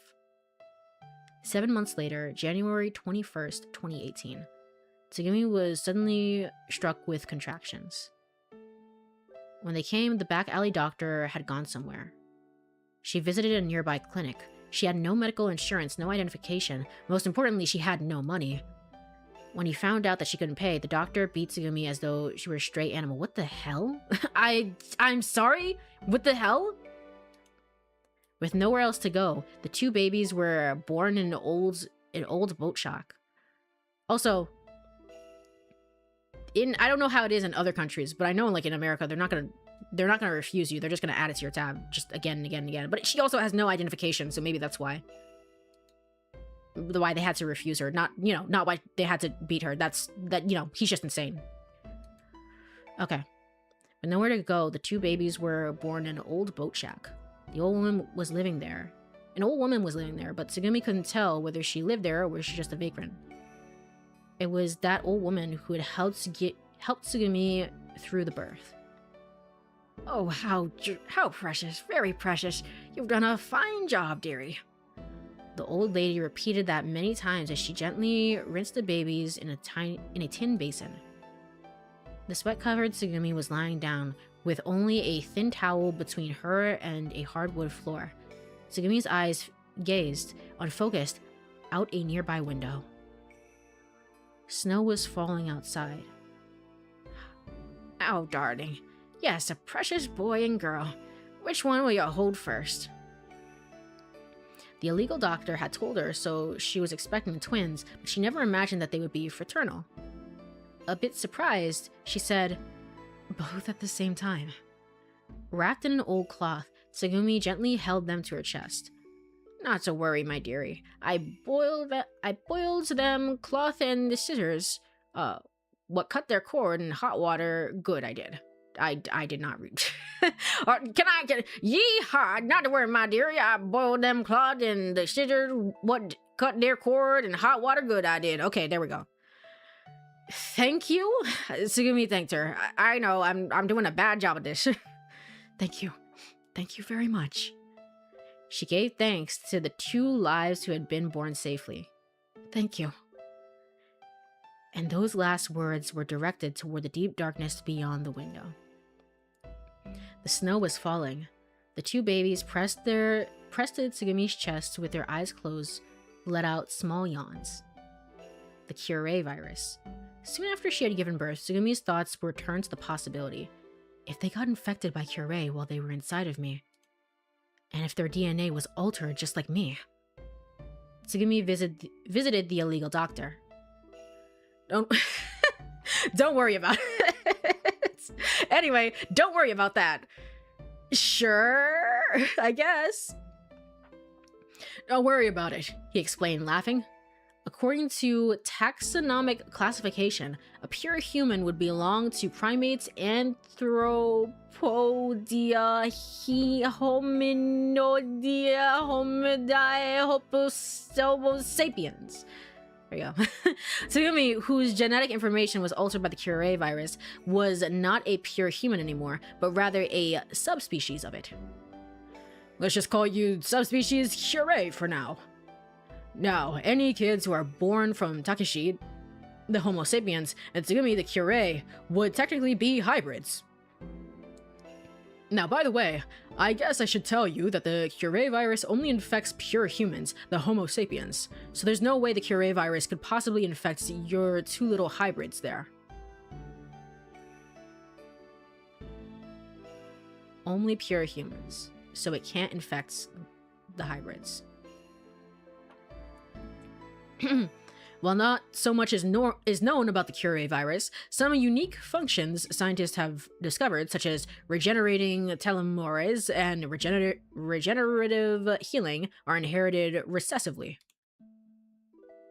For blood types, without exception, all children are born from a type AA father and a type OO mother, for instance, and can only be type AO with a type A predisposition. Okay. Why? Why? Because type A factors are inherently dominantly, and type O factors are inherently inherited recessively. Oh my gosh, I'm back in class again. I'm back in class again. Okay, hold on, let me take a sip of water.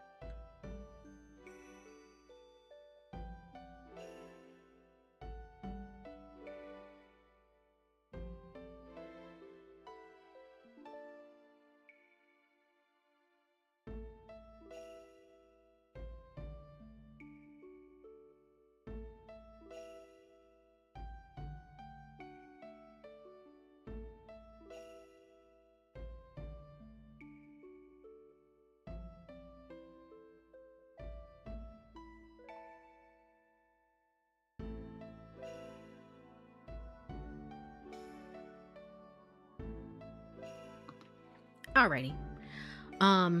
In order for a child's blood to be type O, you'd have to have a mixture of either AO and AO and then BO, AO and OO, BO and BO, BO and OO, or OO and OO. It could be one of the above. I just have this thing, I don't know why.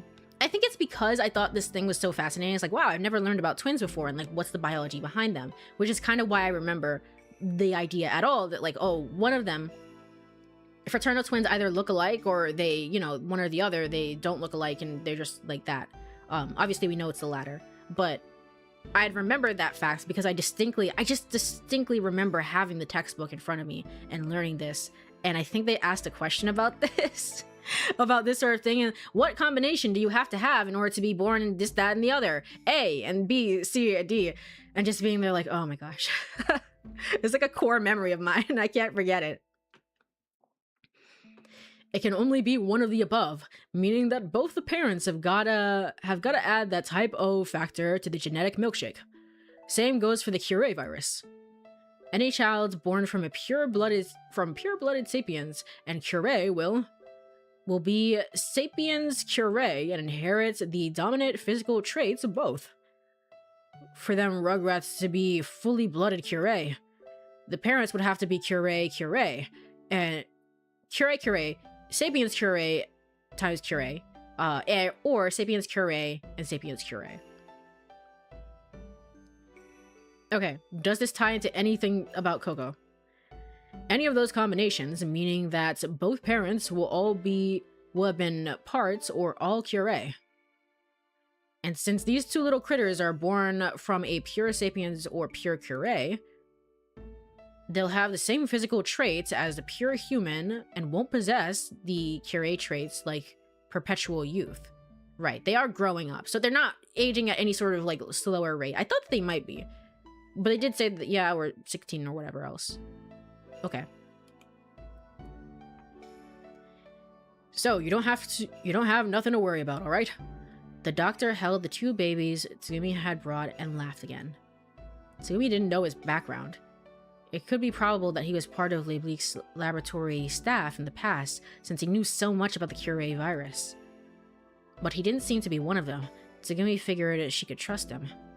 Among outcasts, there had been an unspoken law. You don't go nosing around in other people's past.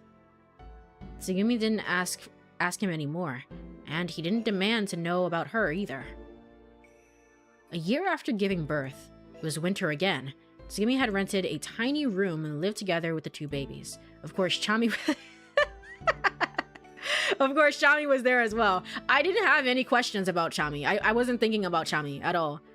Also, you did kill Chami though, didn't you? I mean, I guess not in this timeline. Not in the Coco timeline, the true timeline. You didn't do that. But what was that about, killing him and then being like, oh, he's back to life again? What about the sub, you know, it's only specific to humans or whatever. Yeah, whatever. Of course, Chami was there as well. It was a quiet, rustic coastal town. It wasn't a city or tourist town, no fishing or farming, nothing, just a dreary port town. During the day, Tsugumi worked for next to nothing at a sewing factory while the babies stayed at a daycare center. Okay. One day did they find Tsugumi and then take the babies away, essentially? She spent every day glued to a sewing machine from early morning to 4 p.m., and after that, she would spend time with the babies. Her wages were very low, so of course they were poor. She couldn't afford disposable diapers. Tsugumi collected small scraps of cloth, leftovers from the factory, and sewed diapers and clothes for the babies. Gotcha. Despite the harsh living conditions, the babies were growing healthily. Their life was a peaceful one. Although they were poor, the poverty didn't threaten them. They were content. The 3 of them were always smiling. Mama!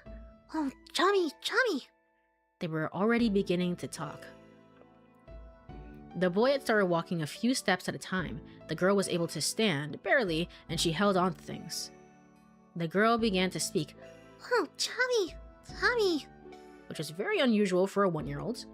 The boy, it seemed, grew faster physically, and the girl grew faster intellectually. Gotcha, okay. So no, they are, you know, it's not that they're slowing down. Like, oh, they're aging slower than anything. It's more so that they seem to have heightened abilities. Tsugumi tenderly watched over their cute gestures. She was filled with happiness. May 7th, 2019. The 2 babies were 15 months old. Tsugumi had taken them to the beach. The boy ran around the sand, falling and getting back up over and over. The girl was sitting by the water, putting her hands in the waves. She was giggling, saying, So cold! Watching out over the flat surface of the ocean, Tsugumi's thoughts turned to Takeshi. So live. As long as you're alive, live. Don't worry. I'm not gonna die. Those were Takeshi's last words to her. He was still out there somewhere. It had been 2 years already. I'm not gonna die. And then he didn't. And then he actually literally didn't. After saying that, he sank to the bottom of the ocean, protecting the woman he loved, protecting the children right in front of her. You fool. You're a liar. Tsugumi whispered to the ocean, but at the same time, she still hadn't given up hope. No, he must be alive somewhere. He's a man of his word. Just then, a wave swallowed the girl who had been playing near the edge of the water. It was a small, sun-stoked wave from the adult's perspective, but for a 1-year-old child, it was a raging wall of water. The girl disappeared in a splash of water and was sucked into the ocean like a piece of driftwood by the tide. Tsugumi ran as hard as she could, held back by the resistance of the sand. But before she could get there, something unbelievable happened. The boy, who had been only 1 year old, Gotcha. Okay. And 1 year and 3 months old jumped into the water and saved the girl. So he's just been doing this shit for a long ass time. Okay. I see. Hardly able to believe what she had seen, Tsugumi rushed toward them. She carried them to dry sand. The girl started crying. The boy, seemingly unaware of what happened, looked at his crying sister. A few seconds later, he fell over as if all strength had left him. That night, both of them came down with a high fever. It was summertime. A year and a half had passed since the birth. All the time, did you name them Sara and Hokuto, or was that like names that they were given by the facility that took them in? All that time in the previous year and a half had been filled with happiness. Nothing special had happened, and that was why it had been so peaceful. Aww. Aww. Look at the little chubby baby. Aw, they're so adorable. They're so cute. The boy was a wild one, and Tsugumi could hardly take her eyes off him for a second. He was constantly putting everything, even Chami, in his mouth. Don't do that. Don't kill the hamster, please. By any electrical appliance that he had touched seemed to break, and he wouldn't stop jamming metal wires into outlets. The girl wasn't quite much of a challenge since she moved about less, but still Tsugumi had to put up with her stubbornness. She refused to eat things she didn't like, and when she got in a bad mood, she wouldn't stop fussing. No matter how much Tsugumi warned her, she wouldn't stop playing with her brother's hair. And she always demanded, More Chami! More Chami! Those days were filled with Tsugumi being buffeted about by her two rambunctious children. Okay, I think that I'm finally feeling the me fading a little bit. So maybe I don't want to end in the middle of this. So maybe like in 30 more minutes, you might call it here a little bit. But no matter how challenging they were, even those days were filled with happiness. At night, all three of them slept together, cuddled up on a thin mattress. Mama, Chami. Talking in their sleep, the two babies sought their mother's touch. Looking down at their sweet, innocent gestures, Tsugumi felt bliss that she had never known. One day, the screen was all red. Don't like that. Her peaceful world was shattered into pieces. It all happened so unexpectedly. Caught up in her life of happiness, Tsugumi had forgotten to watch out for them. She didn't know how they found out, but they had gathered information and showed up without warning.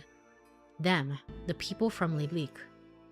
With no time to collect anything, all Tsugumi could bring with her were two babies and her hamster as she fled. So they ran, but it was obvious to Tsugumi that, eventually, Liblik would hunt them down.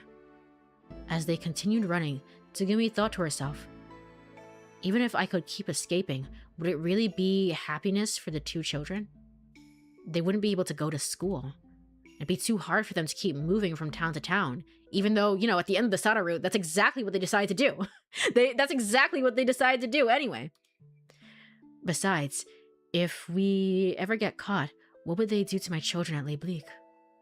It's too dangerous for them to be with me. Tsugumi made up her mind. She researched an orphanage that she could trust and decided to leave them there. But they still found out anyway. The two children were just too young. Even if Tsugumi had tried to explain, they couldn't have understood. With no other option, she left the pendant that she had kept with her, making a wish as she gave it. I will come back for you. I promise I will come get you. Being too young to understand the situation, the two children just stared at their mother, crying. Weeping bitter tears, Tsugumi looked back many times as she walked away. All she had left was Chami. Chami's still there. From Tsugumi's chest pocket, Chami looked up at her face in puzzlement. But even Chami's cute gestures could do little to ease Tsugumi's broken heart. She spent many nights in the depths of despair, crying in her sorrow. A few years later, by the time Tsugumi went back to the orphanage, the children were already gone. From that time on, she had gone through life, no more than an empty husk.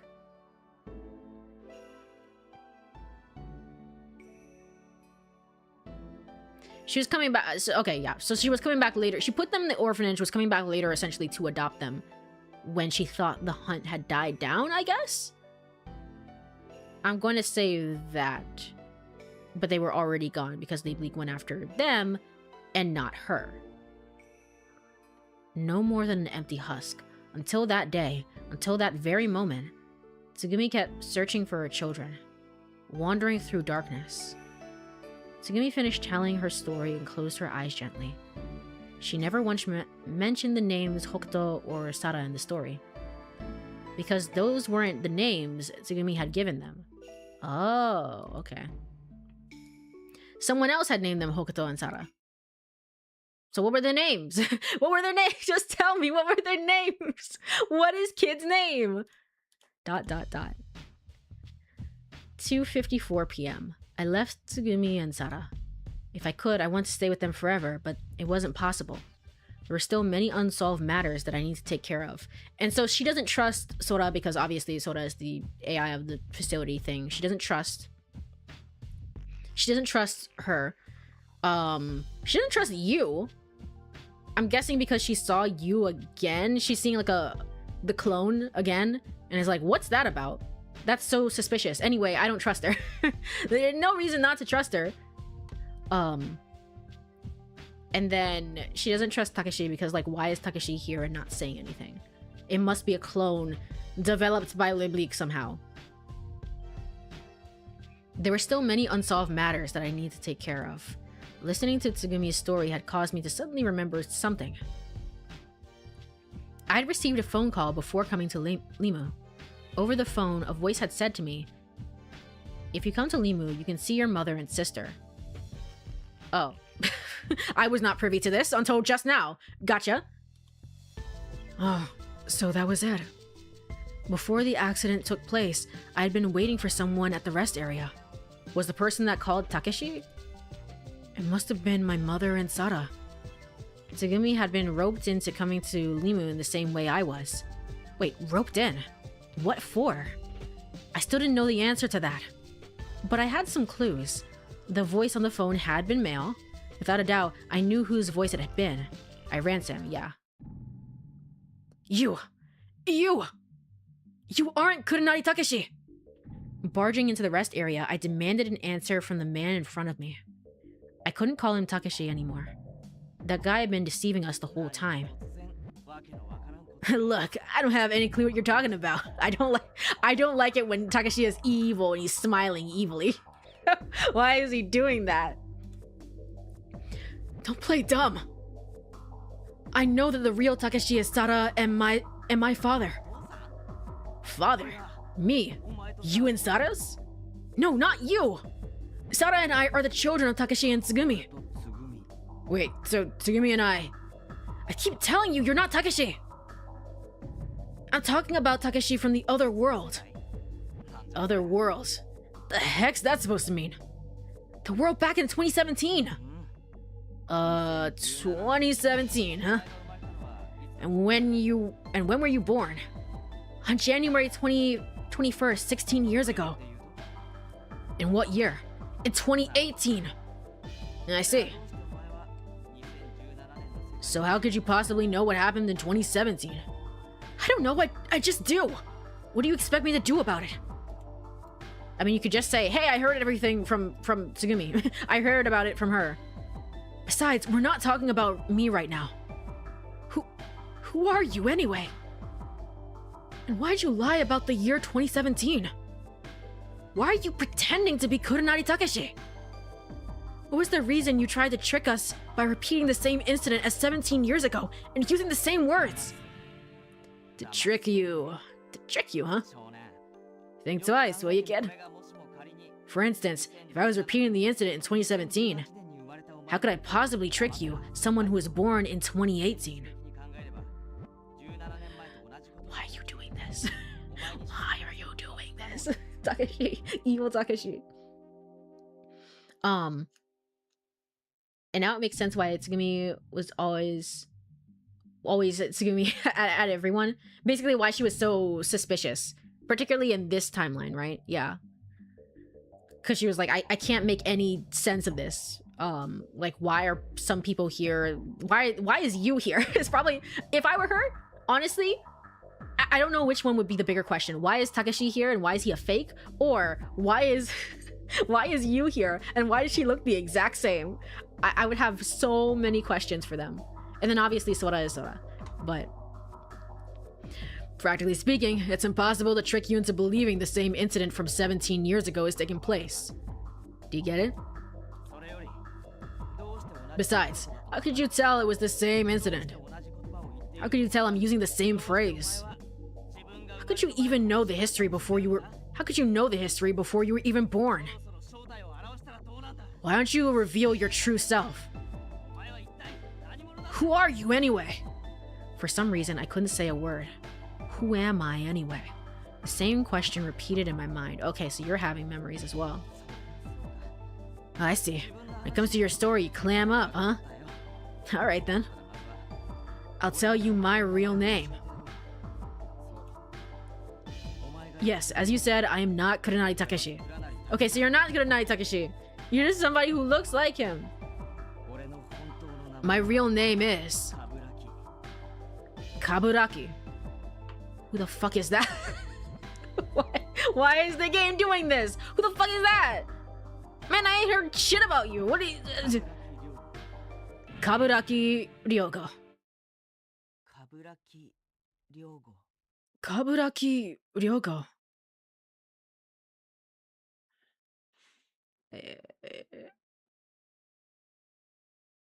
So you were an industry plant.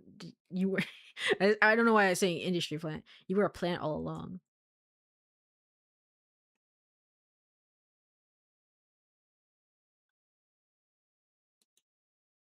Wait. What? But cause consider the following. Consider the fucking following. Why does he grow? He looks exactly like Takeshi. Now they could have done a ton of plastic surgery to have that happen. Consider. Wait, maybe they are clones then? Maybe they are. I'm tired. I'm so fucking tired.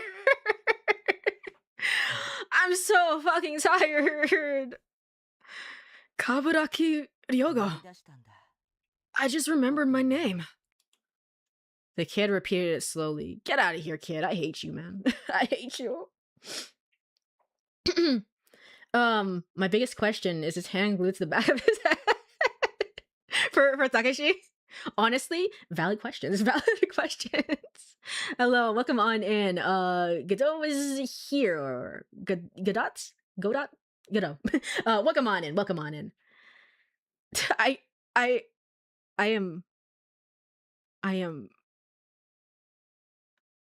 want to go to bed. Kaburaki Ryogo. Kaburaki Ryogo. Who the fuck is that? I see. Way to go. I smiled and patted his head. The Kaburaki smiled shyly.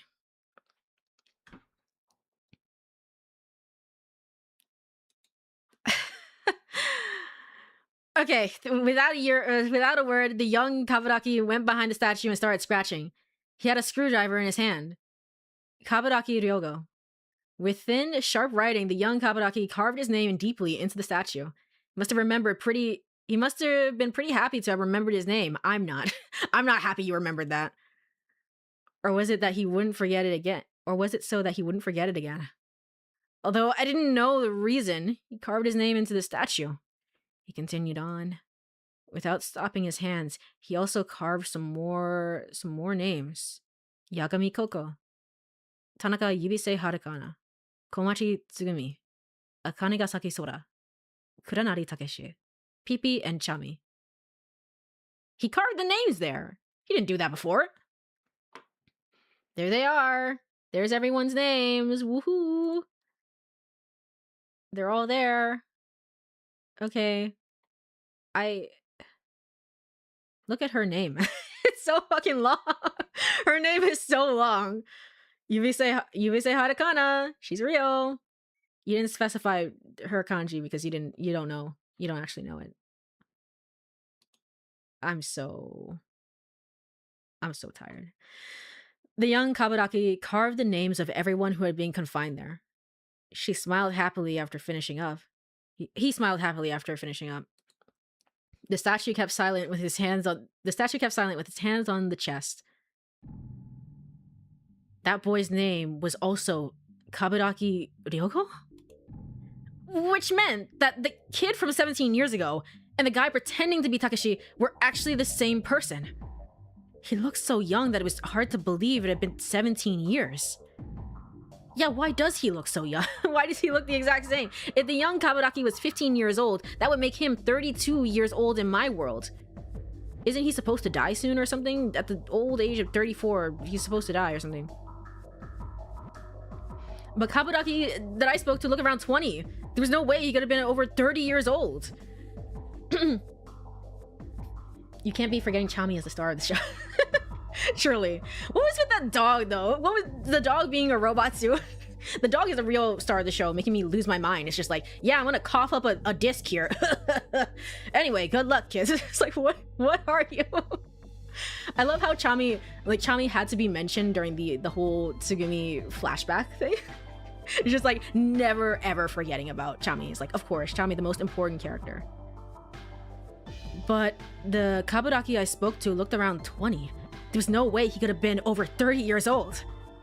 Which meant, before I realized it, the man who called himself Kaburaki had disappeared. He had left a while before. I've been standing there lost in thought for some time. I recalled the scene in 2017 which I had just witnessed earlier. I went to one of the statues as if being called over to it. On its back were carved childish stick figures. 6 human-like figures and 2 unfamiliar animal shapes were drawn there. So it really was them at the end of the day. I really thought it was like, oh, this must be the 2 children on the ground. So whatever. I was so wrong about it. A piece of my theory just fell into place. A piece of my theory is falling apart.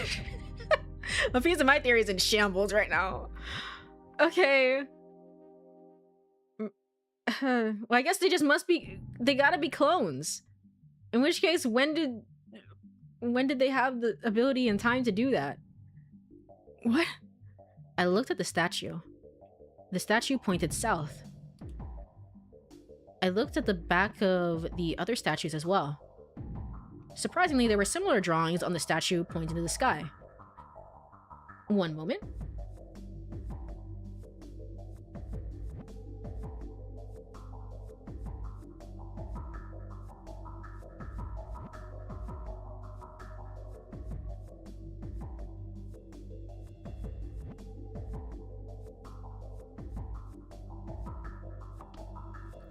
There were also 6 people's names as well as Pipi and Chami carved into the statue, which stood with its hands on its chest. Oh, so they were there the whole... Wait. There was no writing on the statue pointing east. It's just, what is this supposed to mean? I'm so tired of this shit! What is up with this world anyway? Puzzled and confused, my head felt like it was about to explode. I didn't know things I was supposed to know. I knew things that I wasn't supposed to. That must be why my head is so confused. I still haven't recalled any of my memories. Part of it had come back, but nothing was really important. To begin with, I still didn't know what kind of person Hokuto was. And at the same time, I knew that I wasn't supposed to know, and I could see what I wasn't supposed... I knew what I wasn't supposed to know, and could see what I wasn't supposed to see. For instance, the world 17 years ago into the past. About the legend of Himalayan, the Tief Blau virus. Yeah, what about that virus? Where'd that go? The virus being the least important thing right now is kind of scaring me. A whole ass virus and it's just like, whatever, who cares? The Courie virus. This one is actually important. Pipi and Chami. I knew all about them. I knew about all of them. I knew exactly what had happened during the dramatic escape 17 years ago and what had happened on May 6 and 7 in the world 2034. I could sense even different history flows in my world. I knew about escaping using the principle of the siphon and about swimming to the ocean surface from 34 meters under the water. The third eye, Blickwinkel, those words were clear in my head. And then I remembered running into Dr. Tanaka on the floating island. Oh, you remember that too? Yeah, talk about that, please. Please. No, rather than remembering, it was better to say that I could see it. Anyway, I saw her. The woman who was called Dr. Tanaka, Yubisei Akikana's mother, meaning that she was actually Yubisei Harakana. Yay! Woohoo! Something went right. One thing went right. The rest of it, I don't know. Although the relationship defied the norm, Yubisei Harakana and Akikana were still mother and daughter. Pieces of my thoughts scattered. I tried gathering them and struggled to come up with some kind of conclusion. It's 2034 now, and Coco was in 2017. I whispered to confirm the facts.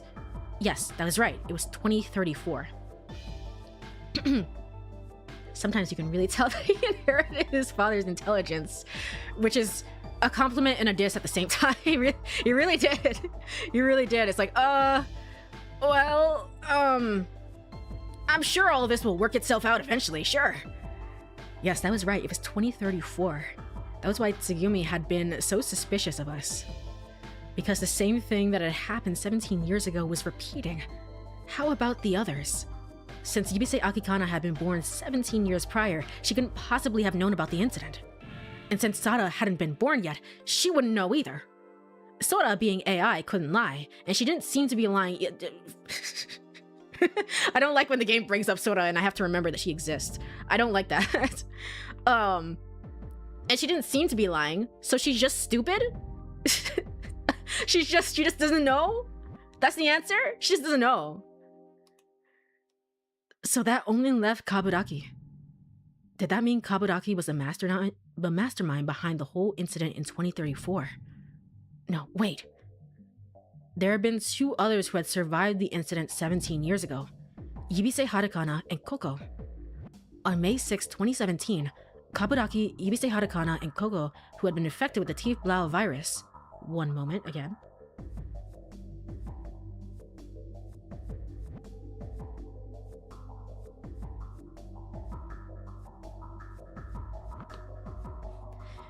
Sorry, I'm drinking a lot of water. I'm drinking a lot of water because my voice is on its last bit here. Who had been infected with the Tief Blau virus had been rescued by the mini-sub which came to the pool in IBF. Hey, that reminds me. How did the three of them recover from the virus after they'd been infected? Because of the injection of the antibodies made from Tsugumi's blood. But Koko hadn't received the antibodies. Yeah! Because she had been under high-pressure oxidant treatment in the capsule pod at the time. Huh? No, even before that. Yubisei Harakana suffered from critical heart disease, right? But she was still alive and well. Oh. Tsugumi, you can just cure anybody of anything then. You can just...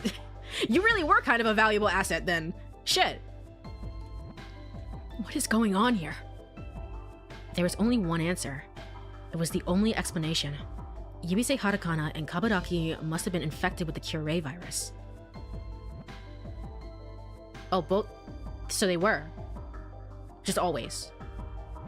Just from doing that. Okay, I thought we had siphoned it out a little bit more and like maybe that wouldn't happen or whatever. So I didn't really think much about it at the time. Okay, that makes sense. That makes sense. He's also got his father's riz at least. Enough to riz up Akikana, that is true. That is very true. Their bodies must have repeated 5 years worth of cell division, and when all their DNA had been rewritten, they stopped aging. That must have been why they looked younger than their real age, and Yubisei Harakana's heart disease would have been fixed by the Courie virus. But still, is that really what happened? In a different history flow, Kaburaki couldn't see the image in the pendant. If he wasn't lying or acting, he must not have been possessed with infrared vision. And although I didn't have proof, my instincts told me Yubisei Harakana didn't possess the infrared vision either. Then again, in the world of 2017, Tsugumi had mentioned that she was special among the carriers of the Courie virus. Perhaps she was a rare example of the DNA replacement that had taken place safely over the whole body. Oh, okay. Okay. Gotcha. That meant, is that why she can also see during the day then? You're not normally supposed to be able to do that. If you have Courie syndrome, you're not normally supposed to be able to see during the day and be fine and not like wither into dust. But that's why she's kind of like perfected, I guess. That meant Yubisei Hatakana and Kabadaki weren't complete Courie. But it didn't seem to me that there could be any such thing as an incomplete Courie. It's no use. I can't figure it out. But I still had a far more serious and pressing matter to deal with. I need to think about that problem first. The problem was, how was I able to sense incidents that had taken place before I was born or in separate time continua? Oh my god, bro, wake up. wake up. Do you mean, does he mean, he must mean more so like I remember meeting Dr. Yubisei Hatakana. That's what he means. I was supposed to be like, we know, it's the one timeline, we know now. No. He's valid for this, okay. And why is the same accident as 17 years earlier taking place? Did they just do this every 17 years to like get rid of the evidence, maybe? Possibly? It couldn't have been a coincidence. Obviously someone had planned it. There was only one clue. Coco. I wanted to see Coco. I felt that Coco would know everything there was to know about the incident.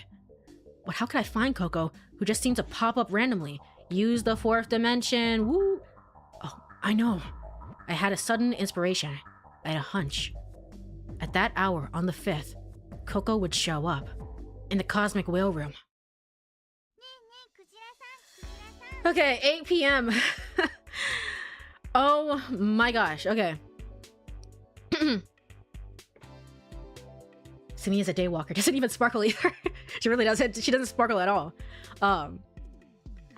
Okay. Well, there's no such. They're saying there's no such thing as incomplete Courie, but it's like it has to be a little bit incomplete. Does that mean no? Wait. But we saw Dr. Yubisei Hatakana. We saw her during the daytime. She came outside and was like, "I have so much to tell you," and then proceeded to not elaborate at all. But it was day. I specifically remember. So never mind. Maybe they were able to get part of that from Tsugumi as well. It is her genes after all. Okay. Okay, gotcha. Hey, Will-san. Will-san. What time is it? A whale of a time.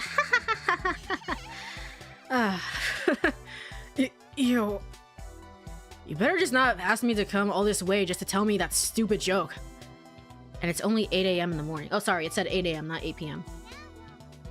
No. I just wanted to go on a date with you and... Date?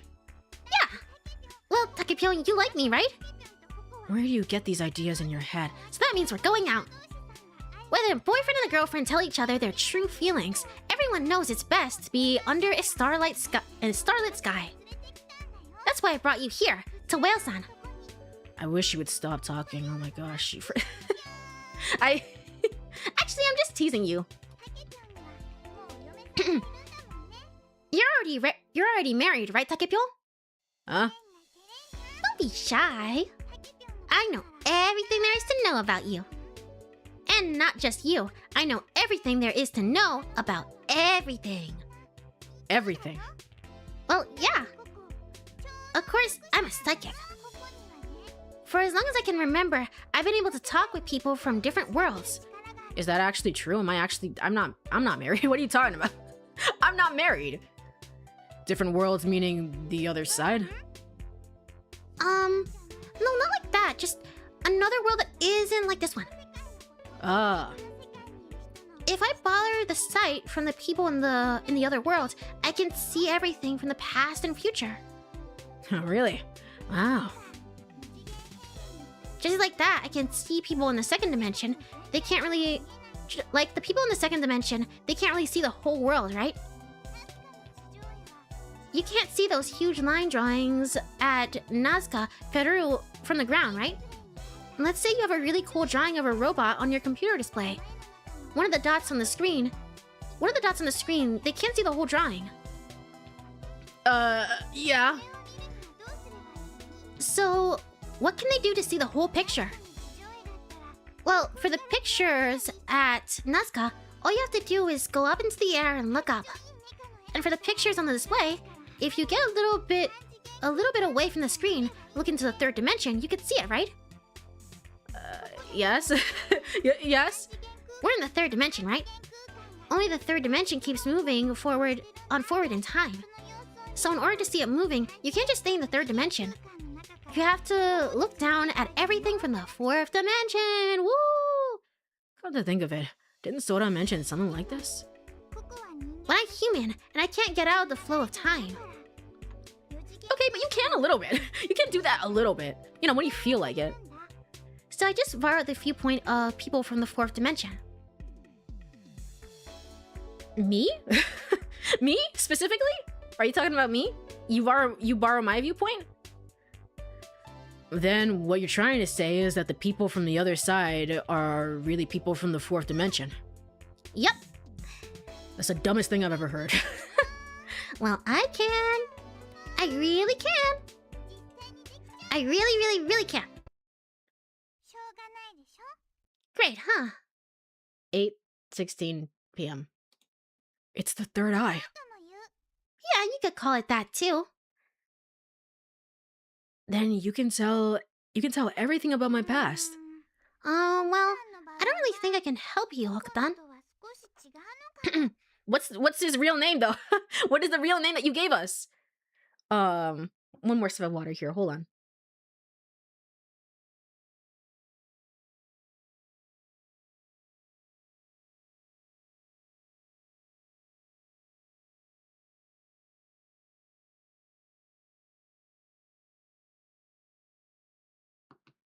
Oh shit, ads started. I'm such a liar. I didn't want ads to start. Okay. After this, one more scene. I promise. Just one more scene. Sorry. My brain is still breaking from the Kaburaki reveal thing. Insane. Insanity. What was this man cooking? What was he cooking? Let me go over to burp screen. So much for 30 minutes. I know. So much for me lying like a liar, just like Sora. That's all I do. If you are here, stretch, get some water, all the good stuff. I will be right back in like 2 minutes, 30 seconds. See you then.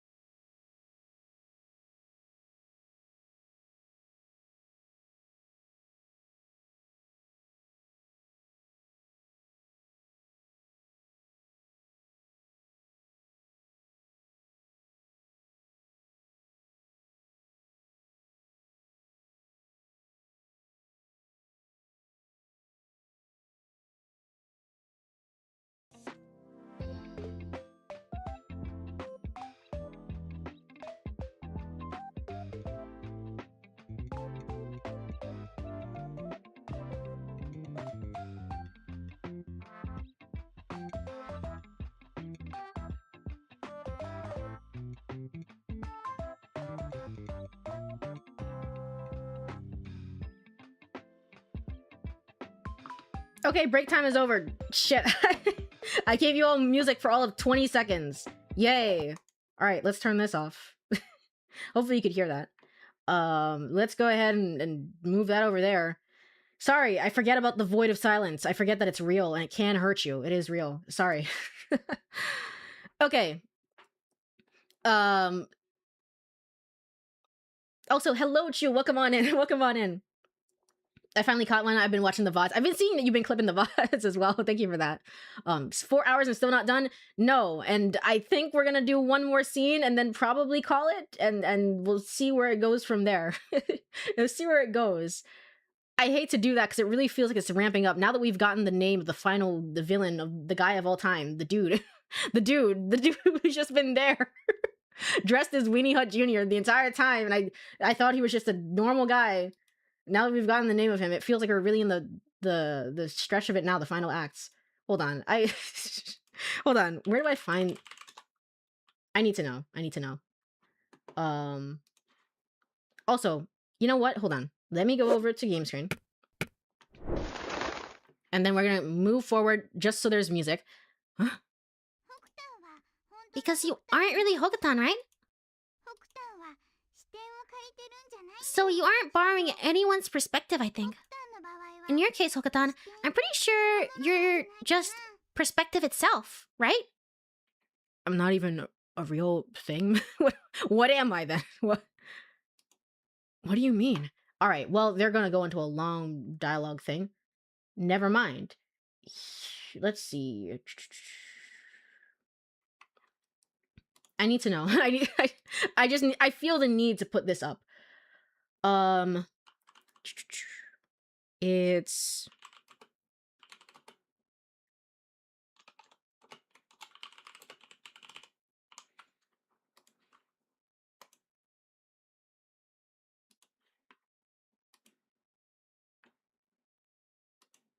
I can't find a good quality photo of it. You know what? We're gonna get this one. We're gonna get this one. Yippee! Wahoo! And then we go here, all the way over.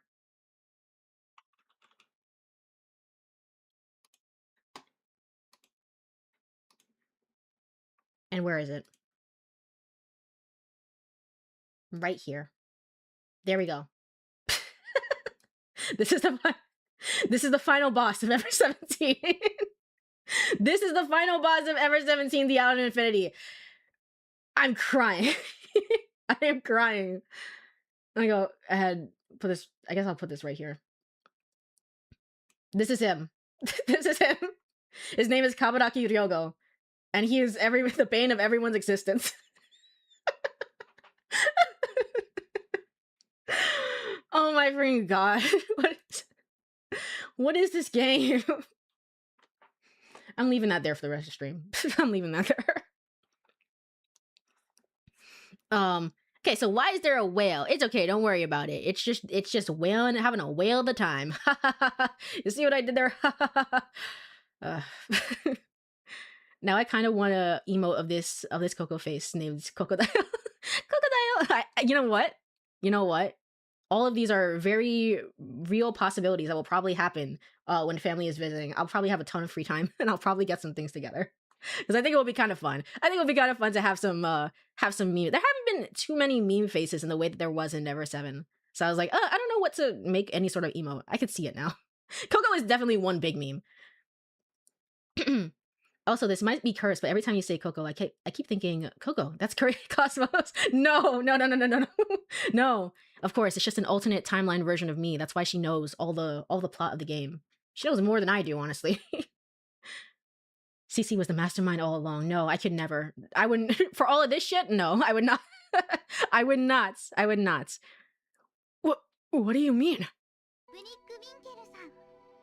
Blickwinkle-san. What? I'm pretty sure Blickwinkle-san knows everything. Blickwinkle? You mean Uchikoshi? Yeah, that guy. Just then. Kaboom! A massive boom rocked our eardrums. We all reflexively looked up. The ceiling of our world, the cosmos, had shattered. Immediately, a large amount of seawater rained down on us like an avalanche. Oh yeah, we shouldn't really be in this room. I forgot about that too. Also, thank you for the thank you for the clip.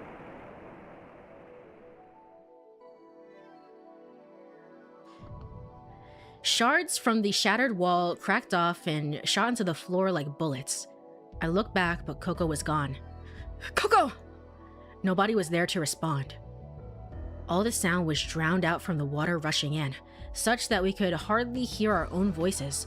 Droplets of water were falling from above. White mist was rising from below.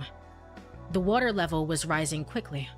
An incoming jet of water from the ceiling struck the whale, which was suspended in the center of the room. It bent backward hard, fell, and lay on the floor.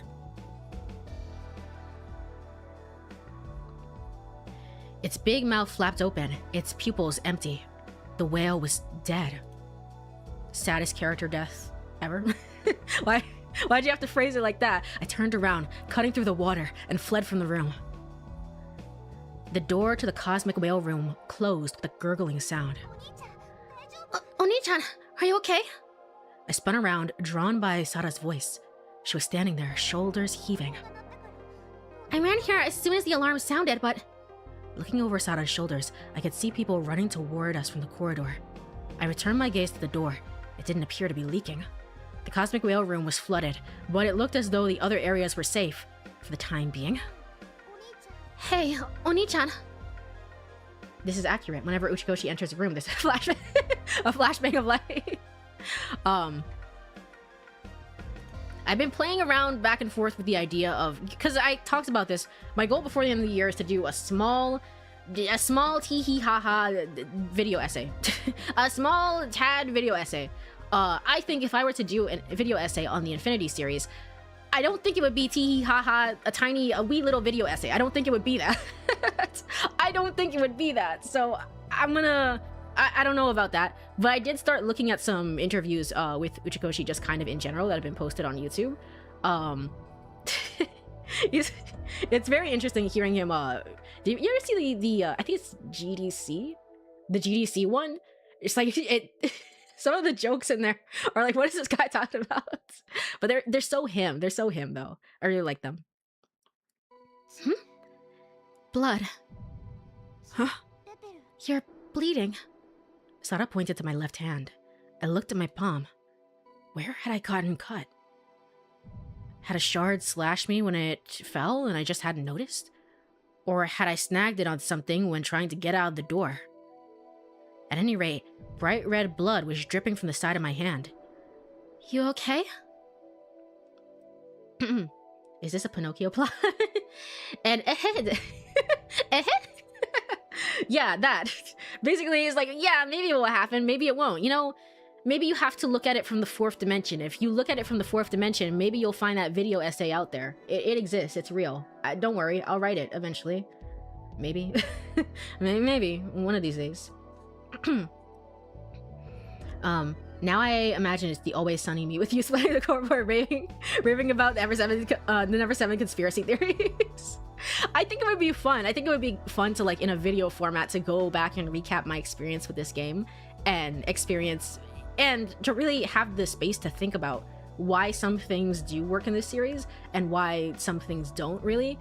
Overall, I'm still really enjoying it, so I think I don't have much in the way of that, but I'm sure I can find some if I really give it some time and really sit down and think about it. So Sara took a white handkerchief from her pocket and took my injured hand in hers, binding the wound. Does it hurt? I shook my head. The truth was, I didn't feel anything. More important than the scratch on my hand, Blickwinkle. Huh? Sara tilted her head questioningly. More than the injury, more than the flooding, more than anything, Coco's words were running through my head. Blickwinkle-san. Blickwinkle. Blickwinkle. Who are you? Who am I? Again. I could hear that voice again. Was it my voice or someone else's? I kept staring at the palm of my left hand. I spread a red stain spread slowly across the white fabric. Who are you? Who am I? Because you aren't really Hokutan, right? I'm pretty sure Blickwinkle knows everything. Blickwinkle. Blickwinkle. Blood. The wet crimson stain spread, and blood fell in thick droplets, landing into the puddles at my feet. It spread out in the water like smoke to eventually dissolve into seawater. Just then, ow, my vision grew red. May 6th, Saturday, woohoo! Woohoo! I could see it. I could see everything. Everything in the year 2017. The continuous flow of fragmentary images. Pieces of the world flowed by without context. I was simply an onlooker of everything in the world. Yes, I couldn't take part. I could only watch. I was nothing more than a perspective. Oh, we're back here again. Okay, so at the same time that he starts coughing up blood, Coco also starts coughing up blood. Maybe this is a bad side effect of dealing with the fourth dimension. Maybe that's a real bad side effect. Gotcha. Okay. Hello, customer. Your delivery of video essay will be delayed until 2028 when I finish the other game in the series. Whenever I inevitably get around to doing that. We were the Blickwinkle all along. I love how the game keeps repeating it over and over again. It's like Rip Van Winkle was, he was. It's like Blickwinkle, he was. The game loves doing this. Okay. And on that note as well, because Doggo hates being in here. Doggo hates being in here. I thought the bed was a fine bed. I bought her a really nice bed. She doesn't like it. She doesn't like it. She doesn't like staying in there. I'm so sad about that. Okay. Let's go. Coco banished from heaven. Ah, shit. That sounds serious. Let's put Ryogo's dumb face on this one, because I feel like it.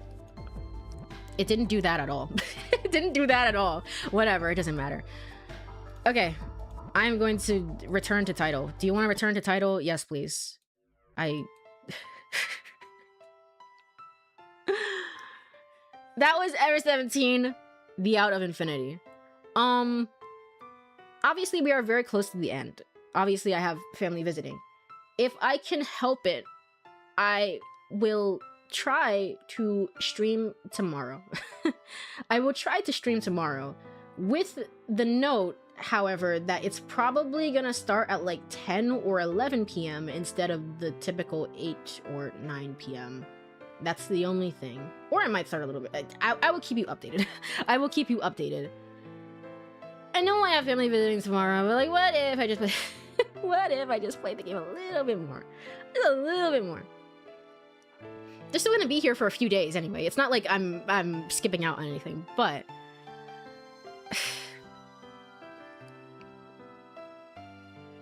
I'm sorry. It's just the just the reveal of Kaburaki is so just like fuck you. I like it. It's so funny, man. It's so good. It's so good because this is what I've been wondering the entire time. Even when I started the stream, I pointed this out. I was like, so there's Takeshi, and then there's Hokuto, and then there's the kid. Who is the kid? Who is he? So he finally has a name.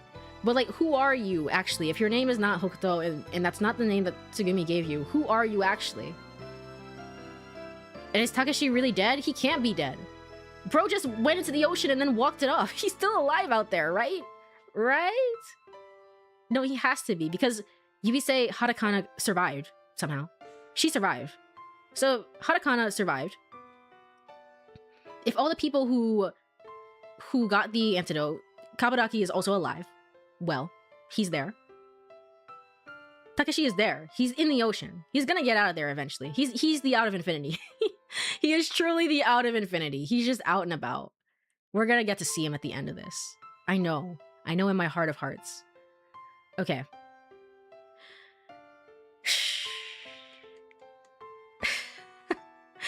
I like the reveals though. These were really well done. Obviously I feel deeply for Tsugumi. She really is the tragic heroine of this game. Like, they really just like, yeah, and everything bad happens to her. The end. Ow. Ow.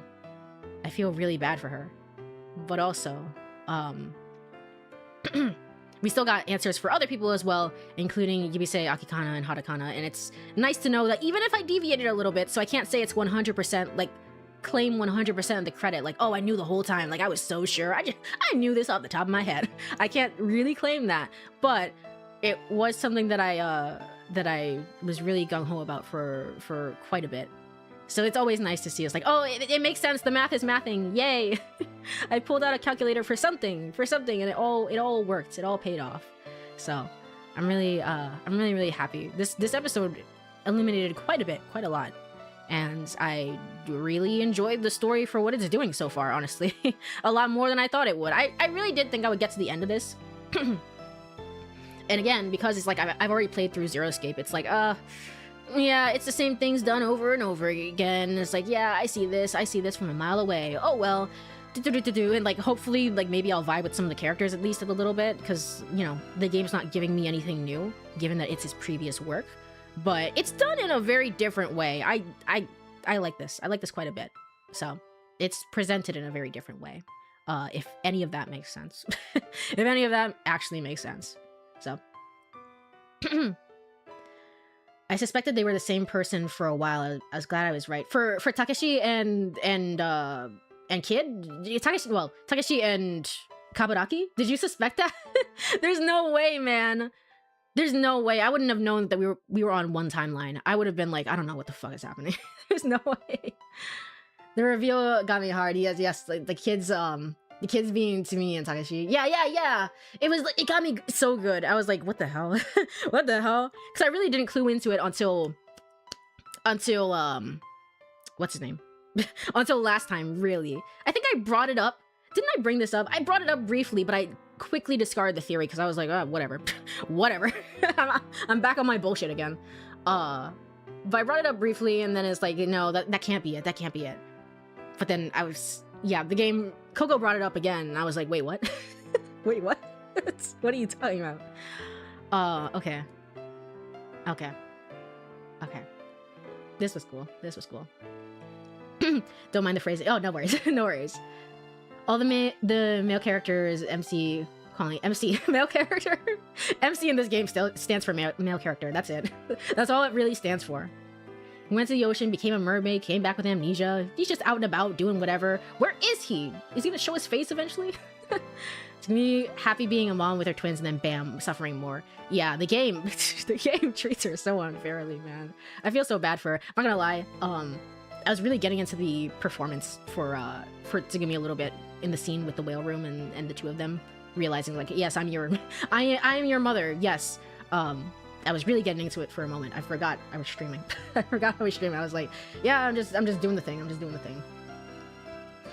The story about and then the mermaid met her lover over 1,000 years. Coco said that was a happy thing. Yeah.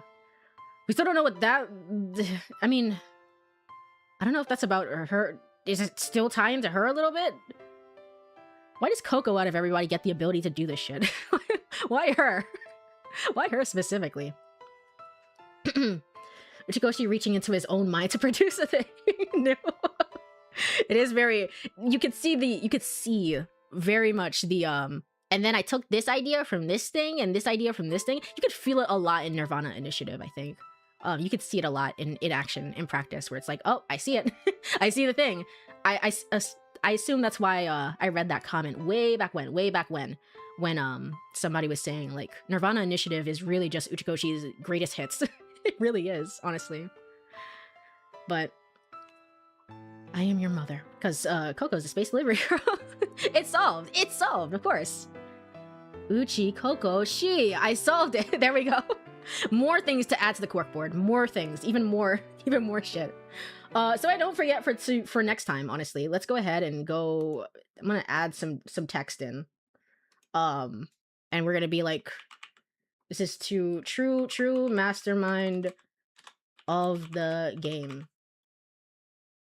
And then I'm gonna put like a carrot thing. Maybe like right here. There we go. Yippee! And then and then I'm gonna go ahead, move this over here, move this here. How do I make this a little bit smaller? Me when I've never streamed in my life. Oh, there we go. Yippee! I'm gonna make this, like, can I make this 56 instead? Yep. That's going right over here. I might change the color a little bit later. No, that's going right over here. Right atop my head. It's going right there. What is this man's problem? What is this guy's problem? What did I even do to you, Kabaraki? What is your deal? Okay. With that, it's the end of stream. It's the end of stream. This was fun. Let's go ahead and look for somebody to raid if anyone is online right now. Da da da da da da da da da da da da da da da da da.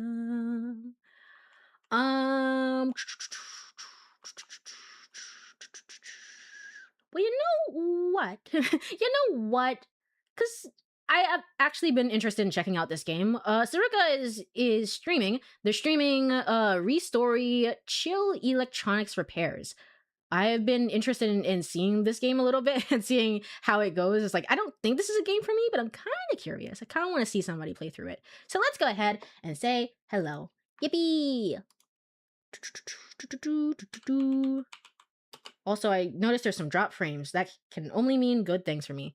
Yay! Raid Sarika streams. Wahoo! Yay! Yippee! Huzzah!